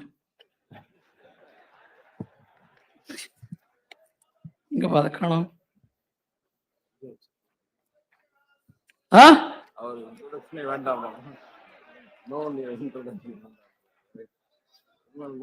இல்ல இவரை பத்தி இன்ட்ரோடக்ஷன் சிம்பிளா சொல்லணும். சார் சசி கபூர் சசி தரூர் இவரும் வித்தியாசமானவர் சொன்ன இல்லையா. அவர் லண்டன்ல பிறந்து அமெரிக்காவில் படிச்சார். இவர் கிராமத்துல பிறந்து கிராமத்திலே படிச்சார். அவருடைய ஐபிஎஸ் அனுபவம் பன்முகத்தன்மை வாய்ந்தது. இவர் ஐபிஎஸ் ஆபீசரா இருக்கும் பொழுது இதை சொல்லலாம்னு நினைக்கிறேன். இவர் எதிர ரஜினிகாந்த் அரசியல் ரொம்ப தீவிரமா வரணும்னு நினைச்சார். அவர் சொன்னார், நான் சீஃப் மினிஸ்டரா வரமாட்டேன் சார். நீங்க சீஃப் மினிஸ்டர் எல்லாம் வேற யார் சார் சீஃப் மினிஸ்டரா போடுவீங்க அப்படின்னு. சார் உங்களுக்கு தெரியுமா, அண்ணாமலைன்னு ஒருத்தர் இருக்காரு. எனக்கு அண்ணாமலையே பேப்பர்ல கேள்விப்பட்டிருக்கேன், அவ்வளவுதான். அவருக்கு அண்ணாமலைக்கு தெரியுமா தெரியாதான்னு தெரியாது. அந்த அளவுக்கு இவருக்கு ஒரு தாக்கம் அவர் ஐஏஎஸ் ஆபீசரா இருக்கும்போதே இருந்தது, ஐபிஎஸ் ஆபீசரா இருக்கும்போதே இருந்தது. பாஜகவினுடைய சித்தாந்தத்தால் ஈர்க்கப்பட்டு அவருக்கு பொது வாழ்வில் நாட்டினுடைய நலன்ல, நாணயத்துல, நேர்மையில அவருக்கு ஏற்கனவே நாட்டம். ஒரு போலீஸ் அதிகாரிக்கு என்னென்ன குணங்கள் இருக்கணுமோ, ஒரு துணிவு, நேர்மை, நாணயம், ஒரு உழைப்புல நம்பிக்கை, இதெல்லாம் ஒரு போலீஸ் ஆபீசருக்கு இருக்கணும். அதெல்லாம் எத்தனை போலீஸ் ஆபீசருக்கு இருக்குன்னு தெரியாது. ஆனா இதெல்லாம் இருக்கணும். அந்த குணங்கள்லாம் பொருந்தியவர். அந்த குணம் இன்றைக்கு அரசியலுக்கு தேவை. ஆனா அவருக்கு அரசியல் ஈடுபடும். அரசியல்ங்கிறது ஒரு பெரிய சேலஞ்ச். அவருடைய வாழ்க்கையில நிம்மதியா இருந்த மனுஷன் இன்றைக்கு நிம்மதியெல்லாம் ஒரு ஓரத்தில் எடுத்து வைத்து விட்டு இன்றைக்கு அரசியல் இருக்காருங்கிறதுல சந்தேகமே கிடையாது. அவருடைய உழைப்பு, அவர் படுற கஷ்டம். நான் ஒரு தடவை அவர்கிட்ட பார்க்கும்போது உடம்பு ஜாக்கிரதையா பார்த்துங்க சார், உடம்பு ஜாக்கிரதையா பார்த்துங்கன்னு சொல்லுவேன். அவர் இன்றைக்கு பாஜகவினுடைய நம்பிக்கை நட்சத்திரமாக திகழ்கிறார்.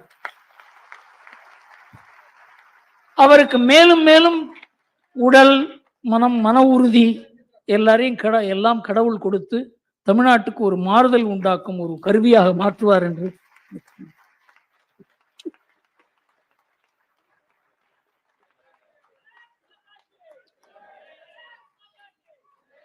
தமிழக பாஜக தலைவர் திரு அண்ணாமலை அவர்களுக்கு துக்ளக் டிஜிட்டல் சார்பாக ஸ்ரீதர் காமக்கோடி அவர்கள் நினைவு பரிசு வழங்குகிறார்.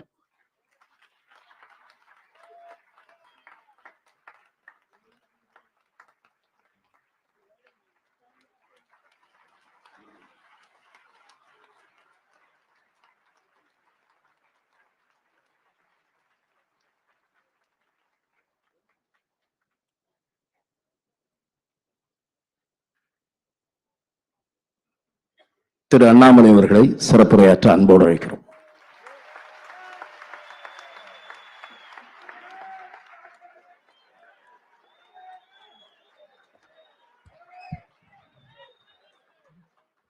அன்பார்ந்த பெரியவர்களே, தாய்மார்களே,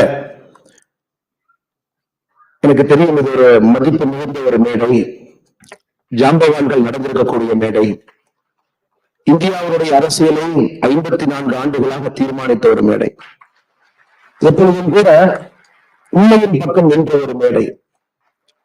பெரிய பெரிய மேடைகள் இந்தியாவில குறிப்பிட்டு சொல்லக்கூடிய மனிதர்கள் எல்லோரும் இந்த விழாவிற்கு வந்து ஜனவரி மாதம் 14ஆம் தேதி பேசியிருக்கின்றார்கள். இத்தனை ஆண்டு காலமாக ஒரு துக்ளக் புத்தகத்தை ஒரு கடையிலே வாங்கி படித்த மனிதன் நான்.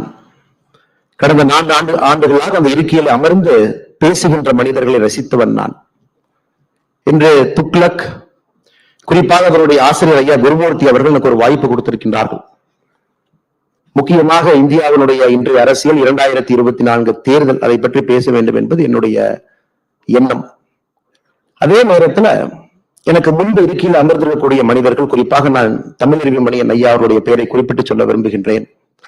அதை போன்ற பெரிய மனிதர்கள் எல்லாம் இருக்கின்றார்கள். அரசியலில் மிகப்பெரிய மாற்றம் நடத்தி காட்ட வேண்டும் என்று துடிக்கக்கூடிய, என்னை விட அறிவிலே, ஆற்றலிலே, எண்ணத்திலே, பலத்திலே, சிந்தனையிலே உயர்ந்த மனிதர்கள் அமர்ந்திருக்கின்றார்கள். அவர்களுக்கும் என்னுடைய வணக்கத்தை தெரிவித்து, 1963ஆம் ஆண்டு சோ ஐயா தன்னுடைய நாடக நடிப்பில, சினிமா நடிப்பில நமக்கெல்லாம் அறிமுகமாக ஆரம்பிச்சாங்க. கிட்டத்தட்ட 20 மேடை நாடகங்கள், 180க்கும் மேற்பட்ட சினிமா படைப்புகள். பார்க்கின்ற எல்லா மனிதரும் கூட சிரிப்பது மட்டுமல்ல, சிந்திக்க தூண்டிய ஒரு மிகப்பெரிய ஒரு மகான். நாங்கள்லாம் இங்க நிக்கிறதுக்கு ஒரு மிக முக்கியமான காரணம், 2008 ஜனவரி மாதம் 14ஆம் தேதி நம்முடைய பாரத பிரதமர் நரேந்திர மோடி அவர்கள் இருக்கையில் அமர்ந்திருந்த பொழுது, அப்பொழுது குஜராத்தினுடைய முதலமைச்சராக அமர்ந்திருந்த பொழுது, உங்களுக்கு தெரியும், அதற்கு முன்பு நடந்த குஜராத் சட்டப்பேரவை தேர்தலில் மெர்ச்சன்ட் ஆஃப் டெத் என்கின்ற வார்த்தை பயன்படுத்தப்பட்டிருந்தது. அப்ப சோ ஐயா சொன்னாங்க, ஆமாம், இவர் மெர்ச்சன்ட் ஆஃப் டெத் தான். Merchant of death for nepotism, merchant of death for corruption, merchant of death for bureaucratic inefficiency, merchant of death for darkness and despair. இதை போன்ற ஒரு மிகப்பெரிய ஒரு நெரேட்டிவ இந்தியா மக்கள் எல்லோரும் பார்க்கும் அளவுக்கு 2008 சோ ஐயா சொன்னாங்க. இன்னைக்கு ஒரு வேலை சோ ஐயா இருந்திருந்தால், 2024 அந்த பெரிய மனிதர் மேடையில் இருந்திருந்தா, கண்டிப்பா இன்னொரு வார்த்தையை சேர்த்திருப்பார். Yes, he is the merchant of death for dynastic political parties என்கிற வார்த்தையை சேர்த்திருப்பார். இந்த 2024 தேர்தலை தீர்மானிக்கக்கூடியது, இந்திய அரசியல் எந்த பாதையிலே செல்ல வேண்டும் என்பதை தீர்மானிக்கக்கூடிய இந்தி கூட்டணி ஒரு பக்கம், குறிப்பாக எல்லோருடைய மகன் அதுல இருக்கிறாங்க. ராஜீவ்காந்தி ஐயாவுடைய மகன்ல இருந்து ஆரம்பித்து, லல்லு பிரசாத் ஐயாவுடைய மகன்ல இருந்து ஆரம்பித்து, முலாயம் சிங் ஐயாவுடைய மகன்ல இருந்து ஆரம்பித்து, பால் தாக்கரே ஐயாவுடைய மகன்ல இருந்து ஆரம்பித்து, கலைஞர் கருணாநிதி ஐயாவுடைய மகன்ல இருந்து ஆரம்பித்து, அல்லது சில பேருடைய நெருங்கிய உறுப்பினர்கள், எல்லா உறவினர்களும் இந்தி கூட்டணி ஒரு பக்கம் இருக்கிறாங்க. இன்னொரு பக்கம் அரசியல் எப்படி இருக்க வேண்டும், தி பியூரிட்டி ஆஃப் பாலிடிக்ஸ், ஒரு ஜனநாயகம் எப்படி இருக்க வேண்டும், ஒரு அரசியல் எல்லோரும் எல்லா இடத்திற்கும் செல்லணும், மக்களுடைய அன்பும் ஆதரவும் எப்பொழுதும் இருக்கணும், ஒரு இன்டர்னல் டெமோக்ரஸி ஒரு கட்சியில் இருக்கணும். அந்த கட்சி ஒரு நாட்டை ஆளும் பொழுது மட்டும்தான் அந்த நாடு நிரந்தரமாக ஒரு வளர்ச்சி பாதையில் இருக்க முடியும் என்று காட்டக்கூடிய பாரதிய ஜனதா கட்சி ஒரு பக்கம். அது 2024 தேர்தலில் 2 அணிகளும் கூட மக்கள் மன்றத்தில் நின்று கொண்டிருக்கின்றோம். எனக்கு முன்பு பேசிய சசி தரூர் ஐயா, நான் PhD காலேஜ் ஆஃப் டெக்னாலஜியில் இன்ஜினியரிங் மாணவனாக இருக்கும் பொழுது ஆடிட்டோரியத்தில் அமர்ந்து அவருடைய பேச்சை கேட்டேன். அப்ப அவருடைய பேச்சு ரொம்ப கவர்ந்தது. ஒரு கேள்வி கேட்பதற்கு ஒரு வாய்ப்பு, மைக் எடுத்து கேள்வி கேட்ட சசி தரூர் ஐயாட்ட. கண்டிப்பா நீங்க மறந்துருப்பாருங்க, அப்ப எனக்கு ஒரு 19-20 வயசு இருந்திருக்கும். நிறைய பேர் இருந்தாங்க, 5000-6000 பேர் இருந்தாங்க. தரூர் ஐயாட்ட கேட்ட, ஐயா உங்களுக்கு பிடித்த புத்தகம் எதுன்னு? அவர் ரொம்ப ஸ்மார்ட், கிரேட் டிபேட்டர், அவ்வளவு ஈஸியா அவரை மடக்க முடியாது. என்ன சொன்னாரு, எனக்கு பிடித்த புத்தகம் டிக்ஷனரி அப்படின்னாரு. ஆனா இன்னைக்கு ஐயா இருந்திருந்தால் இதை குறிப்பிட்டு சொல்ல வேண்டும் என்று நினைத்திருந்தேன். இன்னைக்கு அவங்க கிளம்பிட்டாங்க. ஆனா குருமூர்த்தி ஐயாவை நாம் கட்டாயம் பாராட்டி ஆக வேண்டும். காரணம், இந்த துக்ளக் விழாவை வித்தியாசமா யோசிச்சிருக்கிறாங்க. காங்கிரஸ் கட்சியிலிருந்து, இந்தி கூட்டணியிலிருந்து, குறிப்பாக ஒரு சென்சிபிளான ஒரு பொலிட்டிக்கல் பர்சன் அங்க இருக்கக்கூடிய, என்னதான் நம்முடைய கருத்து வேறுபாடுகள் இருந்தாலும் கூட எப்பொழுதும் இந்தியா ஃபர்ஸ்ட், இந்தியா முதன்மை என்று வைக்கக்கூடிய சசி தரூர் அவர்கள் மீது மிகப்பெரிய மரியாதையும் வைத்திருக்கக்கூடிய ஒரு மனிதன் நானும் இங்க இருக்கின்றேன். அவர் ஒரு பக்கம் அழைத்து, இன்னொரு பக்கம் பாரதிய ஜனதா கட்சியிலிருந்து என்னையும் அழைத்து, இருவருக்கும் நேரத்தை கொடுத்து பேச வேண்டும் என்று ஒரு சம வாய்ப்பு உருவாக்கினார். காலத்தினுடைய கட்டாயம். இன்னைக்கு தி வர்ஸ்ட் வின்டர் ஸ்கெடியூல் இன் டெல்லி இன்னைக்கும் நடந்துச்சுங்க. 95% விமான டிஸ்ட்ரப்ஷன், 180க்கும் மேற்பட்ட விமானங்கள் கேன்சல். இதுவரை டெல்லி பார்க்காத ஒரு டிஸ்ரப்ஷன் இன்னைக்கு நீங்க ட்விட்டர்ல பாத்தீங்கன்னா இண்டிகோ வந்து குளோபல் ட்ரெண்டிங்ல இருக்கு. இன்னைக்கு ஒரு தனியார் விமானத்தினுடைய பேர் கரெக்டா அது இன்னைக்குன்னு பார்த்து நடக்க வேண்டி இருந்துச்சு. அதே நேரத்துல நம்முடைய பாரத பிரதமர் நரேந்திர மோடி ஐயா முருகன்ஜி அவங்க வீட்டுல அவராக வந்து பொங்கல் பானையில பொங்கல் வைத்து நீங்க பார்த்திருப்பீங்க. அந்த அற்புதமான காட்சியம் இன்று காலை டெல்லியில் நடந்துச்சு. அதனால் தாமதமாக வந்ததற்கு என்னுடைய மன்னிப்பை கோரிக்கொண்டு என்னையும் மீறி இது நடந்து விட்டது என்று சொல்லி ஐயா குருமூர்த்தி அவர்கள் மிக முக்கியமான காலகட்டத்தில் துக்ளக கையில் எடுத்திருக்காங்க. சோ ஐயாவுடைய காலத்துல குட் கவர்னன்ஸ்னா என்னன்னு மைக்ரோஸ்கோப் போட்டு தொலைட்டு இருந்தார் சோ ஐயா. இந்தியாவில் எங்கேயாச்சும் குட் கவர்னன்ஸ் கிடைக்குமா, அதை நாம் படம் பிடித்து காட்ட முடியுமா, நல்ல அரசியல் இருக்கான்னு ரொம்ப கஷ்டப்பட்டு சோ அவர்கள் தேடினாங்க. ஐயாவுடைய கடைசி காலகட்டத்தில் ஒரு நரேந்திர மோடி அவர்கள் சோ ஐயா கிடைச்சாங்க. அது ஒரு பேரோமீட்டரா பெஞ்ச் மார்க்கா வைத்து இந்திய அரசியல சோ ஐயா ஆராய முடிந்தது. அப்ப இருந்த நம்முடைய சேலஞ்சஸ் வேறுங்க. குறிப்பா இந்தியாக்குள்ளேயே சேலஞ்சஸ் அதிகமா இருந்துச்சு. இன்னைக்கு குருமூர்த்தி ஐயாவுடைய காலம் துக்ளக்குடைய ஆசிரியர் கையில் எடுக்கும் பொழுது கம்ப்ளீட்லி டிஃபரெண்ட் சேலஞ்ச்.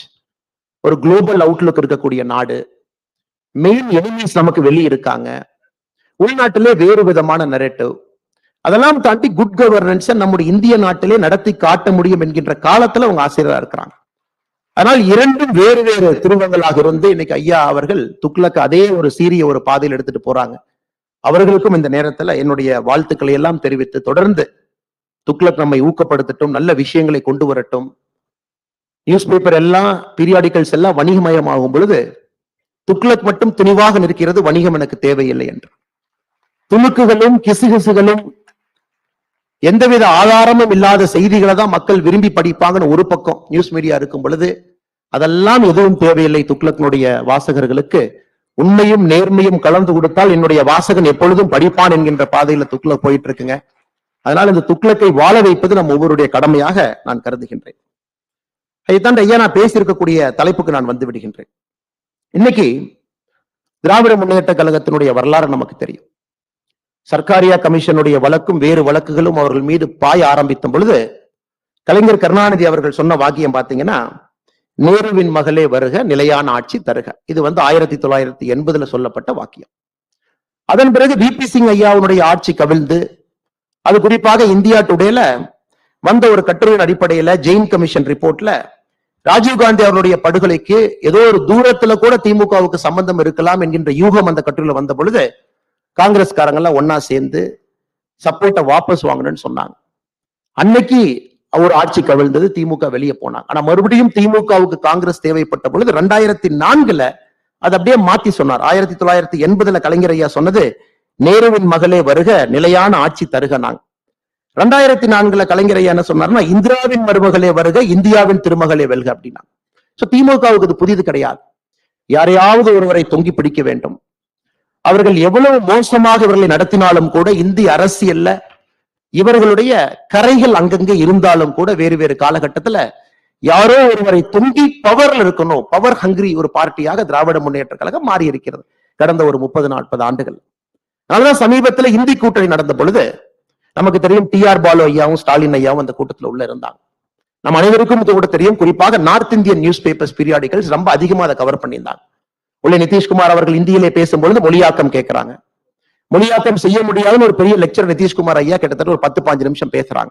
குறிப்பாக எப்படி ஆங்கிலம் இந்தியாவில் திணிக்கப்பட்டது, எப்படி ஹிந்தி 2வது வந்துச்சு, எப்படி இந்தி தான் இந்தியாவுடைய தேசிய மொழின்னா நிதிஷ்குமார் அவர்கள் பேச ஆரம்பிக்கும் பொழுது சத்தமே இல்லாம கேட்டுட்டு 2 பேர் வெளியே வர்றாங்க. ஏன்னா history is repeating it self.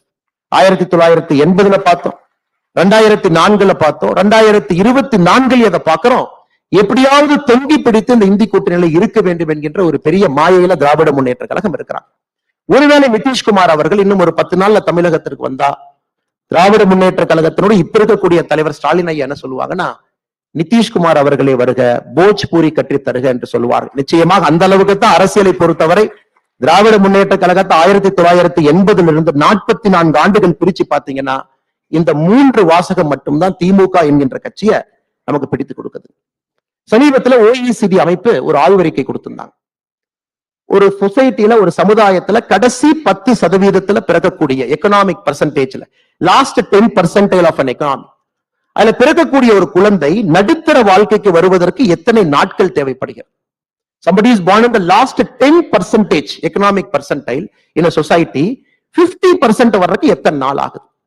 இந்தியாவிற்கு எழுதியிருந்தார்கள், இது நாட்கள் இல்லை, 7 தலைமுறை ஆகிறது. பின்லாந்துக்கு பாத்தீங்கன்னா 1 தலைமுறை, ஸ்வீடனுக்கு 2 தலைமுறை, குறிப்பாக இந்த குளோபல் சவுத்தில் இருக்கக்கூடிய நாடுகள் எல்லாமே 6 தலைமுறை 7 தலைமுறையில் இருக்கு. இந்தியாவை பொறுத்தவரை 7 தலைமுறை ஆகிறது. பாவர்ட்டி டிராப்ல இருந்து அந்த குழந்தை தப்பிக்கவே முடியாது. என்னதான் தப்பிக்கணும்னு ஒரு ஜெனரேஷன்ல ட்ரை பண்ணாலும் அந்த குடும்பத்துல யாருக்காச்சும் உடம்பு சரியில்லாம போகும், கேன்சர் வரும், 1 லட்சம் ரூபாய் செலவு பண்ண வேண்டி வரும், மறுபடியும் கீழே வந்துருவாங்க. மறுபடியும் கஷ்டப்பட்டு மேல வரணும்னு நினைச்சா ஒரு ஆக்சிடென்ட் ஆகலாம், ஒரு நேச்சுரல் டிசாஸ்டர் ஆகலாம், ஒரு வெள்ளத்துல வீடு அடிச்சுட்டு போயிடலாம், ஆடு மாடு காணாம போயிடலாம், மறுபடியும் கீழே வந்துருவாங்க.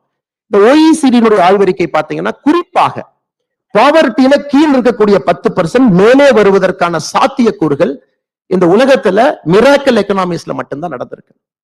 இன்னைக்கு நம்முடைய மோடி ஐயாவுடைய 9 ஆண்டு கால ஆட்சியை நாம் மைக்ரோஸ்கோபிக்க எக்ஸாமின் பண்ணோம்னா we can safely say India is on the verge of breaking the poverty trap. இந்த poverty trap என்று சொல்லக்கூடிய அந்த வார்த்தையை அதிலிருந்து தப்பிக்கவே முடியாது என்று சொன்ன அந்த விஷயத்தை இன்னைக்கு நாம உடைக்க ஆரம்பித்திருக்கின்றோம். சமீபத்தில் மோடி அவர்கள் அயோத்தியாவுக்கு போயிருந்த பொழுது மீரா என்கின்ற சகோதரி வீட்டுக்கு போயிருந்தாங்க. அந்த மீரா அவங்ககிட்ட கேட்டாங்க, ஏன் உங்க வீட்டுக்கு வந்திருக்கேன் தெரியுமா, சொல்லுங்க அப்படி. மீரா அவர்கள், இல்ல நீங்க வர்றீங்கன்னு சொன்னாங்க, நீங்க வந்தது சந்தோஷம், ஏன் தெரியல. நம்முடைய கேஸ் அடுப்பு இல்லாதவங்களுக்கு நம்ம கொடுக்கிறோம், குறிப்பாக யாரு கேஸ் அடுப்பு இல்லையோ 2014 பின்பு கொடுக்க ஆரம்பிச்சிருக்கோம். அதுல 10வது கோடி கேஸ் அடுப்பு உங்க வீட்டுக்கு வந்திருக்கு. 10th crore connection. அதான் உங்களை பார்க்க வேண்டும் என்பதற்காக நான் வந்திருக்கேன். அப்ப யாராவது இவர் நம்முடைய பாரத பிரதமர் நரேந்திர மோடி அவர்களும் மீரா அவர்களும் பேசுற அந்த 7 நிமிஷம் வீடியோவை பாத்தீங்கன்னா மீரா அவங்ககிட்ட ரொம்ப ஆழமா கேட்பார். உங்க வீட்டுல என்ன திட்டம் எல்லாம் வந்திருக்கு, நீங்க என்ன படிச்சிருக்கீங்க, நீங்க என்ன வேலை பாக்குறீங்க, நான் பூ சுத்துற வேலை பாக்குறேங்க ஐயா, நான் பூ விக்கிறேங்க ஐயா, என்னென்ன ஸ்கீம் எல்லாம் வந்திருக்கு. நீங்க பாத்தீங்கன்னா கிட்டத்தட்ட 7 ஸ்கீம் மீராவுடைய வீட்டுக்கு எட்டி பாட்டிருக்கும்.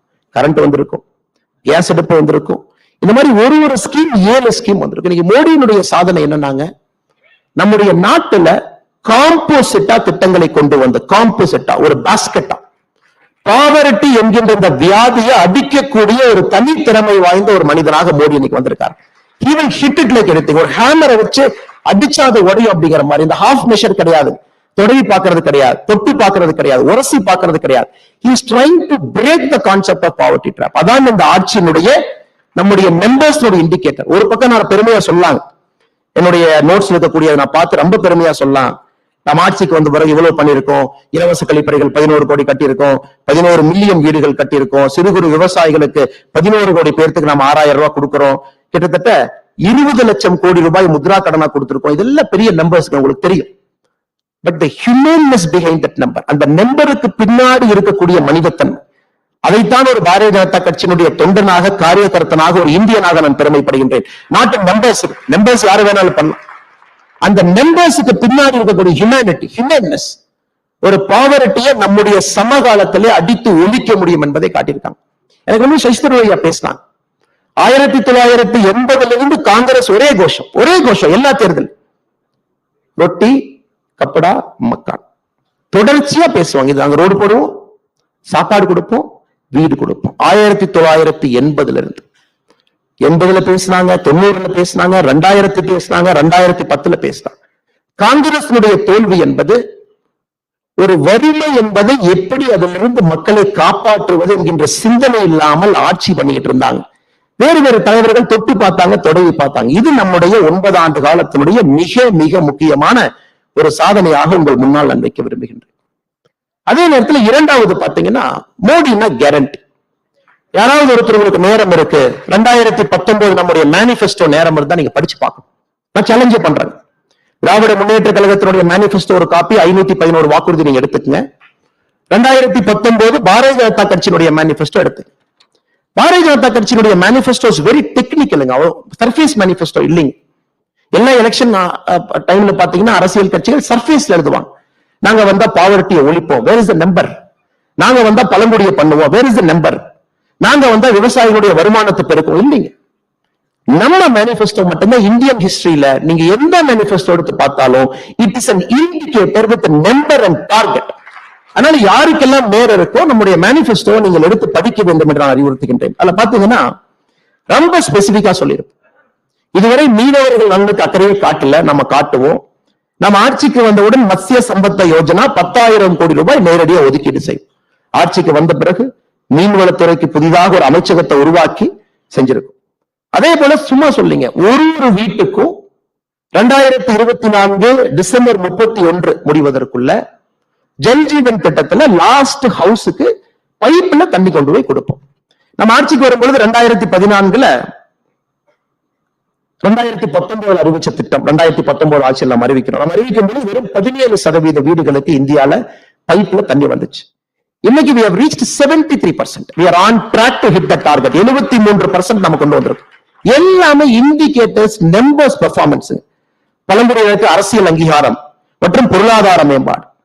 இந்தியாவுடைய முதல் பழங்குடி இனத்திலிருந்து ஜனாதிபதி அம்மா திரௌபதி முர்மு அவங்க வந்திருக்கிறாங்க. அரசியல் அங்கீகாரம், the number 1 citizen of our country. அதன் பிறகு 24,000 கோடி ரூபாய் தனியா ஒரு செப்பரேட் ஹெட்ல முதலாக ஒதுக்கீட்டில் இருந்து ஜன்ஜாத்தியா திவஸ் என்று சொல்லக்கூடிய பிர்சா முண்டா அவருடைய நாளை அவர்களுக்கான ஒரு சிறப்பு நாளாக கொடுப்பதிலிருந்து சத்தீஸ்கரிலே பாரதிய ஜனதா கட்சியினுடைய முதலமைச்சரை பழங்குடி இனத்திலிருந்து தேர்வு செய்ததிலிருந்து அரசியல் அதிகாரம் மட்டுமல்லங்க, we have proven political power, economic power இரண்டும் சேர்ந்து செல்ல வேண்டும். பாரதிய ஜனதா கட்சி அதை கொடுக்கும் என்று பாராளுமன்றத்திலும் சட்டமன்றத்திலும் பெண்களுக்கு 33% ஒதுக்கீடு மேஜர் மேனிபெஸ்டோ ப்ராமிஸ் செய்திருக்கின்றோம். 10,000 புதிய விவசாயிகள் உற்பத்தி நிறுவனங்கள் உருவாக்குவோம்.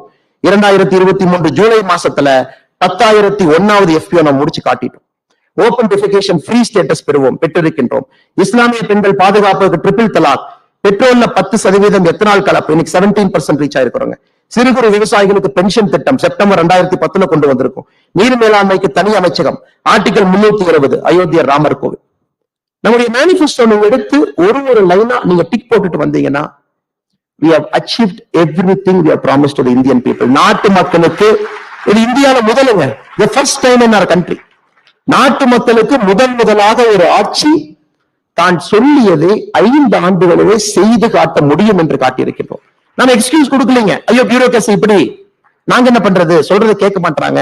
ஐயோ நம்ம பணத்தை டெல்லியில இருந்து 100 ரூபாய் அனுப்பிச்சா 15 ரூபாய் தாங்க வருது, 85 ரூபாய் சாப்பிடுறாங்க, நாங்க என்ன பண்றது சொல்லலீங்க. ஐயோ இந்த நாட்டுல கரப்ஷன் அதிகம், நம்மளால செய்ய முடியல சொல்லலீங்க. பொலிட்டிக்கல் இன்ஸ்டபிலிட்டி இருக்கு, 5 வருஷத்துல கிட்டத்தட்ட எல்லா மாநிலங்களும் எலெக்ஷன் சைக்கிள்ல மாட்டி வெளியே வருது, நம்ம சொல்லலீங்க. ஒரு எலெக்ஷன் சைக்கிள் கிட்டத்தட்ட 6 மாத காலம் அரசு இயந்திரங்கள் ஸ்தம்பிச்சு நிக்கிறாங்க. அதனால நம்முடைய டெவலப்மெண்ட் பின்னாடி போகுது. எந்த காரணமும் எந்த எக்ஸ்கியூஸும் கொடுக்காம ஒரு ப்ரூவன் கவர்மெண்ட், ஒரு ப்ரூவன் பெர்ஃபார்மர் செய்து காட்டி இருக்கின்றோம். மனது வைத்தால் நம்முடைய நாட்டிலே நம்மால் செய்ய முடியும் என்று இன்னைக்கு ஐயா சொன்னாங்க. அதுல 2 ஆண்டு முக்கியமா கொரோனா காலம். சசிதரூர் ஐயா பேசின ஒரு விஷயத்தை குருமூர்த்தி ஐயா தொட்டாங்க. இது தமிழ்நாட்டில் பல ஆண்டு காலமாக இருக்கக்கூடிய ஒரு பெரிய பிரச்சனை. குறிப்பாக நீங்க பாத்தீங்கன்னா வடக்கெல்லாம் வாழ்ந்துகிட்டு இருக்கு, தெற்கெல்லாம் தேஞ்சுகிட்டு இருக்கு. இது திரும்ப பாத்தீங்கன்னா பினான்ஸ் கமிஷனுக்கு போயிருவாங்க, நிதி பங்கீட பாருங்க அப்படி. சசிதரூர் அவர்கள் ஒரு பெரிய அறிவாளி, நிச்சயமாக அவர்களுக்கு தெரியாத ஒண்ணு இல்லைங்க. இன்னைக்கு இருக்கக்கூடிய formula modified version of Gadgil formula அப்படிங்கிறது 1969 இந்திரா காந்தி அம்மையார் கொண்டு வந்தது. இந்திரா காந்தி அம்மையார் 1969 காங்கிரஸ் ஆட்சியிலே கொண்டு வந்த பொழுது north south different states devolution of resources பாப்புலேஷனுக்கு 50% இந்திரா காந்தி அம்மையார் வெயிட்டேஜ் கொடுத்திருந்தாங்க. அது 100 ரூபாய் நம்ம அனுப்புறோம், அல்லது 100% 50% வாஸ் பாப்புலேஷன். 1990 திரும்ப காங்கிரஸ் எல்லாம் இருக்கும் பொழுது இட் வாஸ் ஸ்டில் 35%. நம்முடைய ஆட்சியில நாம கொண்டு வந்த பினான்ஸ் கமிஷன்ல, குறிப்பாக 15வது பினான்ஸ் கமிஷன் முழுமையாக நம்மோடு இருந்துச்சு. 14வது பினான்ஸ் கமிஷன் ரிப்போர்ட் கொடுத்திருந்தாங்க. முழுமையா பாத்தீங்கன்னா 14வது பினான்ஸ் கமிஷன்ல 1971 மக்கள் தொகைக்கு 17.5%, 2011 மக்கள் தொகைக்கு 10%, அப்படின்னா 27.5% weightage was given to population. Bharatiya Janata கட்சி ஆட்சிக்கு வந்த பிறகு ஐயா குருமூர்த்தி அவர்கள் சொன்னது போல கன்சென்சஸ் எல்லா மாநிலத்தினுடைய அனுமதியை பெற்று எங்க 50-60% ஆரம்பிச்சதவங்க we have brought it down to 15%. இன்னைக்கு 15% மட்டும்தான் பாப்புலேஷனுடைய weightage. Remaining for 45% is the distance between the haves and have-nots. அதை எல்லாரும் ஏத்துக்கணுங்க. பணம் இருப்பவனுக்கும் பணம் இல்லாதவனுக்கும் இருக்கக்கூடிய குறியீடு 45% வெயிட்டேஜ் கொடுத்திருக்கிறாங்க. 15% குட் பெர்ஃபார்மன்ஸ். பிஸ்கல் மேனேஜ்மெண்ட் நல்லா பண்றீங்களா, நீங்க மத்திய அரசுடைய ப்ராஜெக்டை வேகமா முடிக்கிறீங்களா, நீங்க வெளிநாட்டிலிருந்து வரக்கூடிய இன்வெஸ்டர் ப்ராஜெக்ட் ஆன் டைம் பண்றீங்களா, அதுக்கு 15%. 10% இக்காலஜி. கிரீன் கவரை மெயின்டைன் பண்றீங்களா? தேவையில்லாம பொல்யூட் பண்ணலையா? கிரீன் எனர்ஜிக்கு போறீங்களா? 15% ஜியோகிராபிக்கல் ஏரியா. இது எங்கே ஆரம்பித்தது? காங்கிரஸ் 60-50% 15% பாப்புலேஷன் வெயிட்டேஜ் இன்னைக்கு வந்திருக்கு. அதை இன்னொரு விஷயமா பிடித்துக் கொண்டு அதை தொடர்ச்சியாக எந்தவித நாலேஜும் இல்லாம திராவிட முன்னேற்ற கழகத்தினுடைய அரசியல்வாதிகள் இது பேசுவது வியப்பு மட்டுமல்ல, இது நகைச்சுவை. இன்னைக்கு உங்களுக்கு தெரியுங்க, 16th ஃபினான்ஸ் கமிஷன் நம்ம அனௌன்ஸ் பண்ணிருக்கோம். அனௌன்ஸ் பண்ணி 15 நாள் ஆகுது. 31/12/2023 நம்முடைய 16th ஃபினான்ஸ் கமிஷன் அனௌன்ஸ் பண்ணிருக்கோம். 16th ஃபினான்ஸ் கமிஷன் புது வெயிட்டேஜ் கொடுக்க போறாங்க. உங்களுக்கு தெரியும், பாப்புலேஷன் வெயிட்டேஜ் 60 15 வந்துருச்சு. குட் பெர்ஃபார்மன்ஸ் 0 15 போயிருச்சு. இப்ப குட் கவர்னன்ஸ் பக்கம் பாரதிய ஜனதா கட்சி நிற்கிறதா, காங்கிரஸ் நிற்கிறதா என்பதை நீங்கள் முடிவு செய்து கொள்ளுங்கள். கட்கில் ஃபார்முலா 1969 தேர்ட் பினான்ஸ் கமிஷன்ல ஆரம்பித்து கட்கில் முகர்ஜி ஃபார்முலாவா மாறுச்சு, மாடிஃபைடு கட்கிலா மாறுச்சு.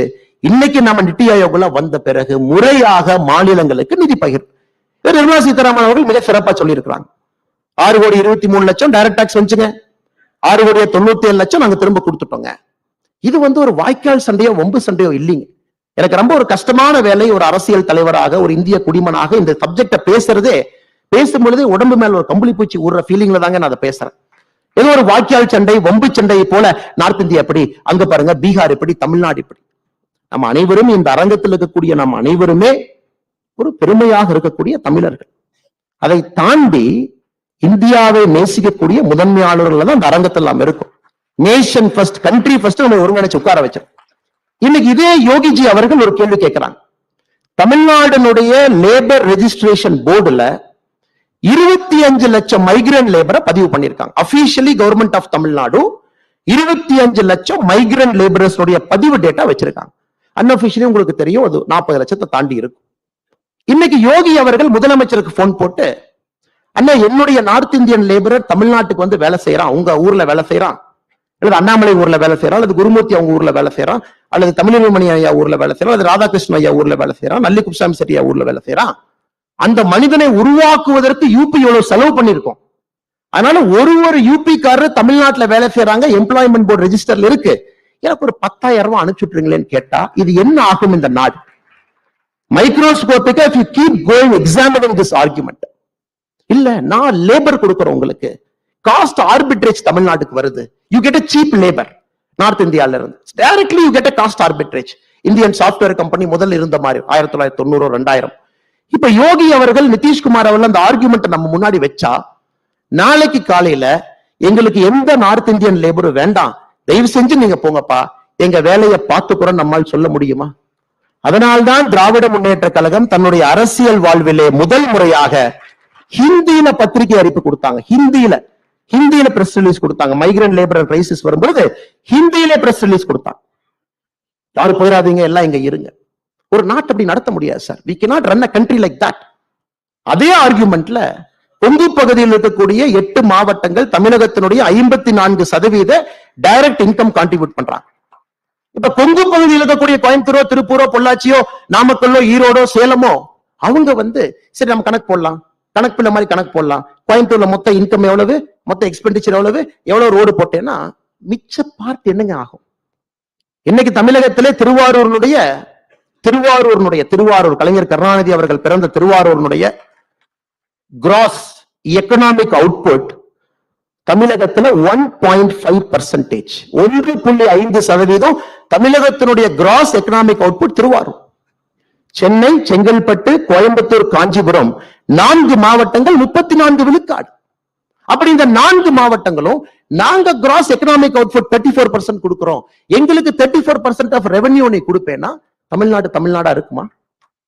அதனால இது எல்லாமே ஒரு சிந்தனை இல்லாதவர்கள், குறுகிய மனப்பக்குவத்தோடு அரசியல் செய்ய நினைப்பவங்களுக்கு பதிலடி கொடுக்கும் பொழுது எங்கேயோ கம்பளி பூச்சி எனக்கு விடுற மாதிரி இருக்கும். I feel very bad to give that argument. இன்னைக்கு பாருங்க, தமிழ்நாட்டில் நம்ம இன்வெஸ்டர் சமிட் நடத்தி இருக்கோம். நமக்கு பணம் வேண்டும், மிக முக்கியம், பணம் வேண்டும். நமக்கு 6,64,000 கோடி நமக்கு வந்திருக்கு. நமக்கு முடிந்து 3 நாள்ல குஜராத் இன்வெஸ்டர் சமிட் நடத்தியிருக்காங்க, 26 லட்சம் கோடி. 2023 பிப்ரவரியில யூபி இன்வெஸ்டர் சமிட் 33 லட்சம் கோடி. 2022 கர்நாடகா யூனிவர்சிட்டி சமிட் 10 லட்சம் கோடி.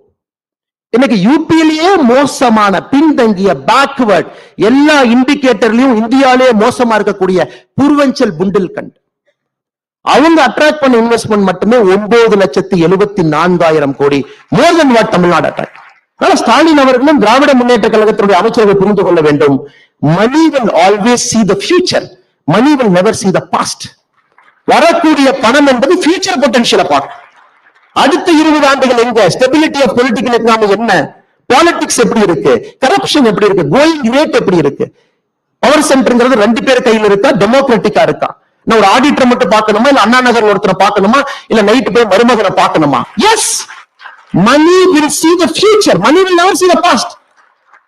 அதனால சத்தமே இல்லாம புண்டில் கண்டுங்க பான்பராக் வாய எவ்வளவு திட்டுறாங்க. 9,74,000 crore சாதாரணமா ட்ராக் பண்றாங்க.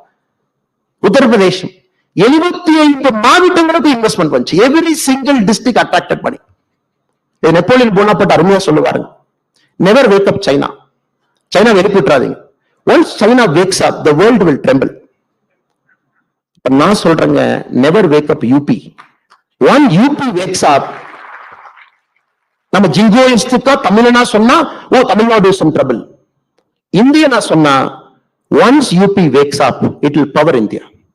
23 கோடி மக்கள் அவங்க கிராஸ் என்ரோல்மெண்ட் ரேஷியோ 36% இருக்கிறாங்க. If they hit 40%, southern states மொத்த எஜுகேஷன் அவுட்புட் யூபி மட்டும் கொடுக்கும். சசி தரூர் சொன்ன ஆர்குமெண்ட் நான் கவுண்டர் பண்றேன். I am just reversing it. When UP's gross enrollment ratio hits 40% in a matter of 3.5 years, உங்களுக்கு ஒரு லேபர் நமக்கு தமிழ்நாட்டுக்கு கிடைக்க மாட்டாங்க. Tamil Nadu is in serious trouble 2028, 2029. காரணம் மேனுஃபேக்சரிங் இண்டஸ்ட்ரி யூபியை நோக்கி போச்சுனாங்க, we are in serious trouble. அதை நோக்கி நம்ம அரசியல் பயணிக்கிறத இல்ல, இன்னும் நார்த் சவுத் பேசுறோம் சத்தமே இல்லாம. எங்க 2016 வரைக்கும் உத்தரப்பிரதேசனுடைய மொத்த மருத்துவக் கல்லூரி 12ங்க. மொத்த மருத்துவக் கல்லூரி 12ங்க. 23 கோடி மக்கள் 12 மருத்துவக் கல்லூரியில் போய் படிச்சாங்க. கடந்த 4 ஆண்டுகள்ல உத்தரப்பிரதேசல புதிதாக உருவாக்கப்பட்டிருக்கக்கூடிய மருத்துவக் கல்லூரி 32. எங்க என்ன ஸ்கேல்ல திங்க் பண்றாங்க பாருங்க, என்ன அம்பிஷன்ல போறாங்க பாருங்க. 6 lane 8 lane fighter jet account பேசிட்டு இருக்காங்க. 9 ஃபங்க்ஷனிங் ஏர்போர்ட்ஸ் வச்சிருக்காங்க. அதனால ஒரு பெருமை மிகுந்த தமிழனாக, பெருமை மிகுந்த இந்தியனாக நம்முடைய பொலிட்டிக்கல் நெரேட்டிவ் ஷிஃப்ட் ஆகி வேற பக்கம் போகணுங்க. டெவலப்மெண்ட் பத்தி பேசும், தமிழ்நாட்டுக்கு இருக்கக்கூடிய ரீஜனல் டிஸ்பாரிட்டியை பத்தி பேசும். 7 மாவட்டங்கள் பிலோ 2% எக்கனாமிக் அவுட்புட்ல இருக்கு, அதை பத்தி பேசும். தமிழ்நாட்டில் 11 மாவட்டங்கள் சராசரியாக லேபரை வெளியே அனுப்புறாங்க, லேபர் உள்ள வரல, அதை பத்தி பேசும். ராமநாதபுரத்தில் இன்னைக்கு போனாலும் பெண்கள் ஒரு வண்டியில 6 குடத்தை வச்சு இழுத்துட்டு போயிட்டு இருக்காங்க, தண்ணிக்காக சீதனமா கொடுக்குறாங்க. அதை பத்தி பேசும். 2014 மோடி அவர்கள் வந்த பிறகு திராவிட மாடல் அரசு இருக்கக்கூடிய மண்ணுல 55 லட்சம் குடும்பத்திற்கு முதலாக கழிப்பறை மோடி கட்டி கொடுத்திருக்காரு, அதை பத்தி பேசணும். அதை விட்டு சும்மா வடக்கு தெற்கு எத்தனை நாளைக்கு? We have seen the power shift, global power shift பத்தி குருமூர்த்தி சொன்னாங்க. We are seeing a global power shift, we are seeing a power shift within the country. இன்னைக்கு தமிழ்நாட்டில் டிபேட் என்ன, யூபி நம்மளை முந்திட்டாங்களா இல்லையாப்பா, அது கேட்டு சொல்லுப்பா. உடனே பினான்ஸ் மினிஸ்டர் பெரிய ஒரு அறிக்கை கொடுக்கிறார் தமிழ், இல்லைங்க யூபி முந்தின கிட்ட இருக்காங்க, பட் நாங்க தான் முன்னாடி இருக்கோம். இதுதான் டிபேட். ஏங்க எங்க இருந்த யூபியை எங்க கொண்டு வந்து நிறுத்திருக்காங்க? பொலிட்டிக்கல் வில், ஒரு கிளீன் கவர்மெண்ட், ஒரு விஷன், 3 விஷயம் மட்டும்தான். 3 இருந்தால் எந்த மாநிலம் எல்லா மக்கள் தானுங்க, எல்லா ஹியூமன் பொட்டன்ஷியல், எல்லாரும் labour. All the need is a good education and a stable law and order, அவ்வளவுதான். ஒரு பிரைவேட் கார பணத்தை போட்டானா இவங்க பேசுறாங்க இல்லைங்க. நம்முடைய நகரத்தார் கம்யூனிட்டி, செட்டியார் அவங்க கம்யூனிட்டி வாரணாசியில இத்தனை ஆண்டுகளாக அவங்களுடைய இடத்தை ஒருத்த கப்ஜா பண்ணி வச்சிருந்தான். நீங்க UPA 1 UPA 2 இருந்தீங்க. அது எவ்வளவு மகத்துவான இடத்துக்கு யாராச்சும் போய் ஒரு பெட்டிஷன் கொடுத்தீங்க, இடத்த கொடுங்க. அதுக்கு ஒரு யோகி புல்டோசர் எடுத்துட்டு வந்து இடத்தை இடிச்சு தமிழ்நாட்டை சார்ந்த நகரத்தார் செட்டியார் கொடுத்து ஐயா மறுபடியும் ஒரு மண்டபம் கட்டுக்குன்னு சொல்ல வேண்டிய நிலைமை யோகி அவர்களுடைய காலத்துல. ஆனா இன்னைக்கு தமிழ்நாட்டினுடைய பிரச்சனைங்க, இன்னைக்கு தமிழகத்தினுடைய பிரச்சனையாக நான் பார்ப்பது நீட்லெஸ் ஜிங்கோயிசம். நீட்லெஸ் ஜிங்கோயிசம் தேவையே கிடையாது, தேவையே கிடையாது. எதுக்குங்க ஜிங்கோயிசம்? எதற்கு திராவிட முன்னேற்ற கழகம் ஜிங்கோயிசத்துல இருக்கணும்? நேற்று ஒரு விஷயம் சொல்லியிருந்தேன். ஆர்டிபிஷியல் இன்டெலிஜென்ஸ் தமிழ்நாட்டு ஸ்கூல்ல கொண்டு வந்துட்டோம் திராவிட மாடல் அரசு. நான் சும்மா ஒரு ரிப்ளை போட்டேன் ட்வீட்ல. முதலமைச்சர் அவர்களே, மரியாதையோடு சொல்லுகின்றேன், வணக்கத்தோடு சொல்லுகின்றேன், ஆர்டிபிஷியல் இன்டெலிஜென்ஸ் சிபிஎஸ்இ புரோகிராம்ல மத்திய அரசு கொண்டு வந்து 3 வருஷம் ஆகுது. மைக்ரோசாப்டோட கையெழுத்து போட்டு 3 வருஷம் ஆகுது. இன்னைக்கு தான் நீங்க விழிச்சிருப்பீங்களா? அதுக்கு இன்னைக்கு தமிழக அரசு ஒரு செய்தி குறிப்பு கொடுக்குறாங்க, ஒரு பெரிய செய்தி குறிப்பு அட்டாக் பண்ணி நீங்க கொடுத்தீங்க. பெரியார் அவர்கள் 1920 அண்ணா யூனிவர்சிட்டியில போய் கம்ப்யூட்டரை பார்த்தாரு. அப்புறம் பெரியார் அவர்கள் அண்ணா யூனிவர்சிட்டியில போய் கேட்டாரு. அவருடைய பிறந்த நாளை சொன்னோன்னே அந்த கம்ப்யூட்டர் சொல்லுச்சு, ஐயா உங்க பிறந்த நாள் சனிக்கிழமைன்னு சொல்லுச்சு. அந்த அளவுக்கு வளர்ந்த ஒரு மாநிலத்தை பத்தி நீங்க பேசுறீங்களா? நான் ரிப்ளை போட்டேன், ஐயா ஐஏஎஸ் ஆஃபீஸருக்குலாம் சம்பளம் கொடுக்குறீங்க, யாரோ டைப்ல அடிக்கிறாங்க, கொஞ்சம் அறிக்கையை கரெக்டா டைப் படிங்க. 1920 எங்கேயும் பெரியார் வந்தாரு, அண்ணா யூனிவர்சிட்டிக்கு போனாரு, எங்கேயும் கம்ப்யூட்டர் வந்துச்சு. ரெண்டாவது, பெரியார் அவர்கள் பிறந்தது புதன்கிழமை, சனிக்கிழமை இல்லைங்க ஐயா. கம்ப்யூட்டர் தப்பா சொல்லுச்சா, பெரியார் தப்பா சொல்லுச்சு. உடனே முதல் முறையாக தமிழக அரசு என்ன பார்க்கிற அறிக்கைக்கு திருத்தி ஒரு அறிக்கை வர்றாங்க 2 மணி நேரத்தில். 1970 போனாரு. இவ்வளவுதாங்க எனக்கு தமிழ்நாடு பாலிடிக்ஸ். இவ்வளவுதான் சார் நம்ம இருக்கும். இவ்வளவுதான் சார் இருக்கும். நம்ம debate and maturity and discussion எல்லாமே இந்த லெவல்ல முடிஞ்சிச்சு சார். இதை தாண்டி நம்ம மேல போறது இல்ல சார் அரசியல் கட்சிகள். இதுக்குள்ளேயே தான் இருக்கு. பங்காளி கட்சின்னு ஒருத்தர் சொல்றாரு, பங்காளி கட்சினா உங்களுக்கு தெரியும் இல்ல? அண்ணாமலை அவர்கள் தர்மபுரியில் வந்து சொன்னாரு, மோடி அவர்களே தமிழ்நாட்டுல வந்து இருந்தா, தமிழ்நாட்டுல எல்லா நிகழ்ச்சியிலும் மோடி அவர்கள் காலையிலிருந்து நைட் வரைக்கும் உட்கார்ந்து இருந்தா தமிழ்நாடு அதிக இன்வெஸ்ட்மெண்ட் ஈர்த்திருக்கும். நான் பங்காளி கட்சியை கேட்கிறேன், நீங்க மோடி கூப்பிட்டீங்களா? நான் கூட்டிட்டு வர்றோம். இதே இன்வெஸ்டர் உங்களுக்கு பையனுக்கு விளம்பரம் வேணும், உங்க போட்டோ வேணும். மோடி அவர்கள் இன்வெஸ்டர் இந்தியன் இன்வெஸ்டர் சமிட் நடத்தலாம், கவர்மெண்ட் ஆஃப் இந்தியா பார்ட்னர் பண்ணுங்க, நாம எல்லாம் சேர்ந்து நடத்தலாம். மோடி அவர்களை நாங்கள் கூட்டிக் கொண்டு வந்து உட்கார வைக்கின்றோம். தமிழக மக்களுக்காக மோடி ஐயா வருவாங்க. பங்காளி கட்சி அவங்க பேசுறதுக்கு முன்னாடி படிக்கணும். They should read. என்ன சப்ஜெக்ட் நடக்குது? இந்த PhD பசங்க பேசுற கிளாஸ்ல 4ஆம் கிளாஸ் பையன் உள்ள வந்து ஓடி விளையாடக்கூடாது. என்ன நடக்குது? தமிழ்நாட்டுடைய அரசியல் எங்க போயிட்டு இது எக்கனாமிக்கா டெவலப்மெண்ட் ஓரியன்டா கிராத் பாலிடிக்ஸ்ல போயிட்டு இருக்கக்கூடிய நாட்டுல இன்னும் நான் அப்படி இருந்தேன், எங்க அப்பாவுக்கு மீச பெருசு, எங்க மாமாவுக்கு முகமெல்லாம் இப்படி, நாங்கெல்லாம் அப்படித்தான் 3 வீடு வச்சிருந்தோம், 10 வீடு வச்சிருந்தோம், நாங்கெல்லாம் பெரிய ஆட்கள், அவ்வளவு பெரிய மிராசுதாரன் நாங்க. ஏங்க ஸ்டார்ட் அப் பையன் கிழிஞ்ச பேண்ட போட்டு $1 பில்லியன் அடிச்சிட்டு இருக்கோம். அதை பத்தி பேசுவேனா? நாங்க 1970 எவ்வளவு பெரிய வீடு கட்டிவோம் தெரியுமா? அப்படியே 100 ஏக்கர்ல பண்ணையம் பண்ணது. மிராசுதாரர் வெர்சஸ் ஒரு லேண்ட் டெனன்ட் பேசக்கூடிய வார்த்தைய தமிழ்நாட்டு அரசியலை பேசிக் கொண்டிருக்கிறோம். இன்னைக்கு சசி தரூர் அவர்கள் பேசும்போது இன்னொரு விஷயத்தை குறிப்பிட்டார். குறிப்பாக அவர் 2006 ஐநா சபையினுடைய செக்ரட்டரி ஜெனரல் தேர்தலுக்கு போட்டியிட்ட பொழுது தோல்வி அடைஞ்சார். பன் கி மூன் கொரியன் கேண்டிடேட். இதை பத்தி சசி தரூர் அவர்கள் நீளமான ஒரு கட்டுரை எழுந்தாங்க. நான் ஏன் தோல்வி அடைந்தேன் ஒரு கட்டுரை. அதை நீங்க படிக்கணும். எப்படி இந்தியா மாறி இருக்கிறது என்பதற்கு சசி தரூர் அவர்கள் ஓபன் மேகசின் எழுதின Why did I lose the 2006 United Nations General Secretary election? அதுல 3 பாயிண்ட் சொல்றாரு. ஐயோ எல்லாம் காங்கிரஸ்ல வந்து சவுத் கோஆபரேஷன்ங்கிறாங்க. டன்சானியாவே நமக்கு ஓட்டு போடல. நான் போய் கேட்டேன் டன்சானியா ஏயா ஓட்டு போடல எலெக்ஷன் தோத்ததுக்கு அப்புறம். டன்சானியா சொன்னாங்க, இல்ல எங்க பழைய பிரசிடென்ட் ஜூலியஸ் நைரீரே அவங்க வந்து மன்மோகன் சிங்க்கு ரொம்ப க்ளோஸா இருந்தீங்க, நீங்க ஓவர் க்ளோஸ் ஆயிட்டீங்க எங்களுக்கு. அதான் புதிய பிரசிடென்ட் வந்தோடனே பார்த்தாரு, உங்களுக்கு டிப்ளமசியே தெரியல, எப்படி நீங்க ஒரு கட்சி ஸ்டாண்ட் எடுக்கலாம், அதான் வச்சு செய்யணும், நாங்க ஓட்டு போடல. இது டன்சானியா.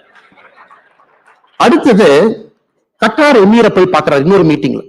சசி தரூர் கேட்கறாங்க, ஏன் சார் எனக்கு ஓட்டு போடல? எமீர் ஆஃப் கட்டார் சொல்றாரு, என்னைய வந்து ஓட்டு போடுங்கன்னு யாருமே கேட்கலீங்க உங்க அம்பாசிடர், ஆனா பெரிய அம்பாசிடர் வந்து கேட்டார், அவருக்கு ஓட்டு போட்டோம். 2006 George Bush comes to India, has a working lunch with மன்மோகன் சிங். எலெக்ஷன் நடக்கிற வருஷம் மன்மோகன் சிங் அவர்கள் மினிட்ஸ் ஆஃப் த மீட்டிங்ல சசி தரூருக்கு ஓட்டு போடுங்கன்னு அமெரிக்கா சப்போர்ட்டே கேட்கல. சோ காண்டிலிசா ரைஸ் இருந்தாங்க, அவர்கள் அப்ப சப்போர்ட் பண்ணது கொரியன் கேண்டிடேட். பாருங்க, இது இப்ப மோடி அவர்களுடைய இந்தியாவில் நடக்கும் நீங்க நினைக்கிறீங்களா? அதனால சசி தரூர் அவர்கள் கண்டிப்பாக ஐநா சபையினுடைய செக்ரட்டரி ஜெனரலாக இருப்பதற்கு முழு தகுதி பெற்றிருக்காரு, எந்த மாற்று கருத்து இல்லை. ஆனால் இப்ப இருந்தாருன்னா நம்ம ஆக்கியிருப்போங்க. 2016 இருந்தா மோடி ஆக்கியிருப்பார், 2026 மோடி ஆக்குவார். ஆனால் நீங்க அந்த ஆர்டிக்கலை படிச்சாவே தெரியும் எப்படி ஃபாரின் பாலிசி இருந்துச்சு, இப்ப எப்படி இருக்கு? திரும்ப திரும்ப இந்த வட சொல்ற கடை தான் அதிகமா இருக்கு. நார்த் சவுத் நிதி பகிர்மானம் இல்ல, இப்படி பண்ணிட்டாங்க, பாப்புலேஷன் வச்சு கொடுக்குறாங்க. பாப்புலேஷன் வச்சு கொடுக்க ஆரம்பிச்சதே நீங்க தானுங்க. கட்கில் ஃபார்முலாவை கொண்டு வந்ததே நீங்க தான். இன்னைக்கு பீகார், இப்ப பீகார்ல சமீபத்துல ஒரு ஆய்வறிக்கை படிச்சுங்க, வேற மாநிலத்துல என்னெல்லாம் பேசுறாங்க அப்படி. சோ பீகார்ல ஒரு நியூஸ் பேப்பர் ரொம்ப இன்ட்ரெஸ்டிங்கா ஒரு எக்கனாமிக் அனாலிசிஸ் போட்டிருந்தாங்க. நேரு அவர்கள் கம்பல்சரியா நார்த் இந்தியன் ஸ்டேட்ஸுக்கு ஃபிளைட் ஈக்குவலைசேஷன் பாலிசி போட்டார். குறிப்பாக நம்மை போன்ற மாநிலங்கள், நம்ம சொன்ன அண்ணே ஊரெல்லாம் ஜார்க்கண்ட்ல இருக்கு, பீகார்ல இருக்கு. நாங்க ட்ரெயின்ல வந்து அயனூர்ல பீகார்ல இருந்து ஜார்க்கண்ட்ல இருந்து எடுத்துட்டு வந்தா தமிழ்நாட்டுக்கு ரொம்ப தூரம் இருக்கு. பக்கத்து மாநிலத்தில எல்லாம் தொழிற்சாலைகள் போய் எங்க ஆளுங்க போட்டுருவாங்க. அப்ப எங்க ஊர்ல ஒருத்தர் தொழிற்சாலை போடுறாருன்னா அவருக்கு அந்த இன்சென்டிவ் இருக்கணும். அயனூர் பீகார்ல இருந்து வர்றதுக்கு இன்சென்டிவ் கொடுக்கணும். நேரு என்ன சொன்னாங்க, ஓகே ஒத்துக்கிறோம், அயனூரும் கோலூரும் ஜாஸ்தி இந்த பெல்ட்ல இருக்கு, இருந்தும் தமிழ்நாடு கர்நாடகா கேரளா இண்டஸ்ட்ரி போட்டாங்கன்னா அவங்களுக்கு இன்சென்டிவைஸ் வர்றதுக்கு ஃப்ரைட் ஈக்குவலைசேஷன் பாலிசி, அதாவது ஒரு டன் ஓர நீங்க பீகார்ல ஏத்தி அதை வெஸ்ட் பெங்காலுக்கு கொண்டு போனாலும் ஒரே ரேட், தமிழ்நாடு கொண்டு வந்தாலும் ஒரே ரேட்னு ஃப்ரைட் ஈக்குவலைசேஷன் பாலிசி கொண்டு வந்தாங்க. நம்ம இண்டஸ்ட்ரி ப்ராஸ்பர் ஆகும். இன்னைக்கு பீகார்காரன் கால்குலேட் பண்றான், அன்னைக்கு டிஸ்டன்ஸ் வச்சு நீங்க ஃப்ரைட் ஈக்குவலைசேஷன் இல்லாம டிஸ்டன்ஸ் வச்சு கணக்கு போட்டிருந்தா எனக்கு சதர்ன் ஸ்டேட்ஸ் 1,21,000 கோடி ரூபாய் கொடுக்கணுங்க. அரசியலுங்கிறது நாம அப்படியே நம்ம ஊர்ல என்ன பேசுறாங்க அப்படிங்கறத தாண்டிங்க வேற மாநிலத்துல இதே விஷயத்தை எப்படி பாக்குறாங்க நம்ம படிக்க ஆரம்பிச்சோம்னா, திராவிட முன்னேற்ற கழகம் எப்படிப்பட்ட ஒரு இன்டெலெக்சுவல் கெப்பாசிட்டி இல்லாம, திங்கிங் இல்லாம, ஃபார்வர்ட் லுக்கிங் இல்லாத 4 கால்கள், ஜாதி ஒரு கால் நாற்காலியில, குடும்பம் ஒரு கால், அடாவடித்தனம் ஒரு கால், எல்லாவற்றையும் தாண்டி இன்னெஃபிஷியன்சி ஒரு கால், 4 கால்களை வச்சு ஒரு ஆட்சி இந்தியாவில் 1967 இருந்து இருக்க முடியும் காட்டிட்டு இருக்காங்க.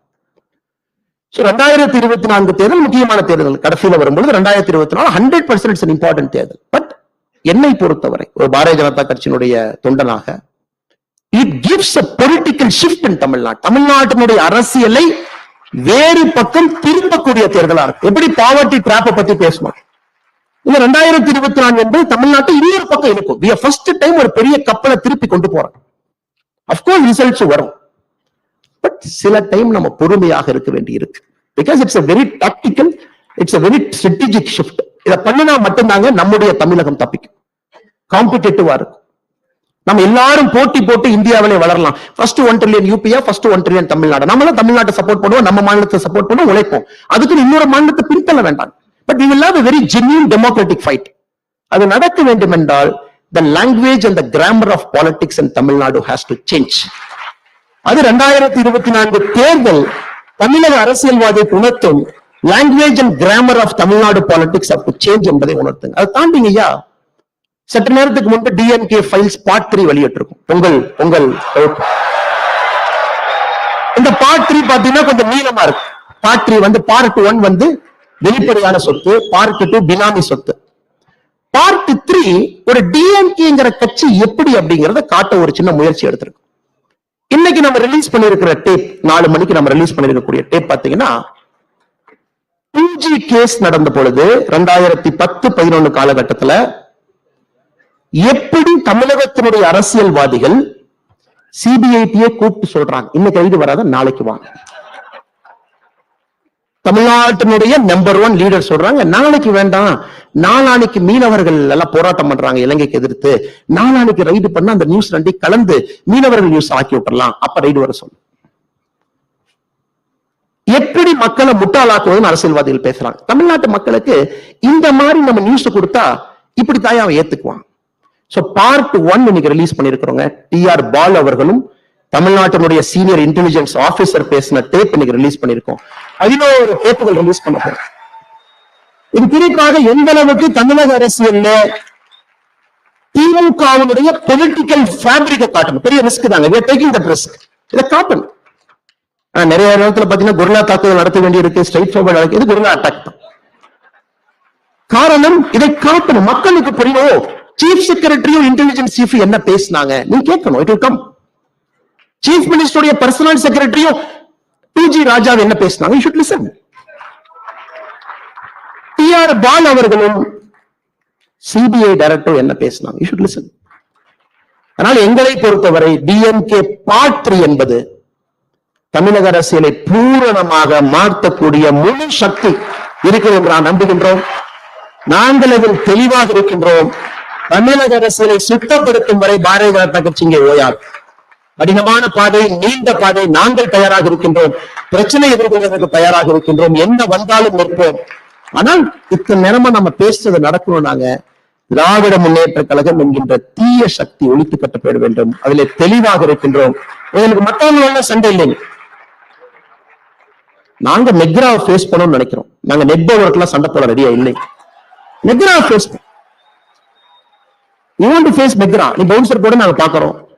நீ ஃபோர்த் ஸ்டம்ப் லைன் போடு, நாங்க கிரிக்கெட் ஆடுறோம். நெட் ஓவர்லாம் எங்களுக்கு வேண்டாங்க. அது உங்களுக்கும் தெரியும். நிச்சயமாக தமிழக அரசியல் மாறும் என்கின்ற முழு நம்பிக்கை இருக்கு.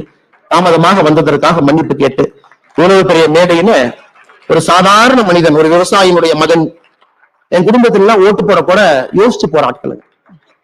என் குடும்பத்துல எந்த ஒரு தூரத்திலும் கூட அரசியல் என்கின்ற வாசனை இல்லாத குடும்பம். நான் ஓட்டு போற அப்பா அம்மாவும் பைக்ல போவாங்க, டிவிஎஸ் 50ல போவாங்க. போகும்போது சிரிச்சு பேசிட்டு போவாங்க. நான் தோட்டத்துல இருந்து சின்ன பையனா பார்ப்பேன். பக்கத்துல ஊத்துப்பட்டிங்கிற கிராமத்துல அவங்க ஓட்டு போட்டு வரணும். ஓட்டு போட்டு 2 மணி நேரம் கழிச்சு வரும்போது சண்டை போட்டு முகத்தை திருப்பிட்டு 2 பேர் வருவாங்க.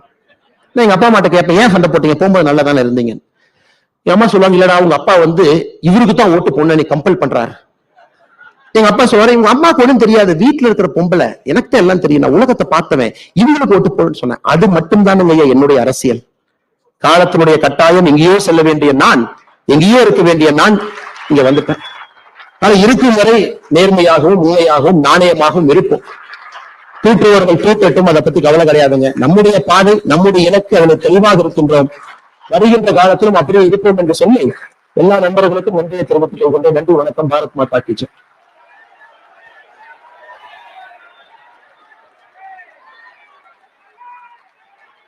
இவ்வளவு நேரம் பொருளை காத்த வாசகர்களுக்கு நன்றி. அனைவரும் வழக்கம் போல இருவரை இருந்து தேசிய கீதம் சேர்ந்து பாடுவதற்கு இருக்க வேண்டும். திருமதி சுசித்ரா அவர்களோடு சேர்ந்து நாமும் தேசிய கீதம் இசைப்போம்.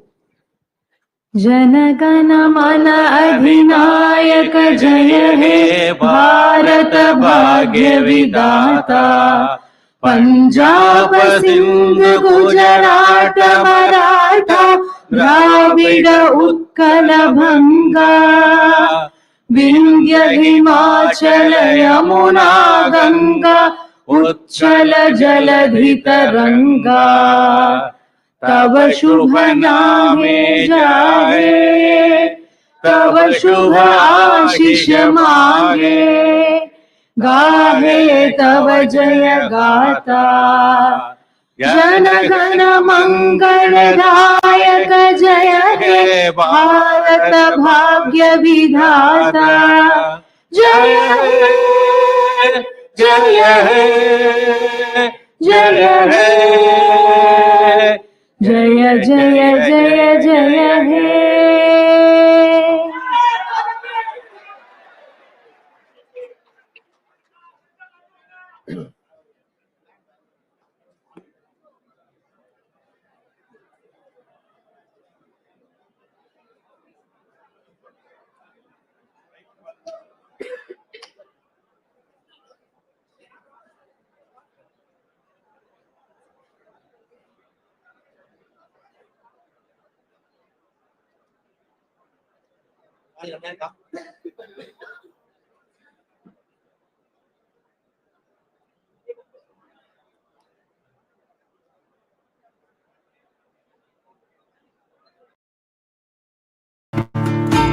அனைவருக்கும் இதயம் மந்த்ராவின் பொங்கல் தின நல்வாழ்த்துக்கள். பொங்கலோ பொங்கல்.